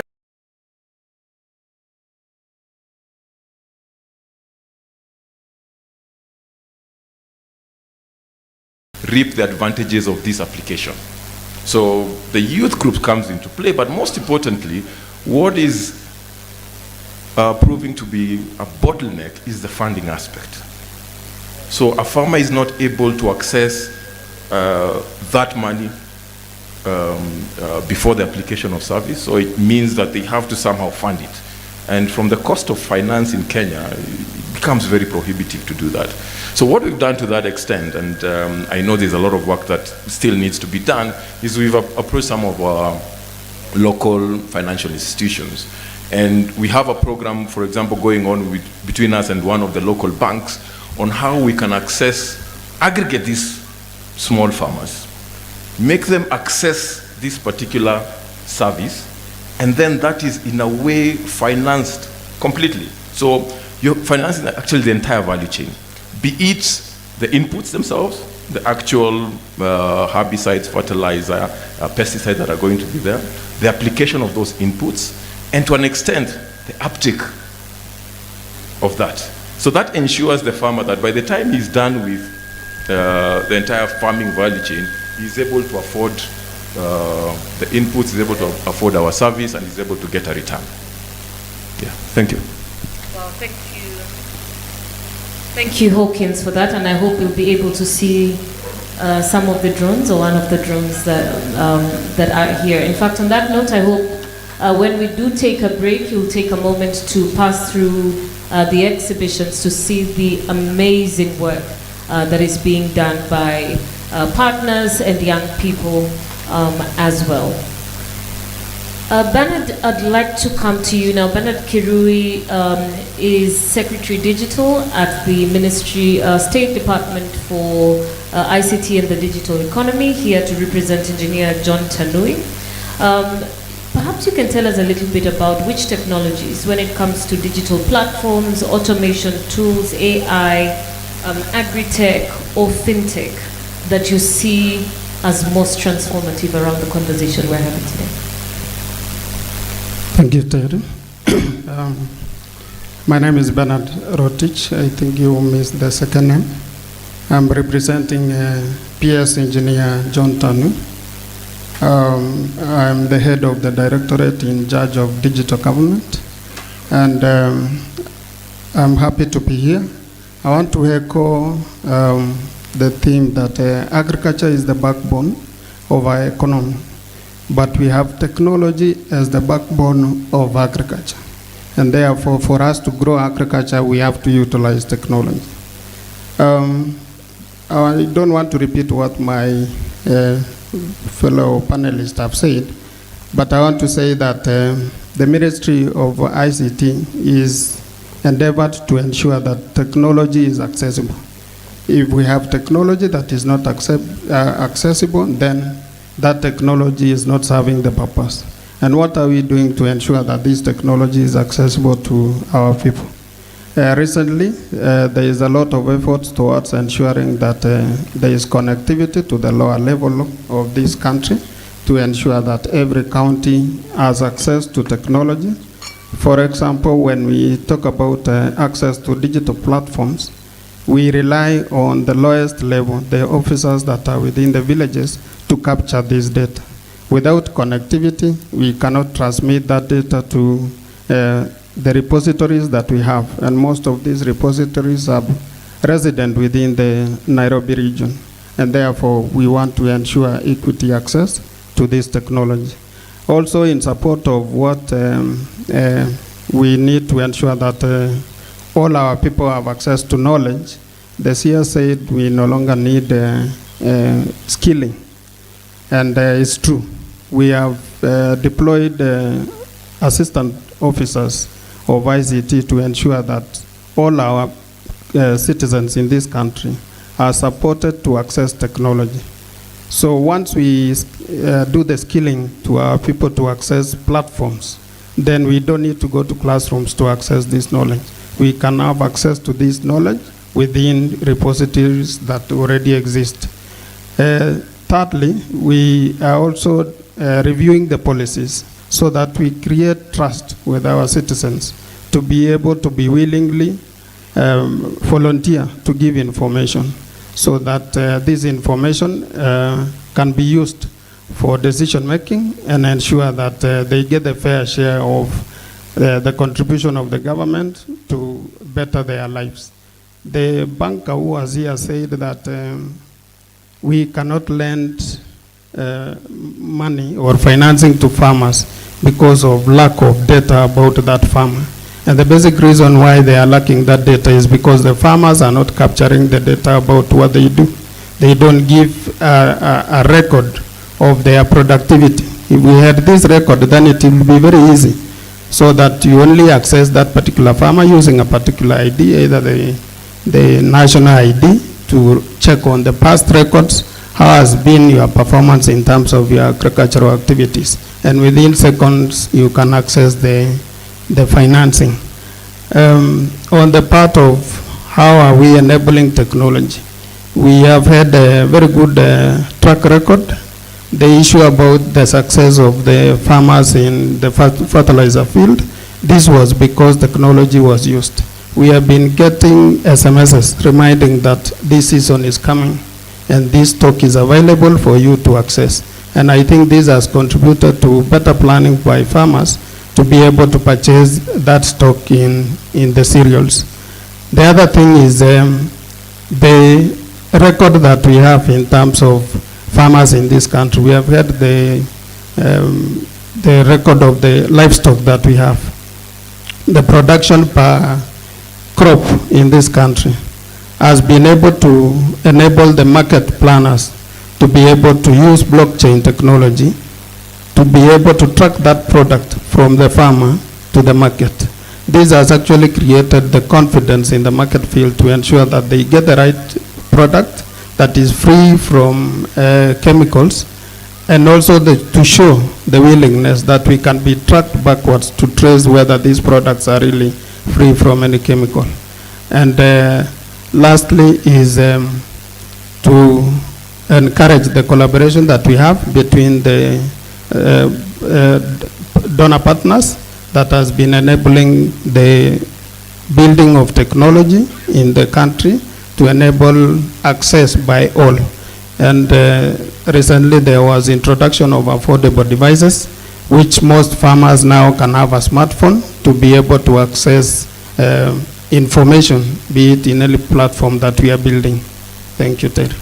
Thank you so much, Rotich, and a wonderful take out there. You know, you say we all agree that agriculture is the backbone of our Kenyan economy, and technology then becomes the backbone of that agriculture. So thank you so much for that takeout. And of course, we cannot talk about technology without talking about the youth or young people.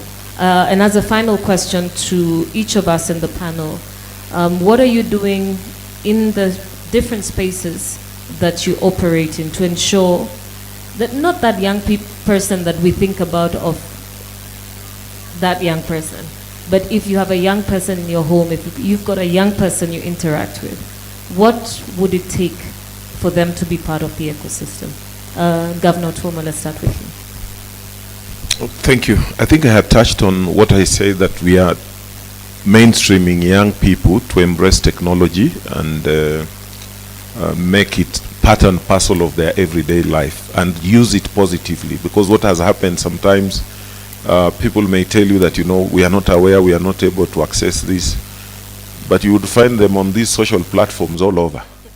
So all you need to tell them that now, just convert what you have been doing on social media, now convert that into enterprise, innovation, digitize. And that's why, as I said, we have trained, like in our county, almost 5,000 through collaboration with development partners. And we are now rolling out phase 2, where we are saying now we have given you that digital access knowledge. Now, how do you enterprise with that by creating e-marketing for them so that they are able then to access markets that are not just within the vicinity, but even globally, neighborhoods, you know, the larger markets that we need to be able to do that. And one area, of course, they have been having issues is sometimes access to that infrastructure that is required, you know, to be able to utilize that digital platform properly. And this is where we are also urging that between even ourselves, the counties, and the national government, there must be some form of, and development partners, some form of collaboration so that we develop a framework whereby we are able to expand that digital space as we make more people come accessible to it, so that it's also reliable and it is able to reach out even the most, what we call remotest areas. And as we have heard here, even from some of our earlier colleagues that spoke, there's a lot of wealth in some places which sometimes are classified as, you know, very rural or inaccessible. But those so-called inaccessible places is where there's a lot of wealth. I saw just the ASAL areas when they were showing here the contribution of livestock to the GDP is very high. And for me, who also belongs to the blue economy, when I look at the fisher folk, the ones who are just out there in the lakes, the ones who are trying to innovate in terms of looking for markets and even new ways of using this technology to produce more. Like we still do some ponds in some places when we are talking about aquaculture. But you see in some other areas, in terms of digital access, people are able to know what fish is where, it's there at what time. The production systems that they are using are giving them even higher yields. And this is what is going to give the young people opportunity, because we must explore now the unexplored areas. Thank you. Thank you so much. Thank you, Governor Otuoma. P.S. Mweke, your thoughts? Yeah, Terian, thank you again. I think what we've established during our sessions in the morning is that productivity is important, increasing of yields is important, commercialization of agriculture is important, and for us to get there, technology is no longer optional. Young people want to make money, and they don't just want to make money, they want to look cool while they're making their money. And this is where access to information becomes very important. We had a very good presentation this morning on CADIC. CADIC is not just about data, it's about a single source of truth. It's about getting data from very many different sources, and not just storing the data, but mining it to create information. Information then can be used by the private sector, by commercialization, people who are doing commercial activities, by traders, by farmers, to make informed decisions on how to make money from their agriculture. And once we get that access to the young people and they see the opportunities on how you can lower costs of production, how you can increase your yields, how you can access premium markets, and eventually how you can make money by farming or doing some sort of agriculture, you'll find them naturally beginning to gravitate towards where they know they can make a living. So I think technology is extremely central to this. We've spoken about many different kind of technologies, but you know, like we had again before, we need to now move from what we are doing. What we are doing is already old and it won't get us there. We need to start thinking about where is agriculture going in the next 20 years and start planning for it now, so that we can make the necessary interventions, the necessary policies, the necessary investments that will ensure that in the next 20 years we can feed ourselves, we can feed the continent, and we can commercialize agriculture so that it stops being subsistence and it becomes a job creator for our young people. Thank you, P.S. Hawkins? Thank you so much. I think fortunately for us, especially in our industry and the technology that we are operating, it makes generally people, and most of them young, naturally gravitate. If I put up a drone anywhere, I'll find 100 kids spot on. So what we try to do, it's It's new technology, it's quite exciting for young people, introducing to something. Flight is always cool for anyone. So how do we then make sure that we are able to propagate the right kind of interest in the various sectors that could create either a future for that young person? Fortunately for us, and what we've been able to do, we are starting now with 10-year-olds. We have programs for 10-year-olds. We have programs for 15-year-olds. We are in, at this time, we're in 8 to 10 schools in Nairobi. And I don't mean only private schools, also public schools, in terms of propagating this interest in the technology. And then for kids, and you'll be surprised, some kids are actually really interested in our agricultural drones and what those, not just flying them, but what those agricultural drones can do. Because they can take care of the entire value chain, from mapping a farmer, knowing how much acreage he has, knowing the maximum productivity, knowing the soil content of that particular area. So it can help you from inception of the data process to a point where you have data that you can believe in. Now, once you have that data that you can believe in, what do you do with it? There are aspects, and I think the ICT ministry has talked about, how do we make our machines start learning about data, about crunching that data and virtually bringing in artificial intelligence there. So it's something that we are very keen about, and we are already in the market growing that interest in technology and showing them what technology can do. Thank you. All right. Thank you so much, Hawkins. And I must say, KQ has always done an amazing job in terms of building a pipeline of resources for each of the spaces it's in. So it would be interesting to see what Fahari does within that space. We already have one actually that's operating. We are developing. Every 6 months we develop a cohort of drone cadets. These are people we send out there, especially in areas where we don't have physical presence, and our idea is to help them create either enterprises or deliver a service locally. So it's something still inception, but with the support of development partners, various ministries, we hope to make it mainstream. Oh, fantastic. Thank you. Thank you for that. Rotich, let's wind up with you. How do we get the young people in the room? Thank you, Terry. It's true that this sector, agriculture, is not popular with the youth. And I think it's high time that we get them on board by introducing agri-tech. The issue about use of technology in agriculture, for example, drones in spraying of crops, planting of crops, will actually encourage the youth to participate. The governor has said that youths are on the platform, maybe enjoying movies, playing games, but they can use the same effort and strength to build or to grow themselves in agriculture. As the ministry, we have established a drone training center at Konsa Technopolis. I believe Farah knows about it. We want to encourage the youth to adopt this technology through availing these skills that they can utilize the technology. In terms of statistics, we were given the average age of a farmer to 54.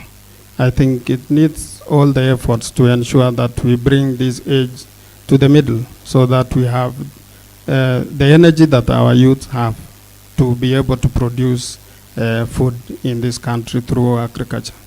Thank you. All right, thank you so much. Let's appreciate our panelists, starting, of course, with Bernard Rotich, Secretary Digital at the State Department for ICT, Hawkins Musili, the General Manager for Fahari Aviation, and we do have a drone exhibition which we will announce in due time. So thank you so much, Hawkins. We also had with us Honorable Jonathan Mweke, Principal Secretary, State Department for Livestock Development, and of course Governor Dr. Paulo Twoma from Busia, who's also representing the Council of Governors this afternoon. All right, let's give them another warm round of applause as they step to the front for a photo opportunity, please.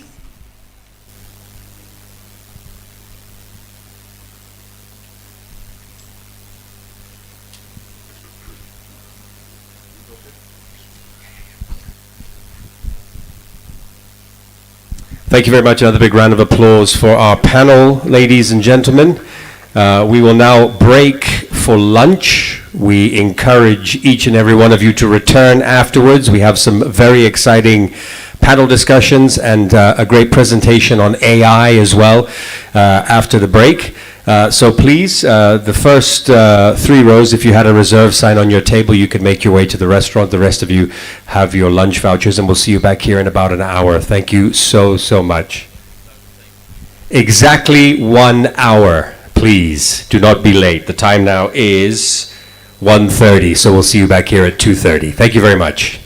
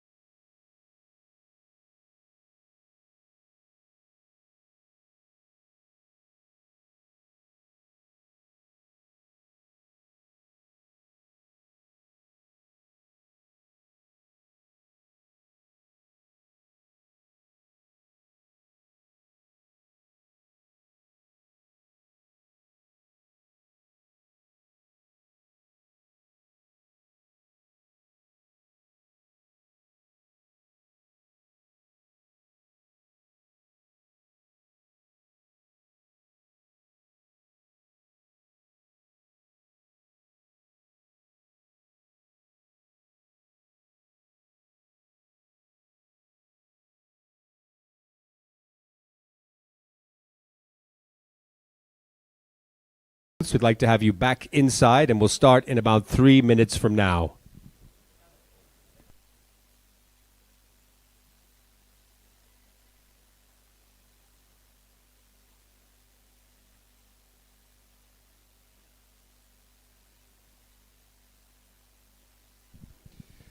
For the second half of the day, we will start with a presentation from Twahir Ahmed Mohammed, the founder and CEO of MPost.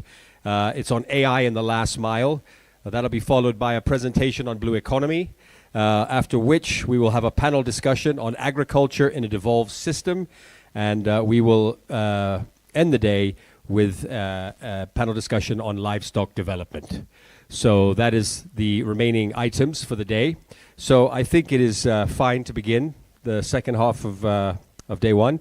And with that in mind, I would now like to invite Twahir Ahmed Mohammed, the founder and CEO of MPost, for a presentation on AI and the last mile. Can we give him a round of applause, please, ladies and gentlemen? Thank you. Thank you so much. Good afternoon. Your Excellencies, Cabinet Secretaries, Principal Secretaries, leaders from county governments and distinguished guests, private sector partners, good afternoon again. So Kenya stands at a critical point right now, very critical point, where agricultural is transformation. A friend of mine told me, agriculture is a national security sector. So without food, there is no security. So we still do not have real-time visibility. What is happening even in farms? And what I want to present to do today is a technology called MPost. MPost is simply a technology that transforms your mobile number into an official digital verifiable address. It started out of Kenya, where we work with the National Post Office of Kenya. We work with the National Post Office of Burundi. We've been able to export this technology to the National Post Office of Rwanda. Not only this, in those 10 years we've been in existence, we've been able to send over 5 million packages into the last mile without delivery failures. So over the 10 years, we have been able to ensure that 99% of our subscribers get their deliveries. And so we decided to move to other sectors because an address is a human right. And without an address, you cannot get finance, or even the cost of finance goes up because they can't verify where you are. So I want to welcome you to the world of MPost, where we want to transform and leverage addressing into AI and into the last mile.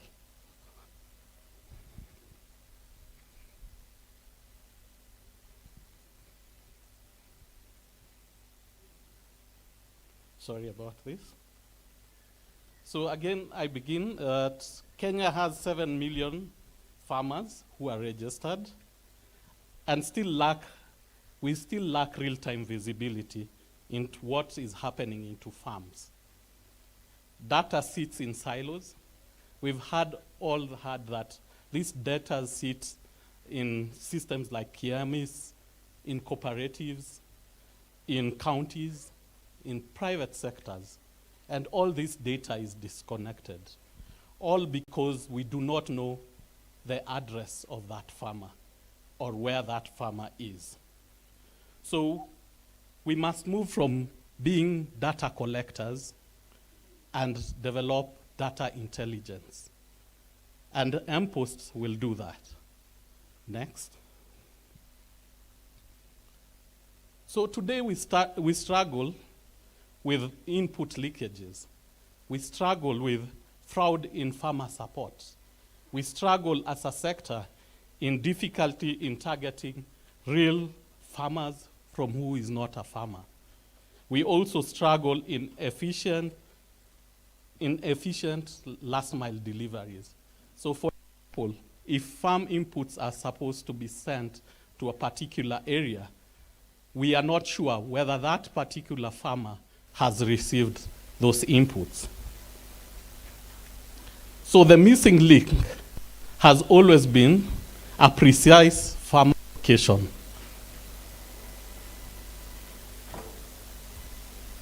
So next. So MPOST links farmers' mobile numbers with a precise digital location. And this technology easily can be accessed by the USSD platform, smartphones, or even web apps. This will solve farmer verification. This will solve last mile delivery of inputs. And this will solve real-time monitoring of accurate data and accurate subsidy targeting. Because now, if a subsidy is meant to go to the livestock farmers, then you will know which areas and where exactly they are using the MPOST technology, which relies on the mobile phone. And this will become a foundational layer of Kenya's digital agriculture brain, because we will use all this data and integrate it with AI to bring out information that is useful to all people in the agricultural sector. Next. So I would like to introduce you to the agricultural brain, which is we are calling the Kenya Digital Agricultural Brain. And this it will be a unified intelligence addressing data and AI to bring out the following values. So raw data, whereby AI is powered by insights. We have the statistic registry, which will be linked to an address of a farmer. We will also have assumptions and evidence-based decisions made by the ministry and their organization according to locations of farmers. So this brain will allow all sector players in the agricultural sector to make decisions based on data that has been sieved out through AI. Next. So the end product of what we want is we can do pilots with particular sectors. We are looking at the sugarcane sectors where we can monitor productivity and input use. We'll look at if we can detect supply chain leakages in the sugar sector. And we will look at supports that to support the ongoing subsidies, let's say the fertilizer subsidy. How we support that is providing all these organizations precise location of those farmers using their digital addresses. If we look at the livestock sector also, we will be looking at early disease detection. This will be done location-based using these farmers. So right now we are collecting data on livestock and individual identifying livestock. But who are these owners of livestock? We should tie that owner of the livestock to the data of the livestock that we have and provide a service that is tailored to them. Next.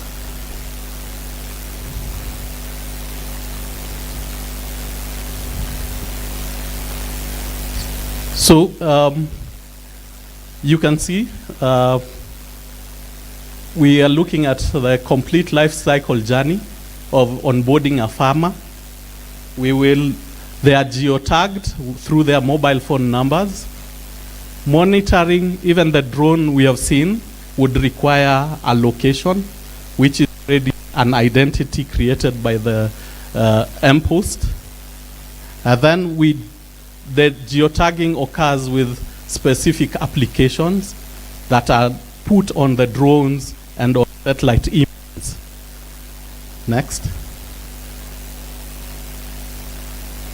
So basically, these are outputs of what we expect if we go into piloting digital addresses and last mile delivery for farmers. So we were looking at the sugarcane industry and livestock industry and programs that may benefit through digital addresses. Next. So this basic information. So if a farmer today requires to know what type of disease is affecting someone or crops, they can use a simple SMS, like a simple text-based SMS that is AI assisted. So they just click on the farm. We are told today that even the farmers have cheaper headsets. They can click on the crop, they upload that photo, and immediately that photo of an infected crop will generate the type of disease, and that information will be stored into the system, and that system will automatically be geotagged because we have the address of that farmer. And that information can be used by government and development partners to make decisions and to see where they can supply the inputs. Next. So we are talking about youth and the perspective on youth, and to address all these farmers, we are looking to subcontract youths into who will be taking and geotagging these farmers, smallholder farmers. And we will use digital tools like AI-powered assistants to help this youth to get this information.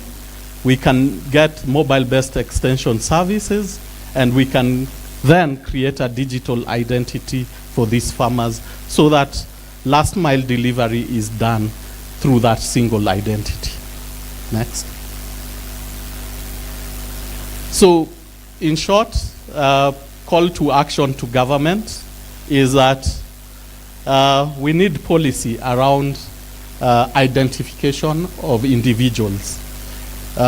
Remember, if you want to export a product without a verifiable address, you cannot export. Same as if I am a farmer without a verifiable address, then getting farm inputs becomes a problem. And those inputs then create losses, or they don't go on time and all that. And for county governments, we are calling on them to help us drive digital addressing as a solution to identify farmers. And this will be inputted into the digital brain, which is run by AI to produce useful information for each and every sector. So thank you for this moment of presentation, and we look forward to working with all sectors. Thank you so much.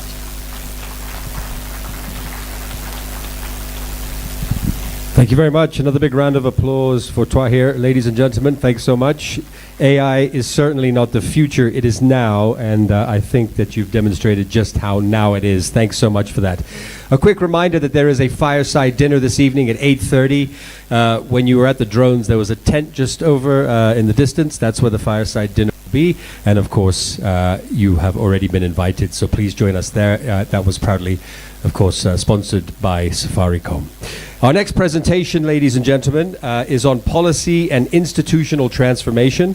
The presentation focuses on intergovernmental relations. So I would like to invite up to the podium Kithinji Kiragu, Chairperson, Intergovernmental Relations Technical Committee. Please give him a big round of applause.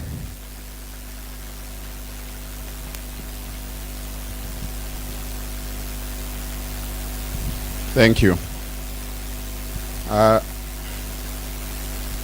Honorable Cabinet Secretary, Honorable Senator Mutai Kagwe,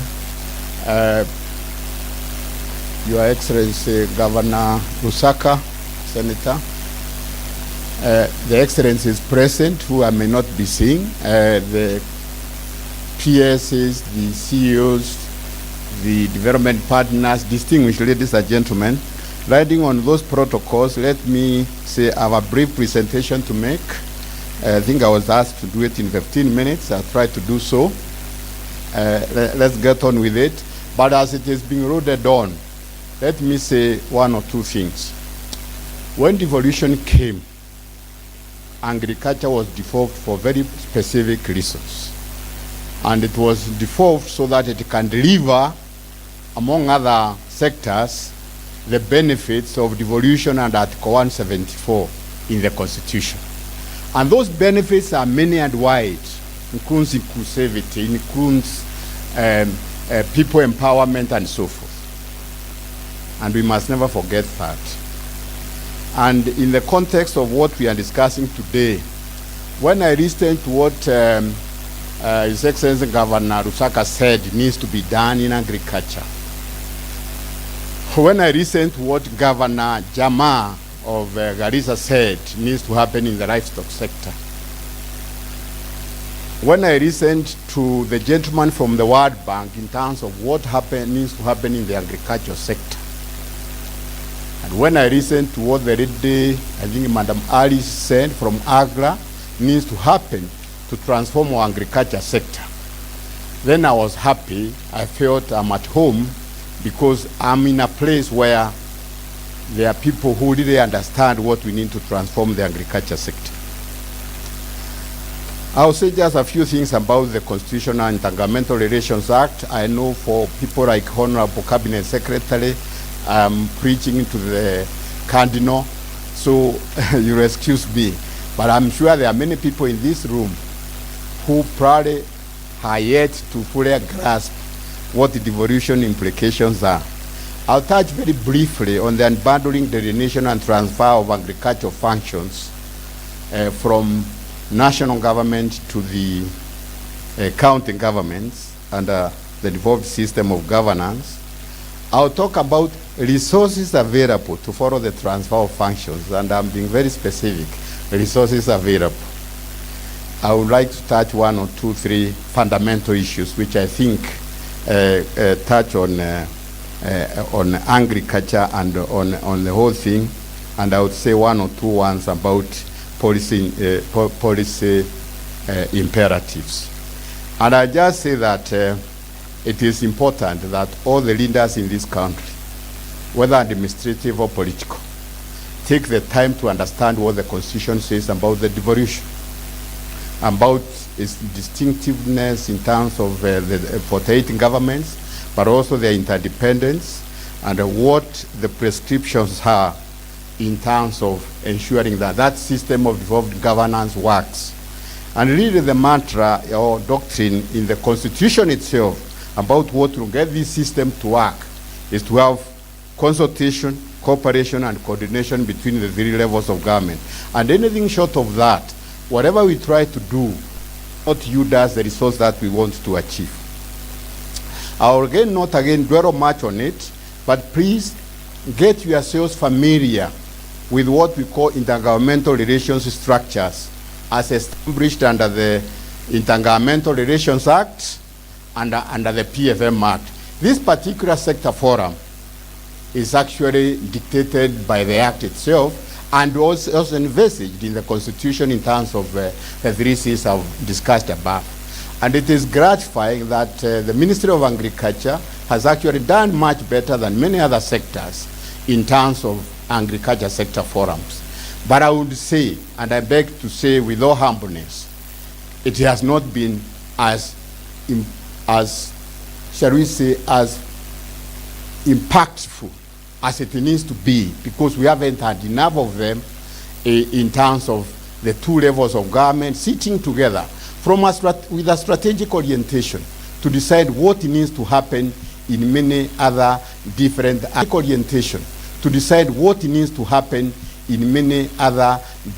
aspects of agriculture. I would just say that again, the Constitution has provided for many ways in which the two levels of government can cooperate. It's not just in terms of the sector forum, it's also in terms of joint committees, it's also in terms of joint authorities. I don't think we have seen much of that. The more important thing really is that then we may not arrive that were intended. One of the problems we have had with the devolution for some time was the fact that there was ambiguity in terms of the delineation of the functions between the two levels of government. That problem is largely solved now. We made a very comprehensive sector by sector and boundary delineation and transfer of functions. We intercepted it, so there should be no doubt about it. And therefore, it is not just that the national government institutions need to be aware of this and stop doing the things which county governments are supposed to be doing, but also the governors, the county governments need to know that which the national government is not doing, they are supposed to be doing. But in all that landscape, obviously, collaboration between the two levels of government is going to be very critical in terms of what needs to happen. But again also, having done what we have done as IGRTC, we know that there are institutional issues around that and bundling and delineation of functions. We still have many pre-devolution laws, and maybe a few, even after devolution, which contradict the spirit of the Constitution in terms of devolution, and they need to be amended. And as IGRTC, working with all other parties, stakeholders, Office of the Attorney General, Office of the President, State Department for Devolution, Office of the Deputy President, Kenya Law Reform Commission, name it, Council of Governors, we have identified what major changes are required in law to get the devolution to work properly, so that nobody has an excuse because of the existing laws that they are doing functions which they are not supposed to be doing.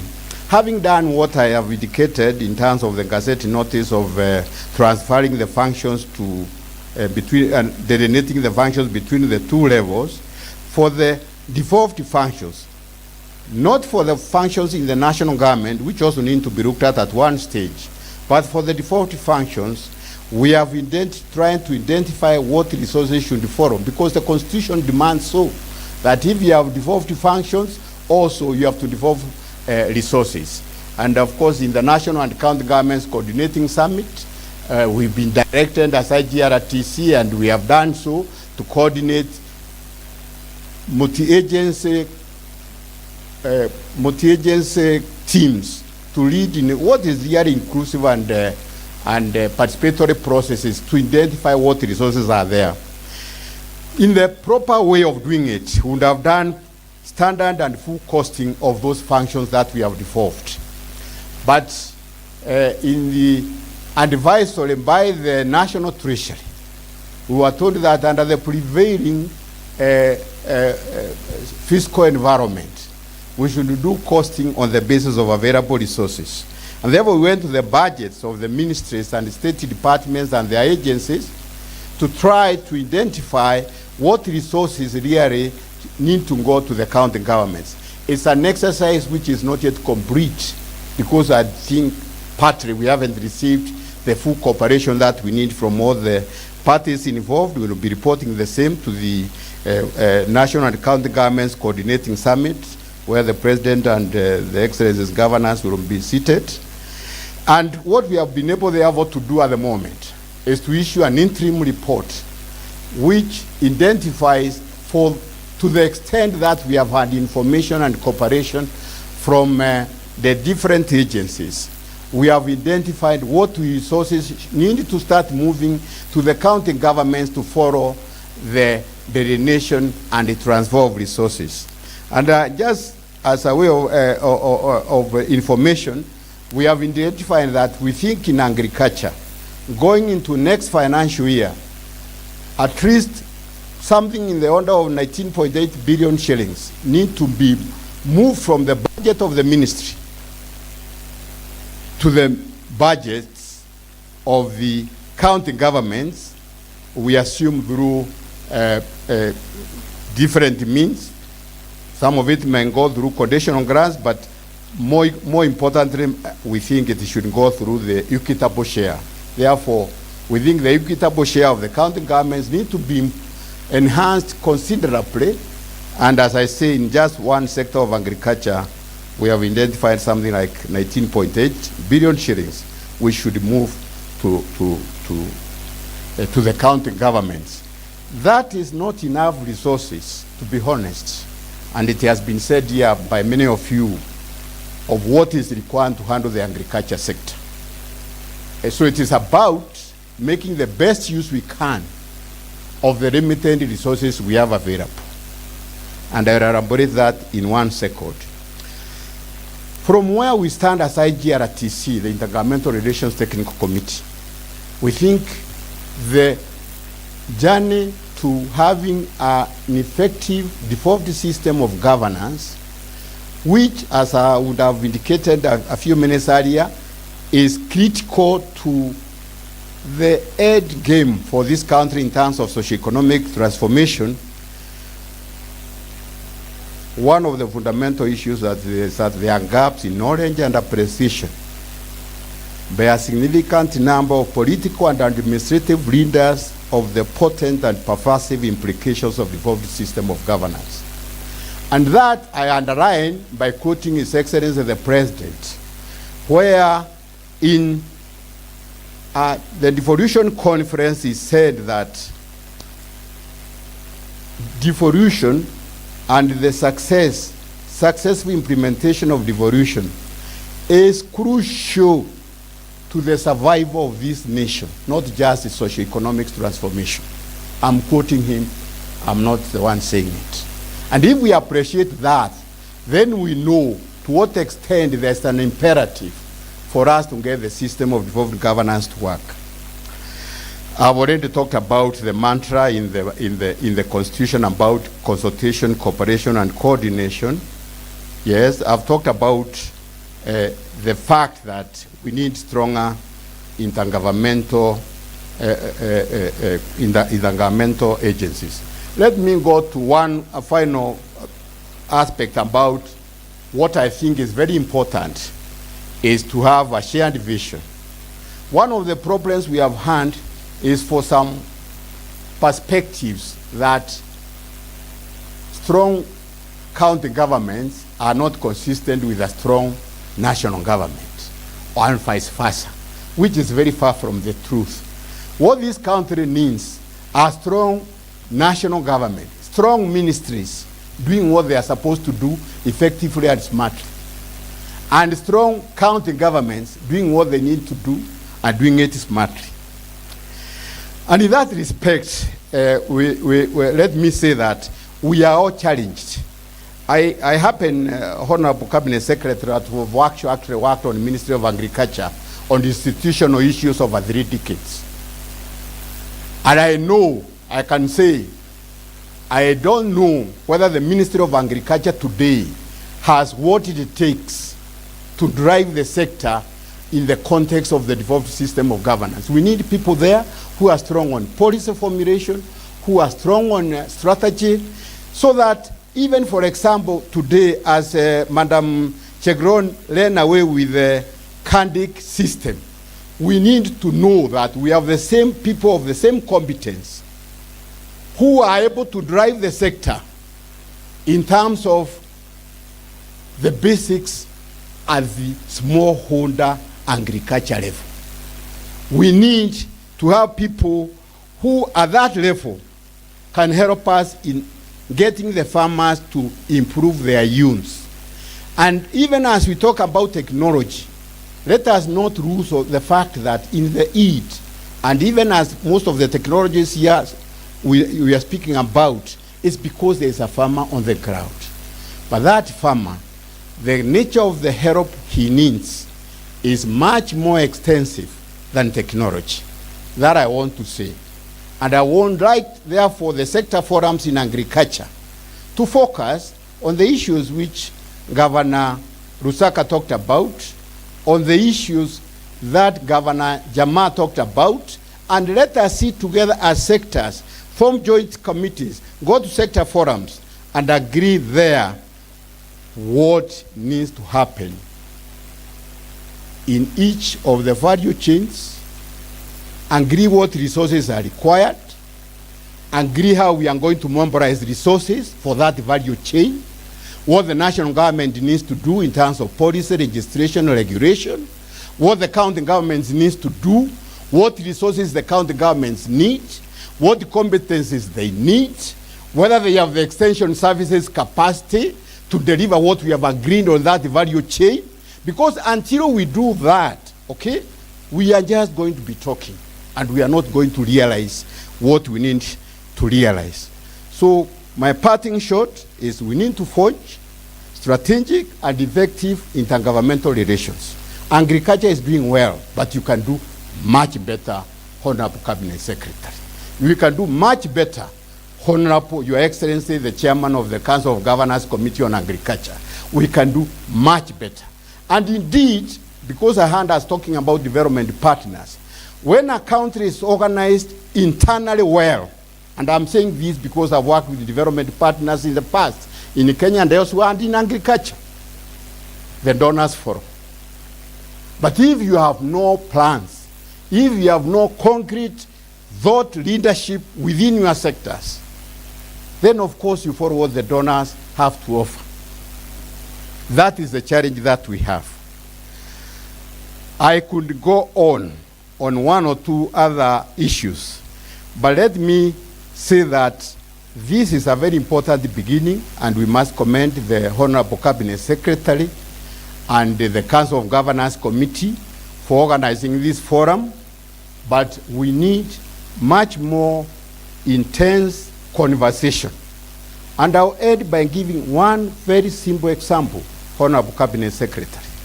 As we walked out of this room, I was in the company of Mr.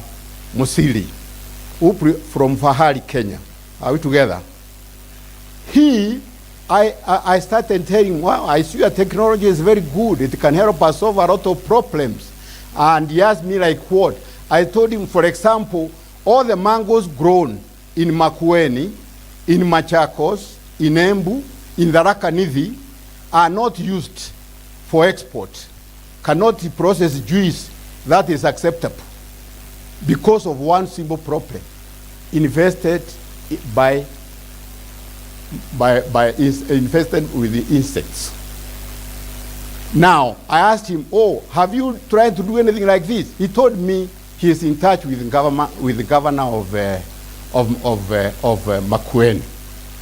But how much better would it be if there was that leadership in the Ministry of Agriculture which brought all those four governors I mentioned together with the Fahari, Kenya, in a sector forum and discuss how we can make good use of those things. So we really have real challenges in terms of strategic and policy leadership of the sector, and in particular, Honorable Cabinet Secretary, it's very important that we see whether we have re-engineered the Ministry of Agriculture to give you the necessary support to drive this sector the way we need it done.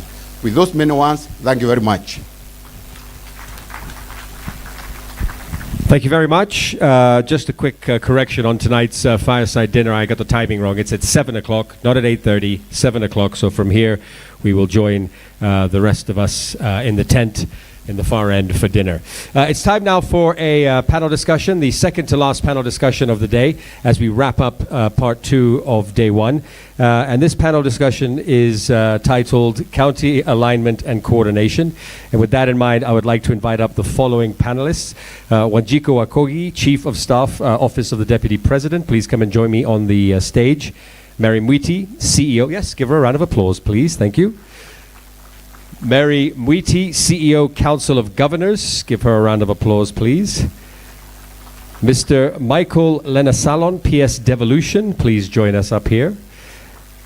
And Moses Abukari, Regional Program Manager, IFAD. Please join us up on the stage. Thank you very much.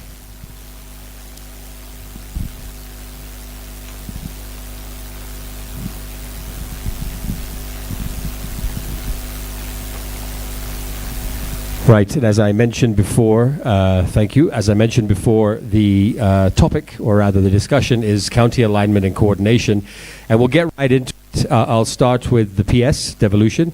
Michael Lenasalon, the first question I have is, how can the national and county governments strengthen coordination to avoid duplication, reduce costs, and improve service delivery in agriculture?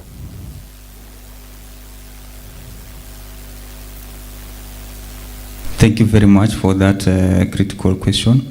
I think we need to move from talking from the boardrooms to meaningful collaboration. And the State Department, what we have done is we have the foundation of Article 6(2) of the Constitution and Article 189 of the Constitution that provides that the county government and the national government should work on their, or do their, mutual relations, work together by cooperating and consulting.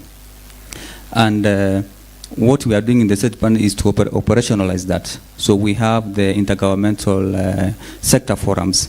The Intergovernmental Relations Act, Section 13(2) provides that the CS should, it establishes intergovernmental sector forums or consultative sector forums where the CS is the one who chairs it.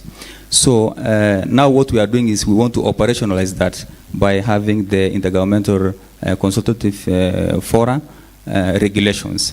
That is making clear of the who should convene and who are the members, so that we can have meaningful collaboration and engagements. So basically, it is a platform that it's a blueprint that will provide us with meaningful and effective collaboration.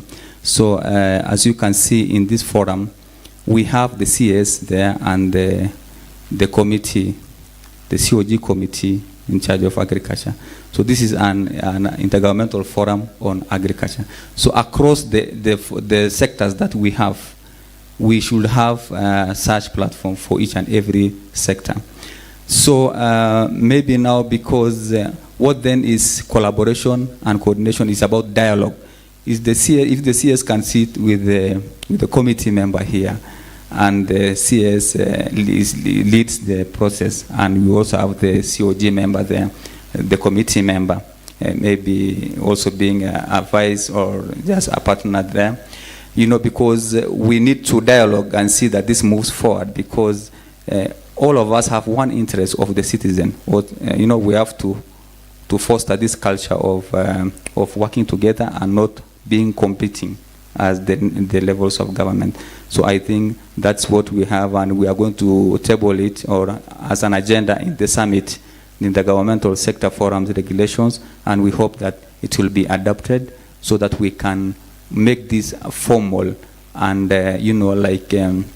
professional engagement for all the sectors. So that's what we are doing as State Department. Thank you very much. Great. You mentioned collaboration and working together, so I'll go over to you now, Wanjiko. And the question is kind of a build on what the PS has shared, but let me just rephrase it a little bit here. So how can national and county governments improve coordination to strengthen agricultural planning, policies and implementation, and what lessons have emerged from flagship programs? Excuse me, from flagship programs or joint initiatives which can then be upscaled? Thank you very much. I think I'll just pick up from where PS left off because the question is pretty related. This is the ideal intergovernmental forum that we ought to then be replicating across all sectors, because bringing together the county governments, the national government, and all the other relevant players, including private sector, the non-governmental organizations, and the development partners, is the only mechanism by which we can then make sure we are all on the same page. The greatest challenge we have observed over the years, at ODP we also coordinate the development partners coordination framework, is the silo approach and the difficulty that the silo approach then portends to progress. So you will find that we have had to make a lot of effort to push the agenda for coordination of what the development partners are bringing. In an engagement we've already had now with the PSs, we want to have a mechanism where you improve even budget making discussions at a sector level, because you want to know what are the ministry's gaps, and the development partners are then able to table what they can support in that meeting. You want to know what the NGOs are implementing, so that by the time you're giving yourselves commitment on resources, it is based on information from all parties. The current challenge we have is that there are some development partners finance programs that the ministries don't know about, the counties don't know about. And so it's important that we use these platforms for effective planning, for effective budgeting. We also do joint monitoring and execution, because sometimes we use resources in the same way, multiple spaces, interviewing the same people about impact. So I believe this is the most important aspect of it. But these joint sector working groups must deal with the real issues. And I think that's the point that was raised by Chair IGRTC. I know in agriculture you have a JASCOM that is running, for example. Are we able to utilize that framework to deal with the critical questions on extension services and have resolutions on the same? Critical questions on research, critical questions on last mile for delivery of fertilizer and other inputs. And so these are the opportunities I think these frameworks should use, and we should encourage them. But as has already been said, agriculture is doing well. Ministry of Health, as an example, has also a very good architecture we have seen. There are some sectors that are not doing as well. Our job at ODP is to push that this becomes a regular process, but also that agriculture can every so often sit with water, and also sit with trade, and also sit with cooperatives, so that you have a whole value chain structure in place to really ensure delivery of the target. Thanks very much, Wanjiko. And building on that, Mary Mwiti, CEO of Council of Governors.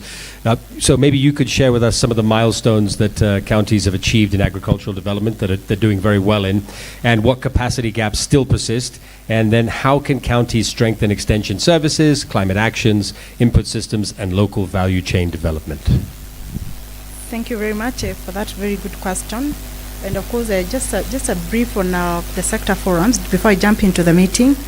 I think the success of this convening that you're seated here today is as a result of a very good cooperation and coordination between the two levels of government and the Ministry of Agriculture and the Council of Governors Agriculture Committee.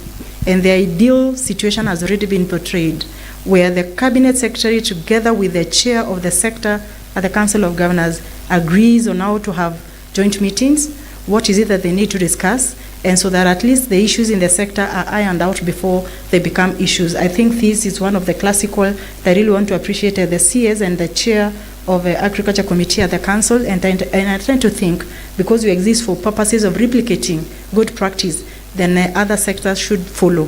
Coming back to my question on what the counties are doing and the gains that we've so far achieved for the last 13 years, I want to say, looking at the numbers and practical examples that there is in agriculture, and what the chair of agriculture said, that agriculture is a fully devolved function, and every speaker has talked about empowering the common mwananchi. In so doing, I want to be as practical as possible.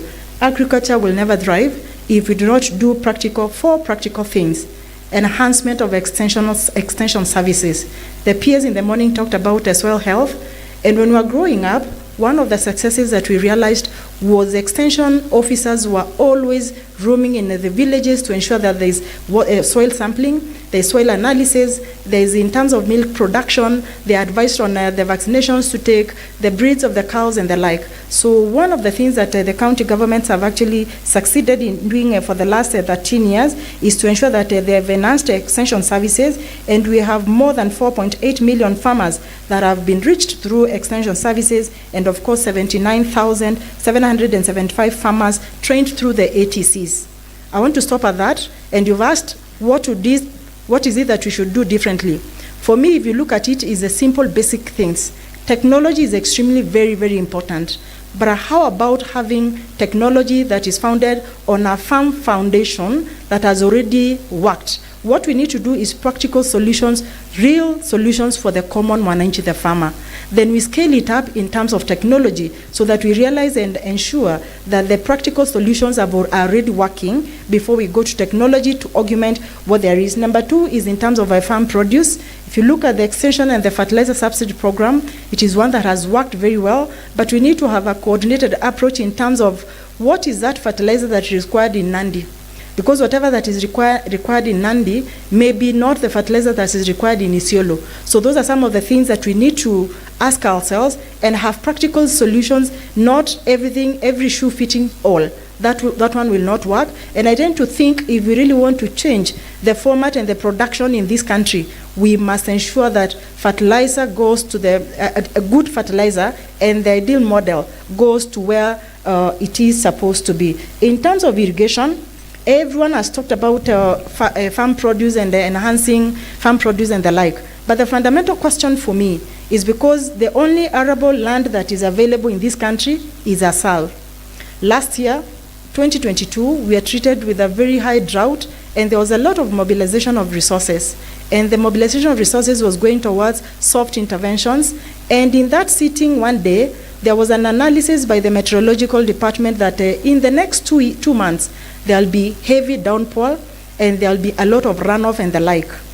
And when I was seated down, I was asking, because there was mobilization of 54 billion in total that was going to through for food production and the like, how could it be prudent if at least we could set like 10 billion and have like 3 mega dams, so that at least we harvest the water that we were told would be coming. And true to their prediction, 2 months later, there was a lot of runoff that swept even the goats and the animals and the like that were. So what do I want to say? If we really want to enhance production in real and in reality, we need to ask ourselves fundamental questions. How do we provide water for irrigation?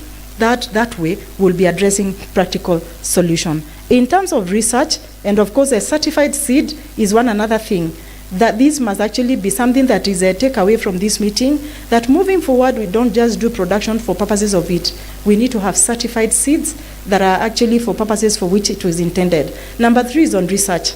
We must invest in research so that as we do production, we do agriculture that is smart, not just for contemporary uses and the like. And if you look at what has happened, the county governments have already done formation and strengthening of producer organizations and farmer mapping through the KIAMIS and the like. So we already know where farmers are, and of course linking them into the farm-based production organizations so that we can do this. Number 4, 5, and last one is we must do production that is targeted and that is based, and we produce on need. What do I want to say? As we do the KIPES, we must have a full spectrum in terms of what is it that you are doing in KIPES, what is the production, and who are those off-takers, so that the farmers are able to do production for the off-takers. That is a guaranteed market. And I tend to think once we do this, and a farmer just needs one thing, assurance that there will be market for their produce. So if we are actualizing the 34 KIPES in this country, I tend to think in terms of even job creation, in terms of producing for the need, and of course ensuring that there is comfort of a farmer, that there is market for his produce. I tend to think we'll even be able to motivate the farmers to do the right thing. I stop at that, but lastly and very important, we must have simple solutions, not complex solutions, and we design solutions that are farmer-based focused, so that at least as we do this, then we address the real things the farmers require so that we can enhance production and ensure that agriculture lives for the tenets and the principles for which it was created. Thanks. Thank you very much, Mary. We'll move over now to Moses Abukari from IFAD. And the question is, and I think it sort of ties all of this together, is how can development partners align their programs with county priorities? And again, you can tell us if there are gaps there as well. And that's to improve effectiveness and what mechanisms enhance joint planning, resource pooling, and mutual accountability, which is something that has come across throughout the course of the day as well. All right, thank you very much. So let me start by also bringing something that Waziri mentioned to be also thought-provoking and also changing mind shift. So this morning and this afternoon we're hearing about the last mile. But when you talk about food system, food doesn't flow from the city, it comes from the rural areas. And this is where the counties sit. So it also requires that a big mindset change in the way we perceive things requires to organize things differently. And within the donor community, what our main objective, which is shared, is contributing to food sovereignty, making sure that the national food balance sheet is secure at any time for the country. But what we've seen is that what we call vertical and horizontal coordination asymmetry, as the Honorable mentioned from the very beginning as part of the intergovernmental relation, the 3 Cs. And with this coordination asymmetry, this is also a challenge. We don't have mechanism to work to coordinate or to have consultation with 47 or 48 county government. We don't have enough resources. So we have to use effectively and efficiently. And within that, what approaches or mechanism, we need the 3S. So we need structures, we need systems, and we need strategies. And within the structures that has also been highlighted, and we appreciate Kenya also leading the way, having the JASCOM, which is where the two government comes in. So this becomes the bridge. Then under JASCOM, we have a secretariat. And within the secretariat, the JASCOM is being replicated at the county level. We have the county agriculture sector. But when you talk about food system, means that we also have to reflect, are we looking at only agriculture or are we looking at food system?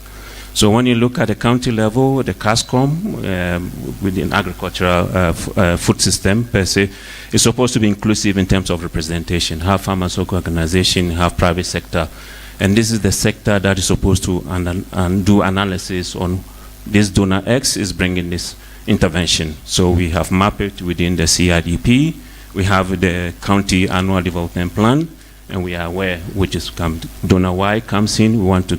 So if donor A has already planned and given resources, which is limited, and donor Y comes in, it's the same structure that is deciding and have information. So it's up to that structure to say, do you want to continue, and ask this donor Y to say we want to.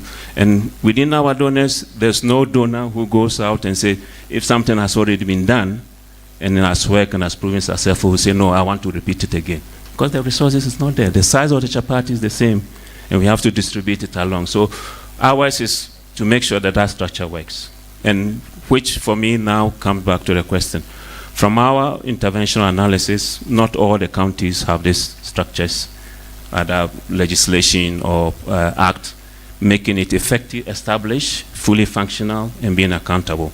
And within that structure, the county level, if they organize and they meet and they provide report, you talk about accountability.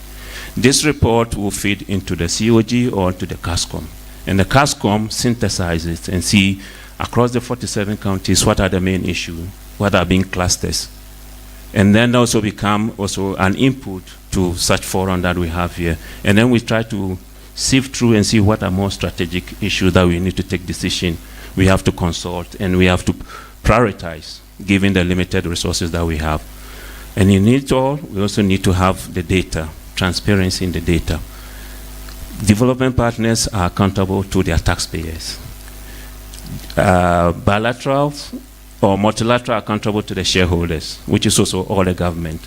And they want to see how much resources is being used. So they also want to sit somewhere within a click of a button, whether it's Kadek or whatever platform it is, anywhere to be able to access information to understand what is happening within the ecosystem. And that also become an important input in terms of planning. So from there you can do analysis of what are the gaps. So Kenya wants to achieve food sovereignty, but the food balance sheet shows that there is something that is lacking here. So The donors will come together and say, with the limited resources, do we prioritize this in this X geographical area, or we prioritize this value chain? We think it has much multiplier effect or economic transformation, bringing in the youth for people living with disability to make sure that Kenya provide the food security that is required. For us, it's not about competition for the resources, about enhancing complementarities. And if you have to compete, we compete for innovative solution that provides value for money within an efficient time. I'll stop at that. Thank you very much. And I think, the overarching comments here are teamwork, for one, centralized data and information as well, and obviously transparency, and everyone speaking the same language, as it were. One final question. We'll just ask the PS one final question here. PS, counties vary widely in capacity, and I think this really ties into what was just shared here. Counties vary widely in capacity, especially in planning, budgeting, and implementation of agricultural programs. So what steps is the State Department for Devolution taking to address these disparities? I think that is one of our biggest challenges, that counties actually are different levels of development and capacity. And how we address that is through capacity building. And as much as the governor said that he does not like capacity building, but that is the approach that the national government takes to close that gap, capacity building. Because if functions are transferred, for example, with the IGRTC and the other partners, or other intergovernmental, platforms or organizations, then it means you also have to follow through to make sure that the county governments are actually able to implement, and that's only through capacity building. And I'm not saying about the last mile, the farmer ones, but at the county level, the institutional, the strength of the institutions, that one should happen. And also we do competency in planning and budgeting for county governments. We work together because in our programs, the designing of our programs, because of the autonomy of county governments, sometimes we design programs in such a way that we do performance for results, so that the county government should meet a condition for maybe to be given some funds. That is so that we can work together and have that, that buy-in. So what we do is we ensure that the CIDPs, county integrated development plans, are actually not just documents, but they speak to national priorities. They are professional. They are just not. They are guided so that they can be effective for service delivery. Because we all have the interest of the citizen, the county government, the national, and we are one government as far as the citizen is concerned. So once we all perform as one government down there, the citizen will see the service, and that's what we want. Yeah, thank you. All right, thank you very much. A big round of applause for the panelists, ladies and gentlemen. And I'd like you guys to stand up and have your photo taken at the front of the stage, and then we'll get into our next panel, which will be led by Terry Ann.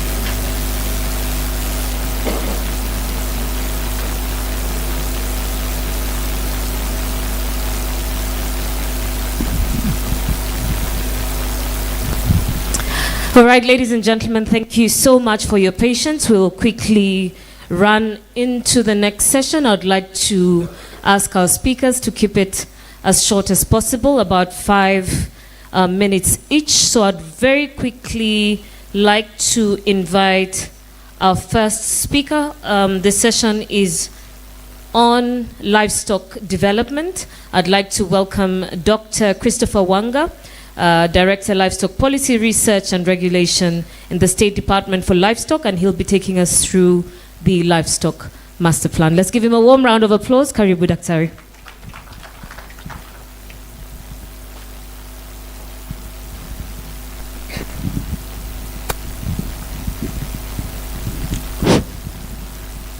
Thank you.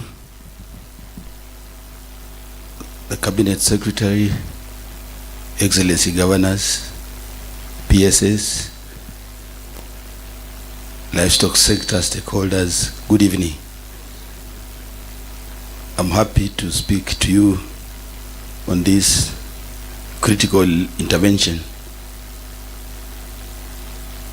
Governor Lusaka is in the house, and in his past life, there is a challenge he used to give to those of us in the livestock sector. The Bible had and still has 66 books, and many of us read only one, the Book of Lamentations. So the challenge he gave was a struggle to give solutions. Don't just favor one book, and in this respect, under the leadership of our CS and PS, we would want to attempt to fix the challenges within the livestock sector. And in this space, everybody knows what is wrong with the livestock sector. The arid and semi-arid lands of this country, which is over 80%, but the interventions are extremely haphazard. If we follow the budgets allocated to livestock interventions, they are minimal. Today you had Governor Nadif in his presentation. The relief in this region goes almost up to 60 billion. And therefore, something must be done differently. And in this case, the Livestock Master Plan aims at providing targeted interventions to the livestock sector based on empirical data. So this is a living policy intervention for the national and county governments next in where we would like to go to as a sector. To be able to make gains from the livestock sector, we look at a number of issues. Without transformation of this sector, we may not get where we want to. And in this respect, the first two slides speak to the kind of interventions that this master plan needs to midwife. Next. If you look at the sector characteristics, many of us, maybe save for the dairy farmers, we actually keep livestock as neighbors. You all leave the house in the morning and you return in the evening, whether it's chicken, the goats. So the investments are extremely minimal. And this is the bit that we'll have to change if we have to address the challenge of making sure the sector is attractive, and in that respect, enhancing the transformation of the sector. So if you look through, next, if you look through where we should be going, and therefore where the master plan should lead us to, we look at a sector where we need both public and private sector investments. Investors are very averse to throwing their money, and therefore information is key. The second area we need to look at issues animal health and productivity. What we are discussing today is a third area. You don't innovate if you have not addressed what is ailing you. We also need to look at how do we best access our markets, and therefore all this, and borrowing heavily from the presentation from the intergovernmental relations, the policy and legislative environment is key, because this is the only area that equalizes. And with that, we now look at the livestock master plan and what is it supposed to do for us. If we complete this master plan as envisaged, we believe the private sector and the public sector will be able to put in resources, because then there will be very clear investment priorities at either county level, regional level, or at the national level, based on whichever value chain you have chosen, whether poultry, camel, donkey, cattle, sheep, goats, or any of the livestock species. So this is extremely key. You realize that with the development programs, we do a lot of duplications. Again, when this information is at your fingertips, right in your office, knowing what is going on in which space, we will kill, if not eliminate, duplications in investments. The arid and semi-arid areas, 80% of this country require planning. And this is a direct outcome from this intervention, that we will be in a position to aggregate resources to extract as much. One of the critical areas and which we want to thank the CS and the PSS for launching CADIC. Our agriculture data has been everything but a bit mixed up. Depending on who is giving the speech, it can be 22%, 30%, 51%. So this kind of variability is going to be cured by this one-stop shop. And in that respect, we hope livestock becomes the first. And the first outcome when the master plan is complete will be the recalculation of the livestock GDP. If you read the economic review, livestock GDP is put at about 4%. Reason, they rely on formally marketed dairy.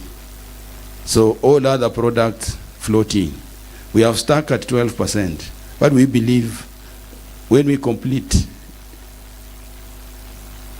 the development of the master plan, we'll be able to convince our planners that whatever factors that today have never been compiled, we'll be able to compile and now create resources towards agriculture. Next. How do we get this information active and real time?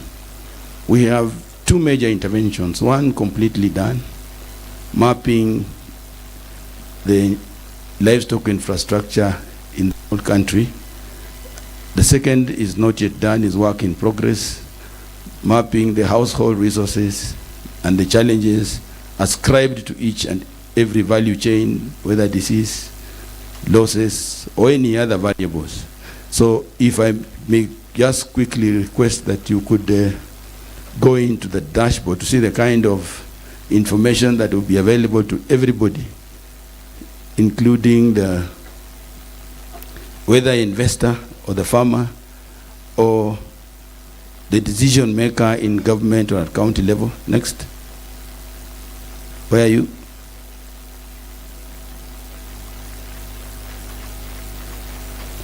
Yeah, so if I may quickly look at whatever information is available at the comfort of your office. If you check the service providers, assuming you want to know who does what where, in total we have registered 1,102. If we move to, let's say, Bungoma County,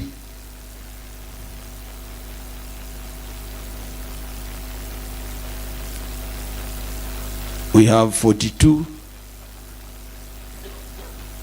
complete with their education. Public sector 29, private 71. Next. Taita Taveta, we have 19. And you can get all these sorts of information. If you go to dairy,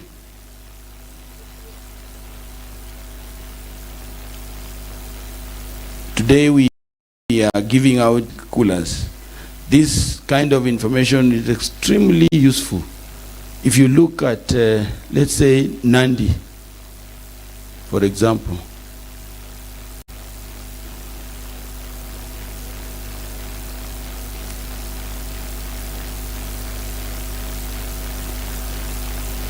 Nandi has 51 with that capacity, and it will really be useful. Now, if we interlay this information with the insights from the household numbers with market challenges, we'll be in a very good position from the comfort of your office as a decision maker or as an investor to choose, do I, with this kind of capacity and maybe the animals are giving you half, do you take in more milk coolers, or what options do you take? Next, you can go to the meat facilities. Today we want to harvest leather. How best? I heard if we can go to Wajir, for example, the characteristic of slaughterhouses, most consumption of meat and other products in urban areas.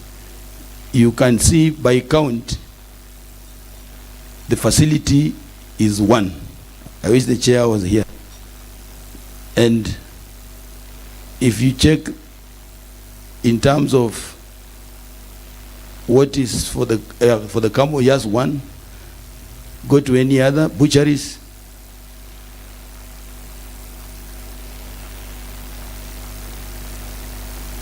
Or the visual even.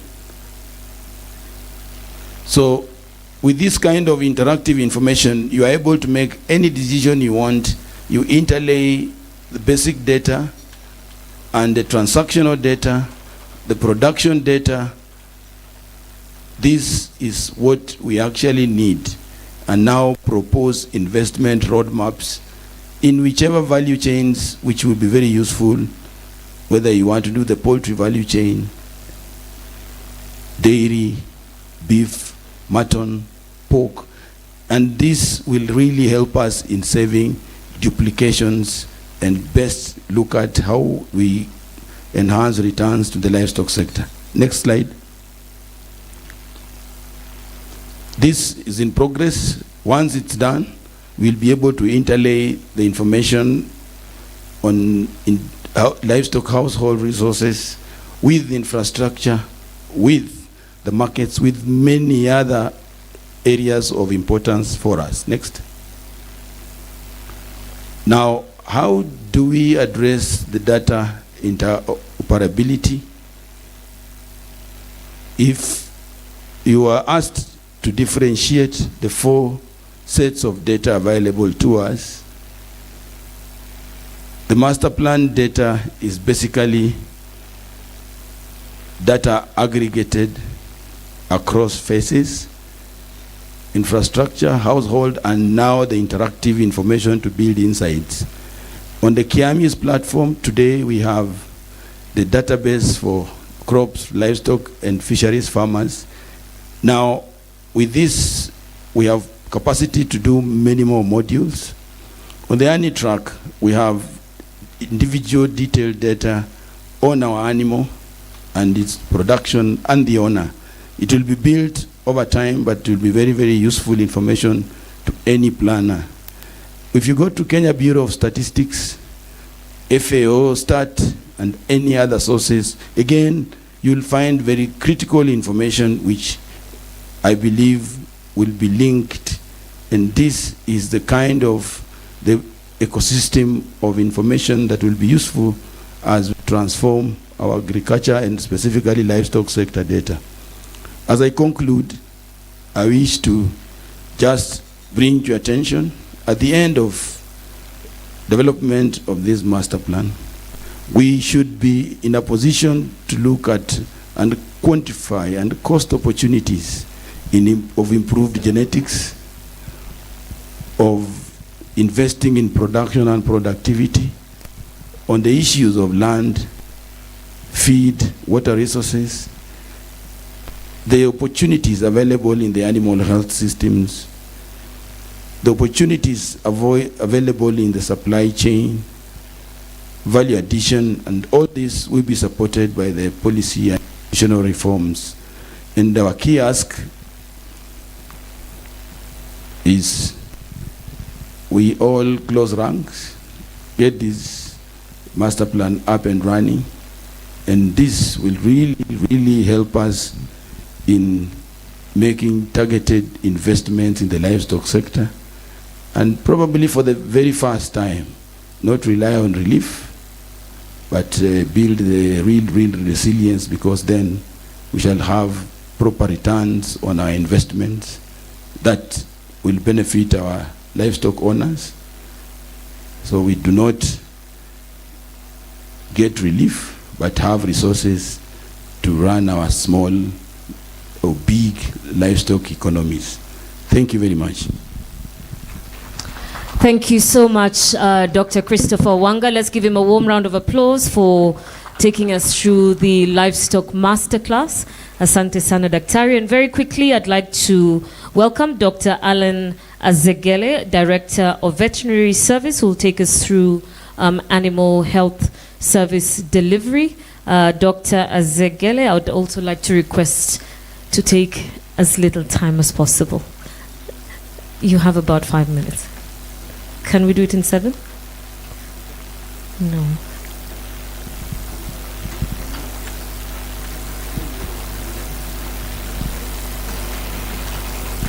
All right, let's appreciate Dr. Azegele as he comes to share that with us.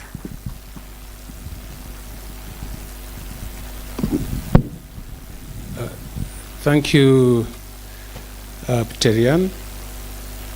Apparently, I'm under pressure to deliver within a very short time.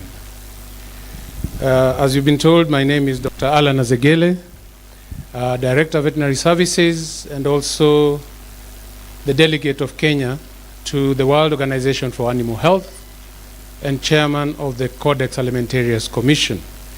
Just for your information, on the 10th of November this year, that's early this month, I was re-elected as the chair of this commission for a second term. Hiyo ni ngapi? 2 term. Okay. Now, I think the slides. Move on. Yeah, my presentation, I'll try to move as fast as possible because of time. However, it will just be, I'll talk about this animal health programs and then also animal identification and traceability. And I'll try to move fast because there's a video which I feel would be very critical for you to watch, just about 5 minutes, and then it will give you a clearer picture of the ANITRAC system that we are developing and it has been talked about a lot today. Next. Yes, the country, as you know, has a rich resource of livestock, which statistics keep varying. What I have with me is we have 22 million cattle, 23 million sheep, 35 million goats, and 4.3 million camels. Hence, they form a significant and a vital source of livelihoods for a majority of households in Kenya. Under the Beta Agriculture Reserve Framework, the goal is to achieve food safety, food security, and reduce imports and increase exports. And these animals play a critical role, and they are very prone to diseases, and more so transboundary animal diseases.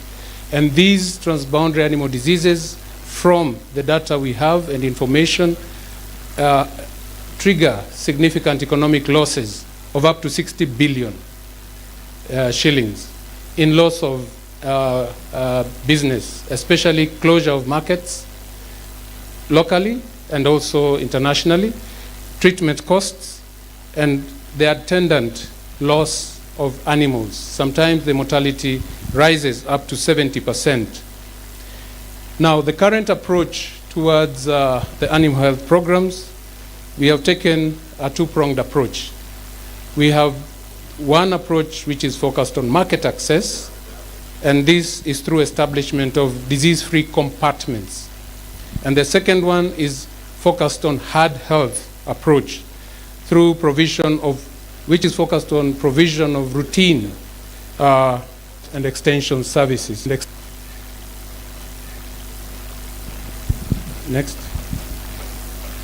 We have in place several animal disease control strategies, and these have been developed through a very rigorous consultative process and also anchored on international guidelines.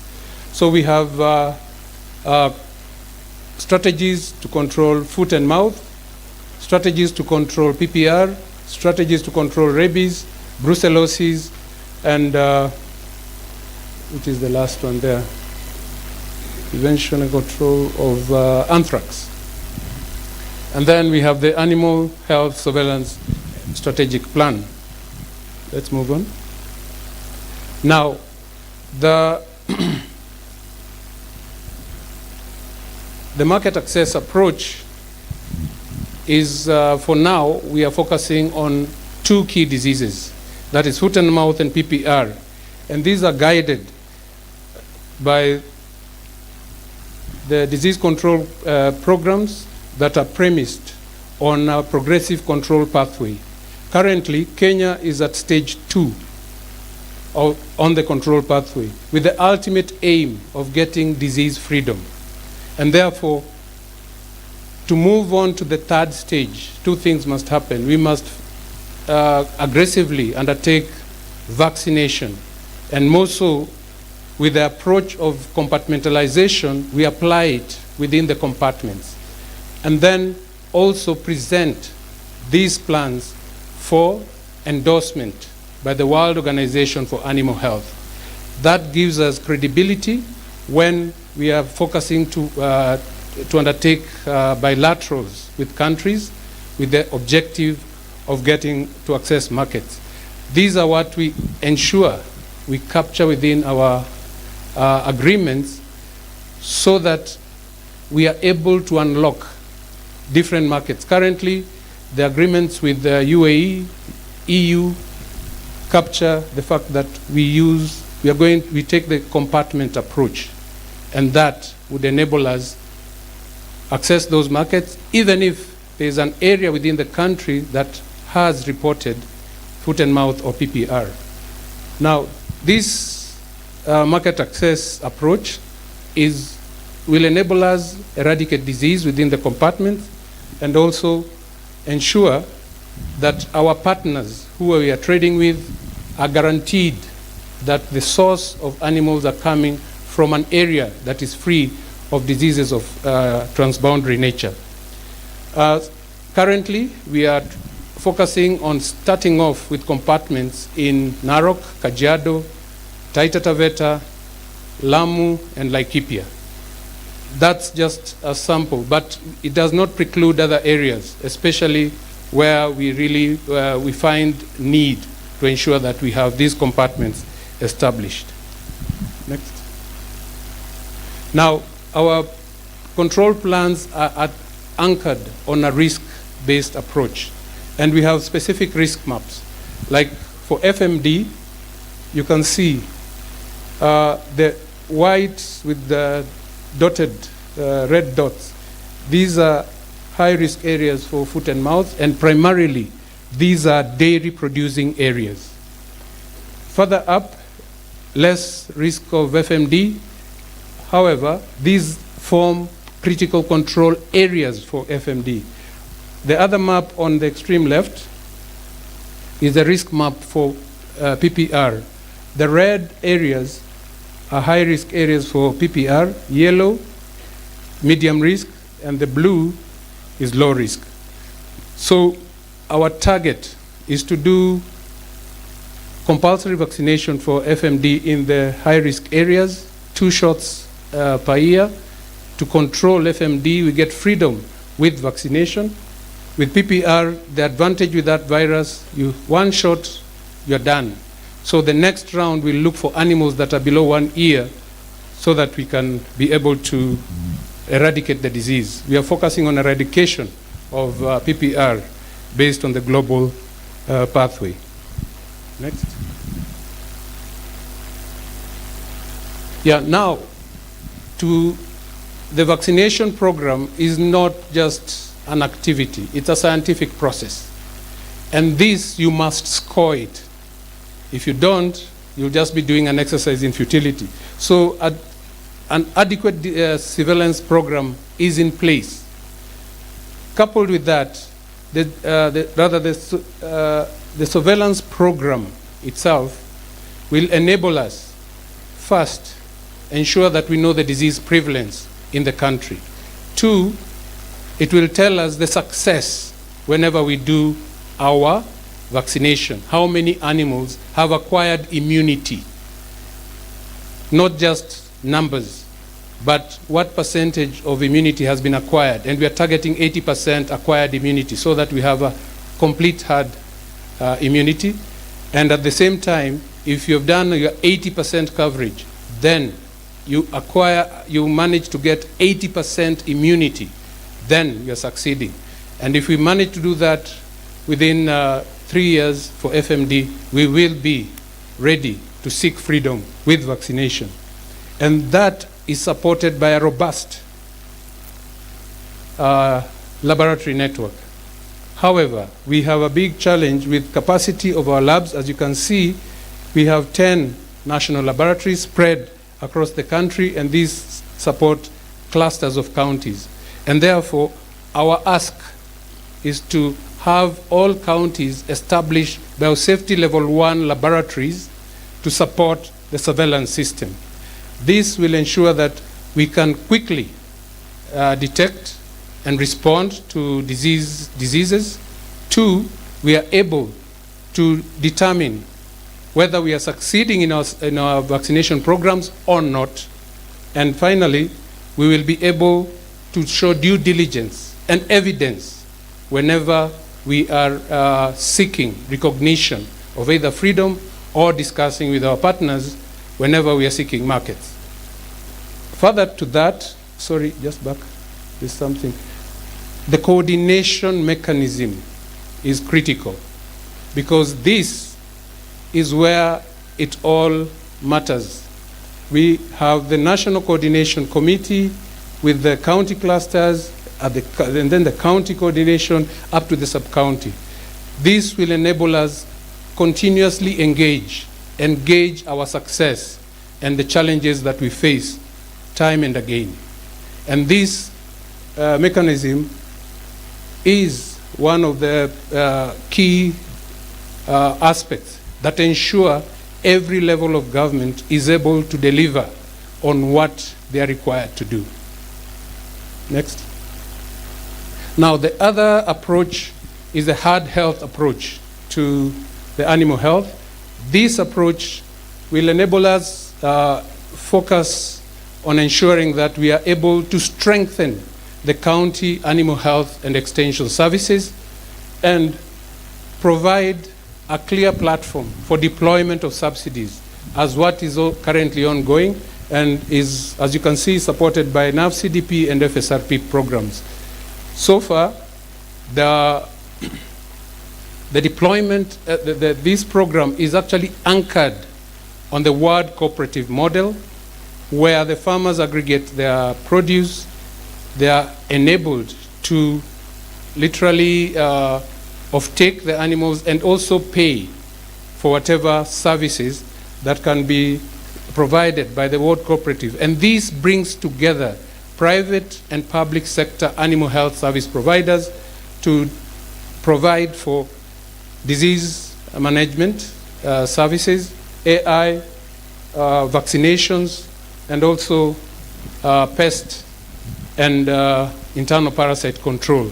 So this model would not enable us to achieve disease eradication, but it is able to complement the disease-free compartments, especially where we will establish them. And hence, we are looking forward to having the two systems complement each other and ensure that we secure the disease burden within the country to ensure, to make, actually to achieve at the ultimate aim of a healthy animal. Next. Now, Anitrack has been spoken, and there's been a lot of talk about Anitrack. What I will ask all of you, anytime for the time we are here, make a visit to the booth.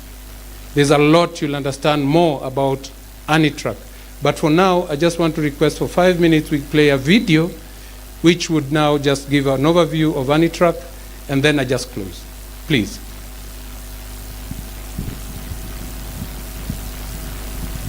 And I'm picking a cue from Kadik, CEO. She was talking and then a video comes. Livestock management revolution. Livestock farming is a vital source of livelihood for a majority of households in Kenya. Kenya is home to around 22 million cattle, 23 million sheep, 35 million goats, and 4.3 million camels. The government's bottom-up economic transformation agenda, BETTER, has a commitment to increasing the contribution of this sector into our GDP from the current 12% to 20%. Under the Better Agriculture Results Framework, the goal is to achieve food security, reduce food imports, and increase exports. This ambitious goal is achievable through increased production quality and quantity at competitive costs, establish and enforce standards, along with enhanced brand identity and trade of livestock and livestock products, both locally and internationally.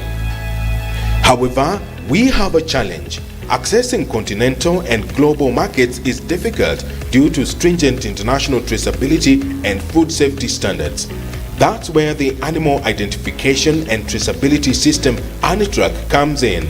This innovative electronic platform is designed to meet the rising demands for food safety, livestock health, and traceability. Imagine being able to capture and track your animal's unique identity, health history, and movement through every stage of its life. Here's how it works. First, animal identification. Each animal will receive a unique tag, think electronic ear tags or microchips, ensuring they are easily recognized and easily identified. Next, animal registration. This model captures and securely stores detailed information about each animal, including its birth, breed, health, vaccination, and life history to the point of death or slaughter, all accessible to farmers, veterinary officers, and livestock traders. Then, traceability.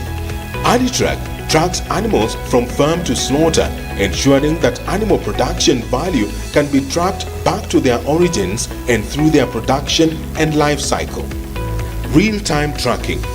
With advanced technology, we can capture livestock value through the chain and across markets, monitor livestock movement, thus enhancing security of valuable community livestock assets and reducing theft in vulnerable regions.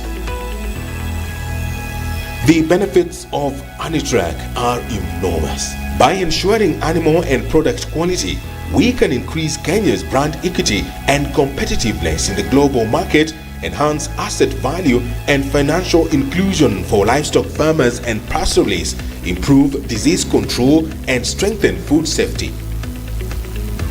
We shall implement this transformational system starting with a pilot across all government's livestock farms, then move to volunteer ranches, and thereafter wheeling livestock traders before rolling it out nationwide to all the 47 counties. So, why is it important for you to join us on this exciting journey toward a more secure and prosperous future for our livestock sector? 1. Being able to trace livestock to the farm where it came from will enable the farmer and pastoralist to get more money for their animal, as there will be evidence of disease control, guaranteed quality in line with market needs, and an assurance that it beats export food safety standards. 2. We will enhance financial inclusion for our livestock farmers and pastoralists by enabling them to use their tagged animals as collateral for loans from financial institutions, as well as make it easier to access livestock insurance. 3.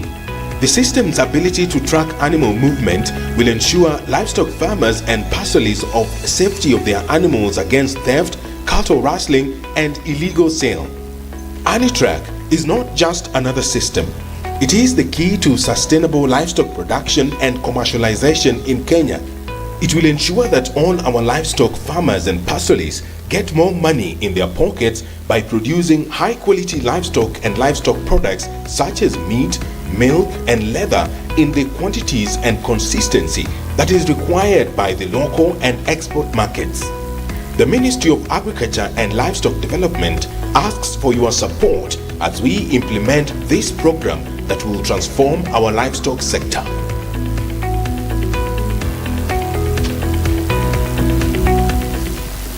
Thank you. Just in closing, the key to accessing international markets is animal health, that's a healthy animal, and traceability. Last slide is just the last slide. And CS, this system should have been deployed yesterday.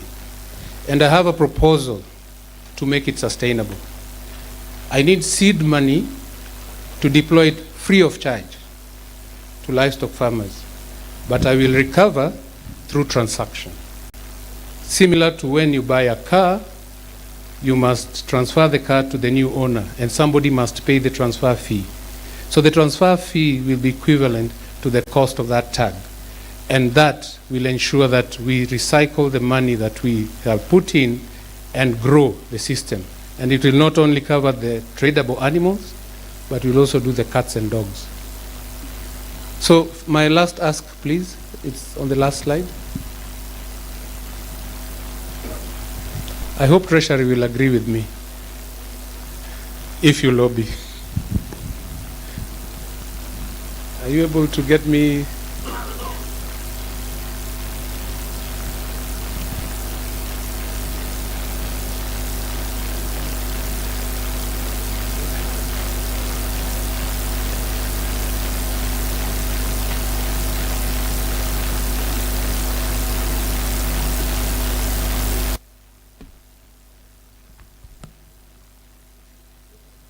Anyway, I think the slide, as they look for it, is just, I'm keen to have this forum give support towards the market access approach to animal health interventions that we have, to support the rollout of the animal identification and traceability system. 3, we need to ensure we have the requisite regulatory framework to ensure that we are able to roll out the animal identification and traceability system by fast-tracking the Animal Health Bill and the review of the Branding of Stock Act. With that, I thank you very much for listening.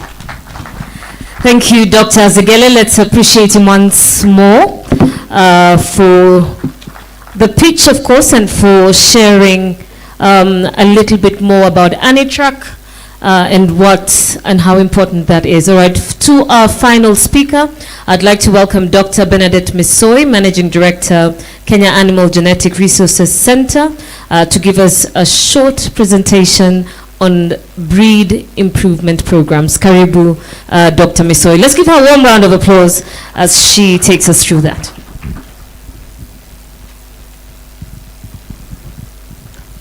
Cabinet Secretary, Excellence present, PSS, CEOs, stakeholders. I'm going to take you through breeding programs or breed improvement programs, and I will dive to the technologies for breed improvement. My name is Dr. Bernadette Misoi, MD, Kenya Animal Genetic Resource Center. Dr. Zegele has talked about disease control. Once disease has been controlled, nutrition addressed, and general welfare addressed, breeding, the animal is ready for breeding. And our objective of breeding is to increase productivity. We focus on the dairy, and in dairy, we breed for milk quality, milk volumes, fertility, and longevity. While in meat, we breed for meat quality, weight gain, and also longevity. So CAGRIC is promoting or propagating a few technologies that ensures increase in productivity and value for money for the farmer. So artificial insemination is our key technology because we are producing superior genetics and also partnering with other partners that are importing genetics to the farmers. So artificial insemination has been there since 1946, and it's the same technology that we are propagating. The other technology is sex semen. Currently, when the president directed CAGRIC to reduce the price from 8,000 to 1,000, we have had a surge in demand. And currently, we are unable to meet the demand because of stocks. But I know going forward, this country is ripe for a sexing technology whereby we can be able to sustain by sexing our own bulls. The other technology is embryo transfer.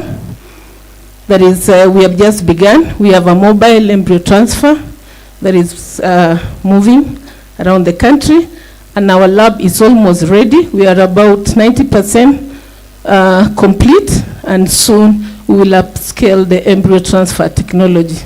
The other technology is the goat insemination. Our center was commissioned by His Excellency the President in April this year, and we are already working. We have 4 breeds, 4 breeds, 3 for dairy and 1 for meat, and we are already distributing our genetics to farmers who are keeping goats. This statistics is to show that there's been a steady growth in terms of consumption of artificial insemination and our semen. And just go back. And there's been a rise on the sex semen absorption is because of the subsidy that the president gave us. We are now working with 140 cooperative societies. Initially there were 42. Because of subsidy, it has gone to 142 and 3 farmer unions. So there's a steady production, but the uptake is a bit slow because we are yet to penetrate ASAL regions. The red regions, the yellow regions, mostly are the dairy regions, and those are basically central Kenya and Rift Valley. So we have interventions and strategies to get to ASAL areas. And I'm happy that the governors from ASAL regions are really giving us support. We're already having discussions, and soon we will get to ASAL regions. On this map, this shows our presence in the country. The red area is where we are fully present, and the gray area is where no activity, CAGRIC activity is present, and you can guess who is present in the gray area. So we have 34 counties who have already signed an MOU with CAGRIC, and we are already working with them, capacity building their service providers. We are also giving them the genetic and the liquid nitrogen. They have also started subsidized AI programs. 89 agents come from the private sector. These are the agrovet owners. They are the ones licensed to sell our products, and they are dotted all over the country. We have the 140 cooperatives and unions also supporting the distribution of our genetic material. Just go back to the map. So the gray area is mainly the ASAL area. This is where we have a lot of potential, and basically no artificial insemination is going on there, but there are intentions. We are already working with Kwale County, Taita Taveta, Tana River, Garissa, Marsabit, and Wajir to ensure that we open artificial insemination centers to train and to sensitize farmers, and even before we distribute. We also encourage some bull schemes, because sometimes it's better to start from what people know before you bring in the technology. So we will be giving bulls, and these are bulls from Calro, shall be distributed in those regions before we introduce AI programs. We also have 5 stations regionally to ensure that we reach out to the farmers. Next. As we produce for our local consumption, we also do for export. And our genetic material has been exported to West Africa. You are able to see the countries: Togo, Nigeria, Sierra Leone, Rwanda, Burundi, Mauritius. Botswana secured some orders when the president came to this country last year, but we never delivered because Kenya is a red zone in terms of FMD. So disease control is crucial and critical for our global market. Next. Those are our partners who are in this. We have partners at the production level. Those are the researchers, the developers of the breed, universities, as indicated. We have ILRI, we have Council of Governors who have been our support, especially at implementation level. We have Kenya Red Cross, a new entrant, Gates Foundation. Dairy cooperatives are our main agents, and farmer group. Not forgetting FAO, who is also a new entrant and a new partner in Kagrik. Next. These are the ongoing plans. We are opening ASL areas because we have 15 million heads of cattle. So we are seeing an opportunity in this region, and we will continue collaborating with the leadership of this region to ensure that artificial insemination is introduced and any other technologies. We are also going, or we are on upscaling embryo transfer, sexing technology, and we have new species for diversification. We have water buffalo coming in late this year or early next year from India. For the farmers who want to do value addition, we are also beginning pigs, camels, and chicken. This is for diversification. And finally, our ask is that this country is ripe for a sexing technology. So through acquisition or partnership, we would like to have the sexing technology for our farmers to breed with precision. So CS, I know this is a time, and we need your support. Our lab is very old. The equipment that we are running in our lab dates to 20 years, and we feel this is a time to also improve our infrastructure. We need liquid nitrogen plants, smaller, for the regions far away from Nairobi. And finally, we want to enhance collaboration with the counties, because that is where the activity, the action happens. Thank you. Next. Thank you. I think that is the last slide. Thank you, governors, for supporting our implementation program and for the subsidized program that you are rolling out. Asanteni sana. Asante sana. Let's give a warm round of applause to Dr. Bernadette Misoi, Managing Director, Kenya Animal Genetic Resources Center, for taking us through the breed improvement program. All right, ladies and gentlemen, we're almost coming to an end, but we'll give time to 3 questions or 3 comments from our audience. If you'd like to ask a question to any of the panelists who have been up, or you have a comment on the deliberations of the day, please raise your hand. We'll bring a microphone to you, but I'd like to request you to keep it under a minute. Any questions, comments? Going once? Going twice? Going 3 times. All right, thank you so much to all our panelists and all our speakers this evening.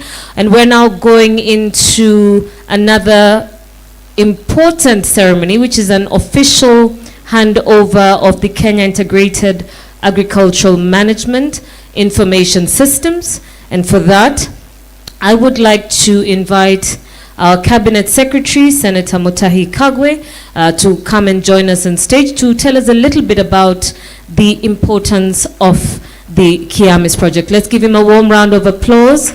Senator Mutahi.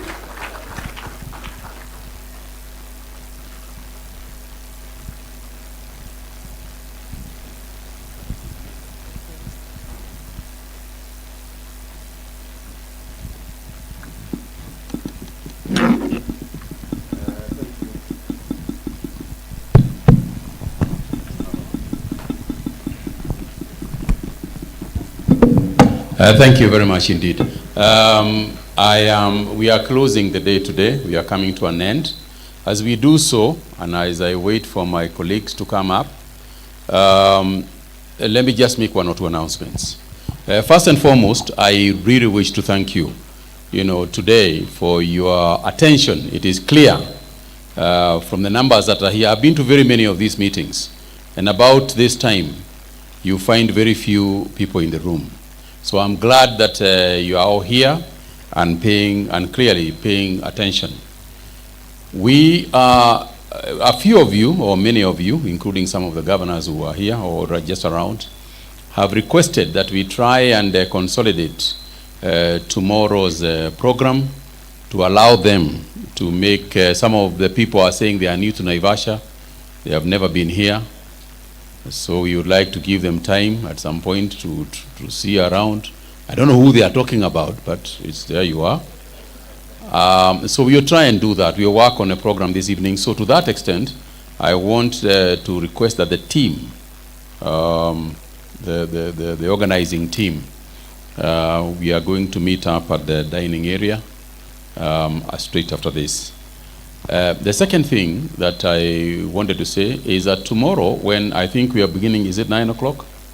Let's begin at exactly 9 o'clock, and we will try and fast track it so that to give you time to go where you want to go. But it is important that we are all here, because after all, that's why we traveled all the way from wherever we came from to attend this event and for you to make contributions. There will be many people who have got ideas that they have picked up or thought about as the panel discussions were going on or as the presentations were going on. I would seek from you that you put it somewhere. If you can't present it, write it down or send it to our people, and I think we'll give one center for which they can send it to, one email for which it can be sent to, and then we will distribute it to whoever your idea is supposed to go to. Now, the reason why I was called here, however, is not to make those announcements. I was called here to participate in a very important event, and I'll tell you why this is a very important event. You have all been hearing about KEAMIS.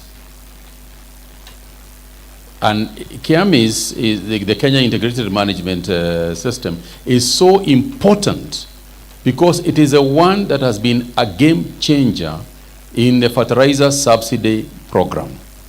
It is in its infancy in the sense that there are a lot of things we are going to do to KEAMIS to extend it and grow it, but we are also integrating it into CADIC. All the technology areas or technology issues that we have had today, the idea is to move all of them into a central area, whether it is geomapping, whether it is ANITRAC, all of them into one area, what we are calling CADIC. So a couple of international organizations were responsible for this, for the formation of KEAMIS.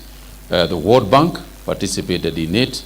But importantly, and the partners that we had in this program is the Food and Agricultural Organization, represented here by my good friend Hamisi. And I would like to ask Hamisi to come up here so that he can tell the other half of the story. I've only given half of the story. You were there before me. You are participating in it before me. So you can talk about that. And very quickly also talk about where we are going together moving forward. I don't want to commit your money for you. I think you would rather commit it for yourself. Thank you, CS.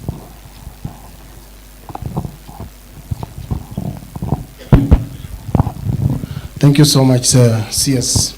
And all protocols observed. I guess I'll take very few minutes to just walk you down the lane or memory lane of the KEAMIS journey.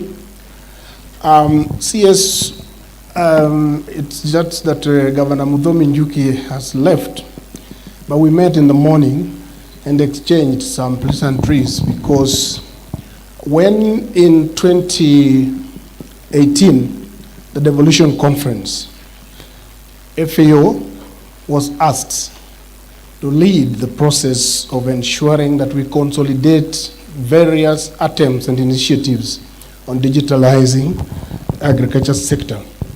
This is some role that we took and shared it with FAO Global, and we realized that this was something that was critical and was needed actually across the globe, but most importantly in Africa.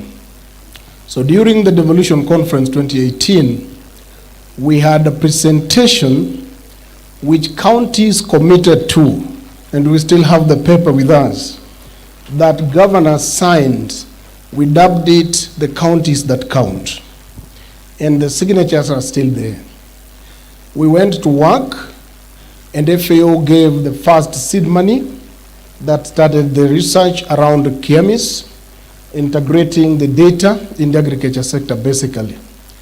And in 2019, the first team that we took out for benchmarking as FAO included Governor Mudomi Njuki.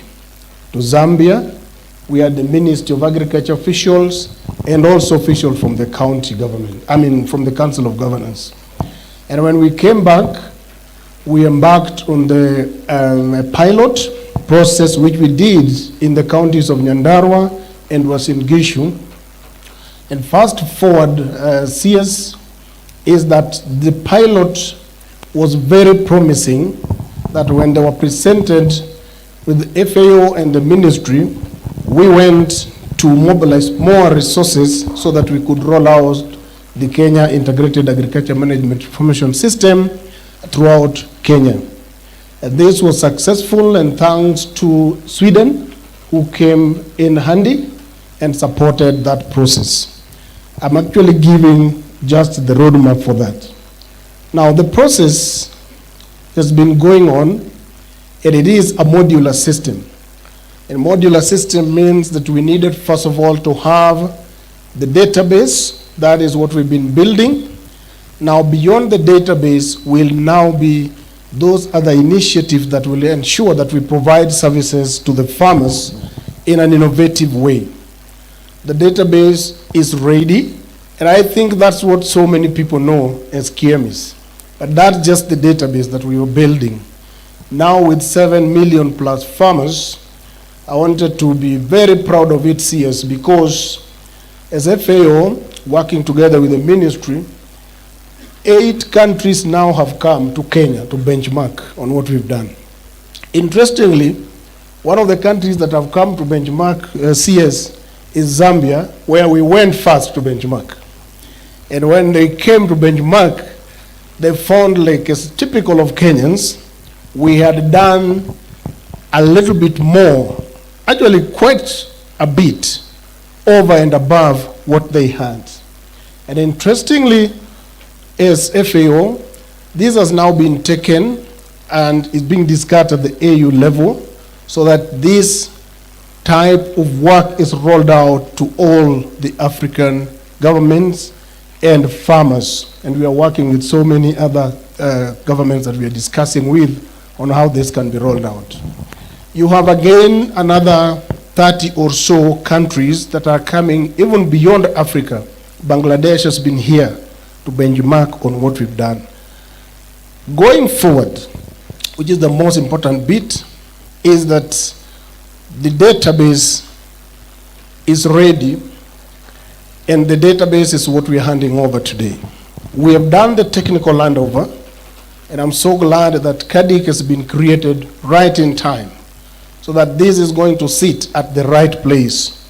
We need, therefore, to support and strengthen them to ensure that they continue on the trajectory that will ensure that this database is used the way it was planned to be used. They have everything and they can confirm, and that will put. Now, on the side of crops, livestock, and fisheries, CS, we want to assure you that with the database now, you can make decisions that are based on evidence. The next module that we already have in KIAMIS, because I know the last subsidy program ran on KIAMIS, but was reading from mezzanine. But be sure that the e-voucher module of KIAMIS is already done, ready, waiting for testing. That we will also pass to you. The second thing that we are going to pass to you is the e-extension module. This, we already have the funds to do it, and we are going to support it. Again, we will add it in to the KIAMIS module because it's an API system, so we'll just be doing the plugins. That again, FAO assures that we will be able to deliver. Transactional data and routine data management are the other modules that we are sure that we are going to still be able to put into the system. But most importantly, CS, I know most people may not know, we are again doing the same in the lands sector. And over there, we have worked through the funding of EU to give the GIS laboratories to 41 counties across. We have also given the GIS laboratory at the Council of Governors, and this is the work that has given us the Ardhi Sasa in the Ministry of Lands. The ultimate point here is, CS, we are looking to digitalize the title, and on this side we are digitalizing the crops, livestock, fisheries. When we are done with this, we want to connect the two. This conversation, therefore, will bring you and your counterpart in lands together. And this way, we can therefore say that Kenya's agriculture and rural development landscape is totally and properly, adequately digitalized. Then we can go to work. This is what I wanted to say, and we're very grateful. I guess we have a certificate, CS, which we wanted to hand over to you officially today, symbolically, that is giving the government the 7 million plus farmers today, with the codes, source codes, everything resting with CADIC.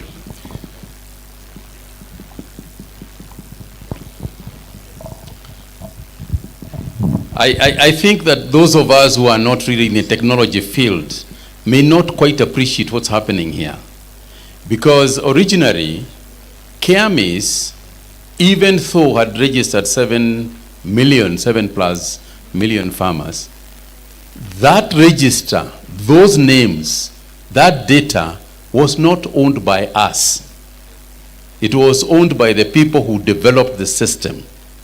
So what is happening now is that we are taking over the ownership of the data so that it is now with us, so that it is now owned by the Kenya government.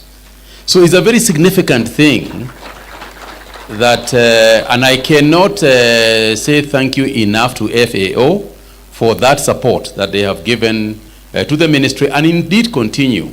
We have agreed with them that we are going to continue working with them to develop it, to add modules to it, to the system, to make it interactive, as we said. For example, as somebody else was saying earlier, if you receive your fertilizer, you should be able to communicate and say, I have received my fertilizer. Otherwise, we just send a fertilizer, but you know, this is Kenya. But I hope you also noted what he said about countries coming here to benchmark with us. And I think that as Kenyans, we are so used to beating ourselves up and to criticizing ourselves that we never actually appreciate what we are actually doing. They were copying KIAMIS before we have started working on it. What about when we actually start working on it? If they, in fact, what you should tell them, Amisi, is to delay their visits for another 6 months so that when they come here, they can be flabbergasted. They can be wowed to death, as it were. So I am going to accept this, and then I am going to hand it over to Kadik. So you want me to this one?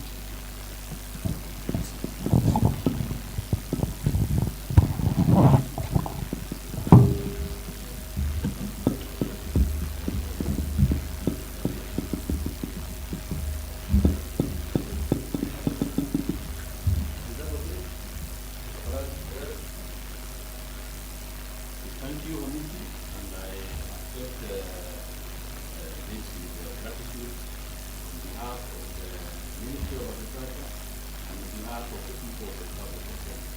Thank you very much.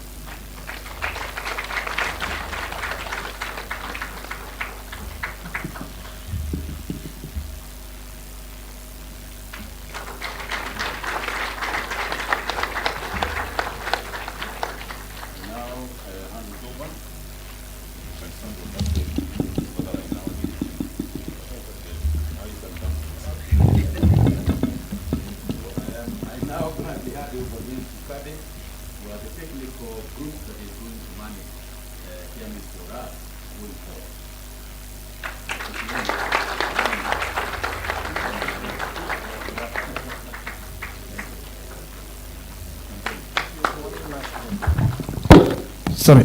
So just one last word, CS, which I was asked with the ministry, that the AU, working together with the FAO, has taken note of what we've done in Kenya on this particular project.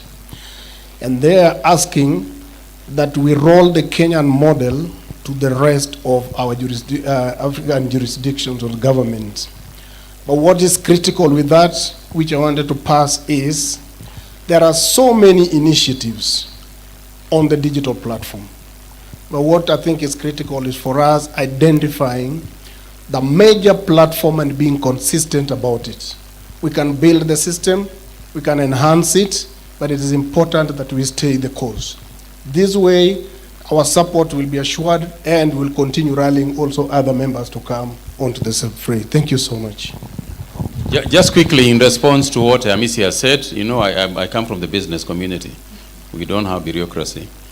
I think the point is, as I said earlier, we have got all these efforts that are going on. Moving forward, the legitimate organization that will issue data on agriculture will be CADIC.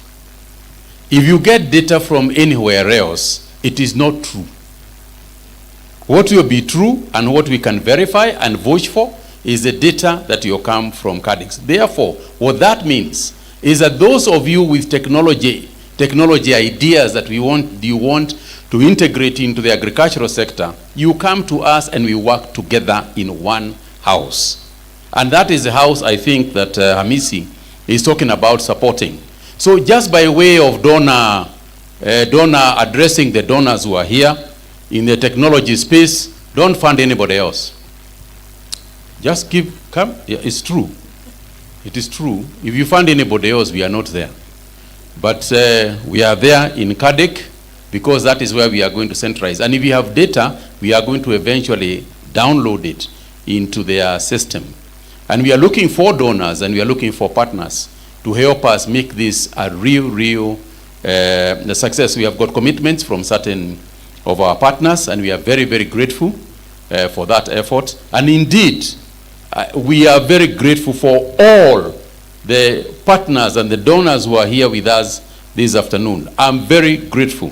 Let not certain aspects of my speaking, you know, perhaps water down what you do, because you do a lot of very, very good work for you, and without you, you will not actually be able to do what we do. So, Kamara, if I have not mentioned IFAD, I want you to know we really appreciate what we are doing with you and the rest of the donors who are here with us. So, moving forward, all the data will be integrated into CADIC, just for the record. And we will make sure that we support. For example, the CARO, actually CADIC, AIRC was part of CARO. And what we have done is said CARO's core mandate, the core mandate of the work of CARO is actually research. Digital, we have sort of branched it out. And the people, we don't even have people. The people who we have in CADIC are the people who used to work in CARO for CAMIs and other technical aspects. So you can see how thin we are on the ground. But I just want to congratulate you on the work that you continue to do. Thank you very much for this and look forward. So I don't know whether Farid, I give you back the mic. because I don't know what else is happening. Thank you all very much. And let's see you at 7 o'clock at dinner. Make sure you are there at 7 o'clock. There are some people who are very fast and who eat a lot. Thank you very much. A big round of applause, ladies and gentlemen. And a big round of applause, ladies and gentlemen, once again for FAO and, of course, the integration into CADIC. And a big round of applause to yourselves. Make some noise for yourselves for a wonderful day as well. Let's be nice and loud one more time. Let's make some noise for ourselves. Yeah, there we go. That's much better. As the CS mentioned, 7 o'clock at dinner. There are some light refreshments served outside right now. Tomorrow morning we start promptly at 9 a.m. We will start promptly at 9 a.m. So please be here and be ready. And we will see you at 7 o'clock at dinner. Thanks again and see you tomorrow.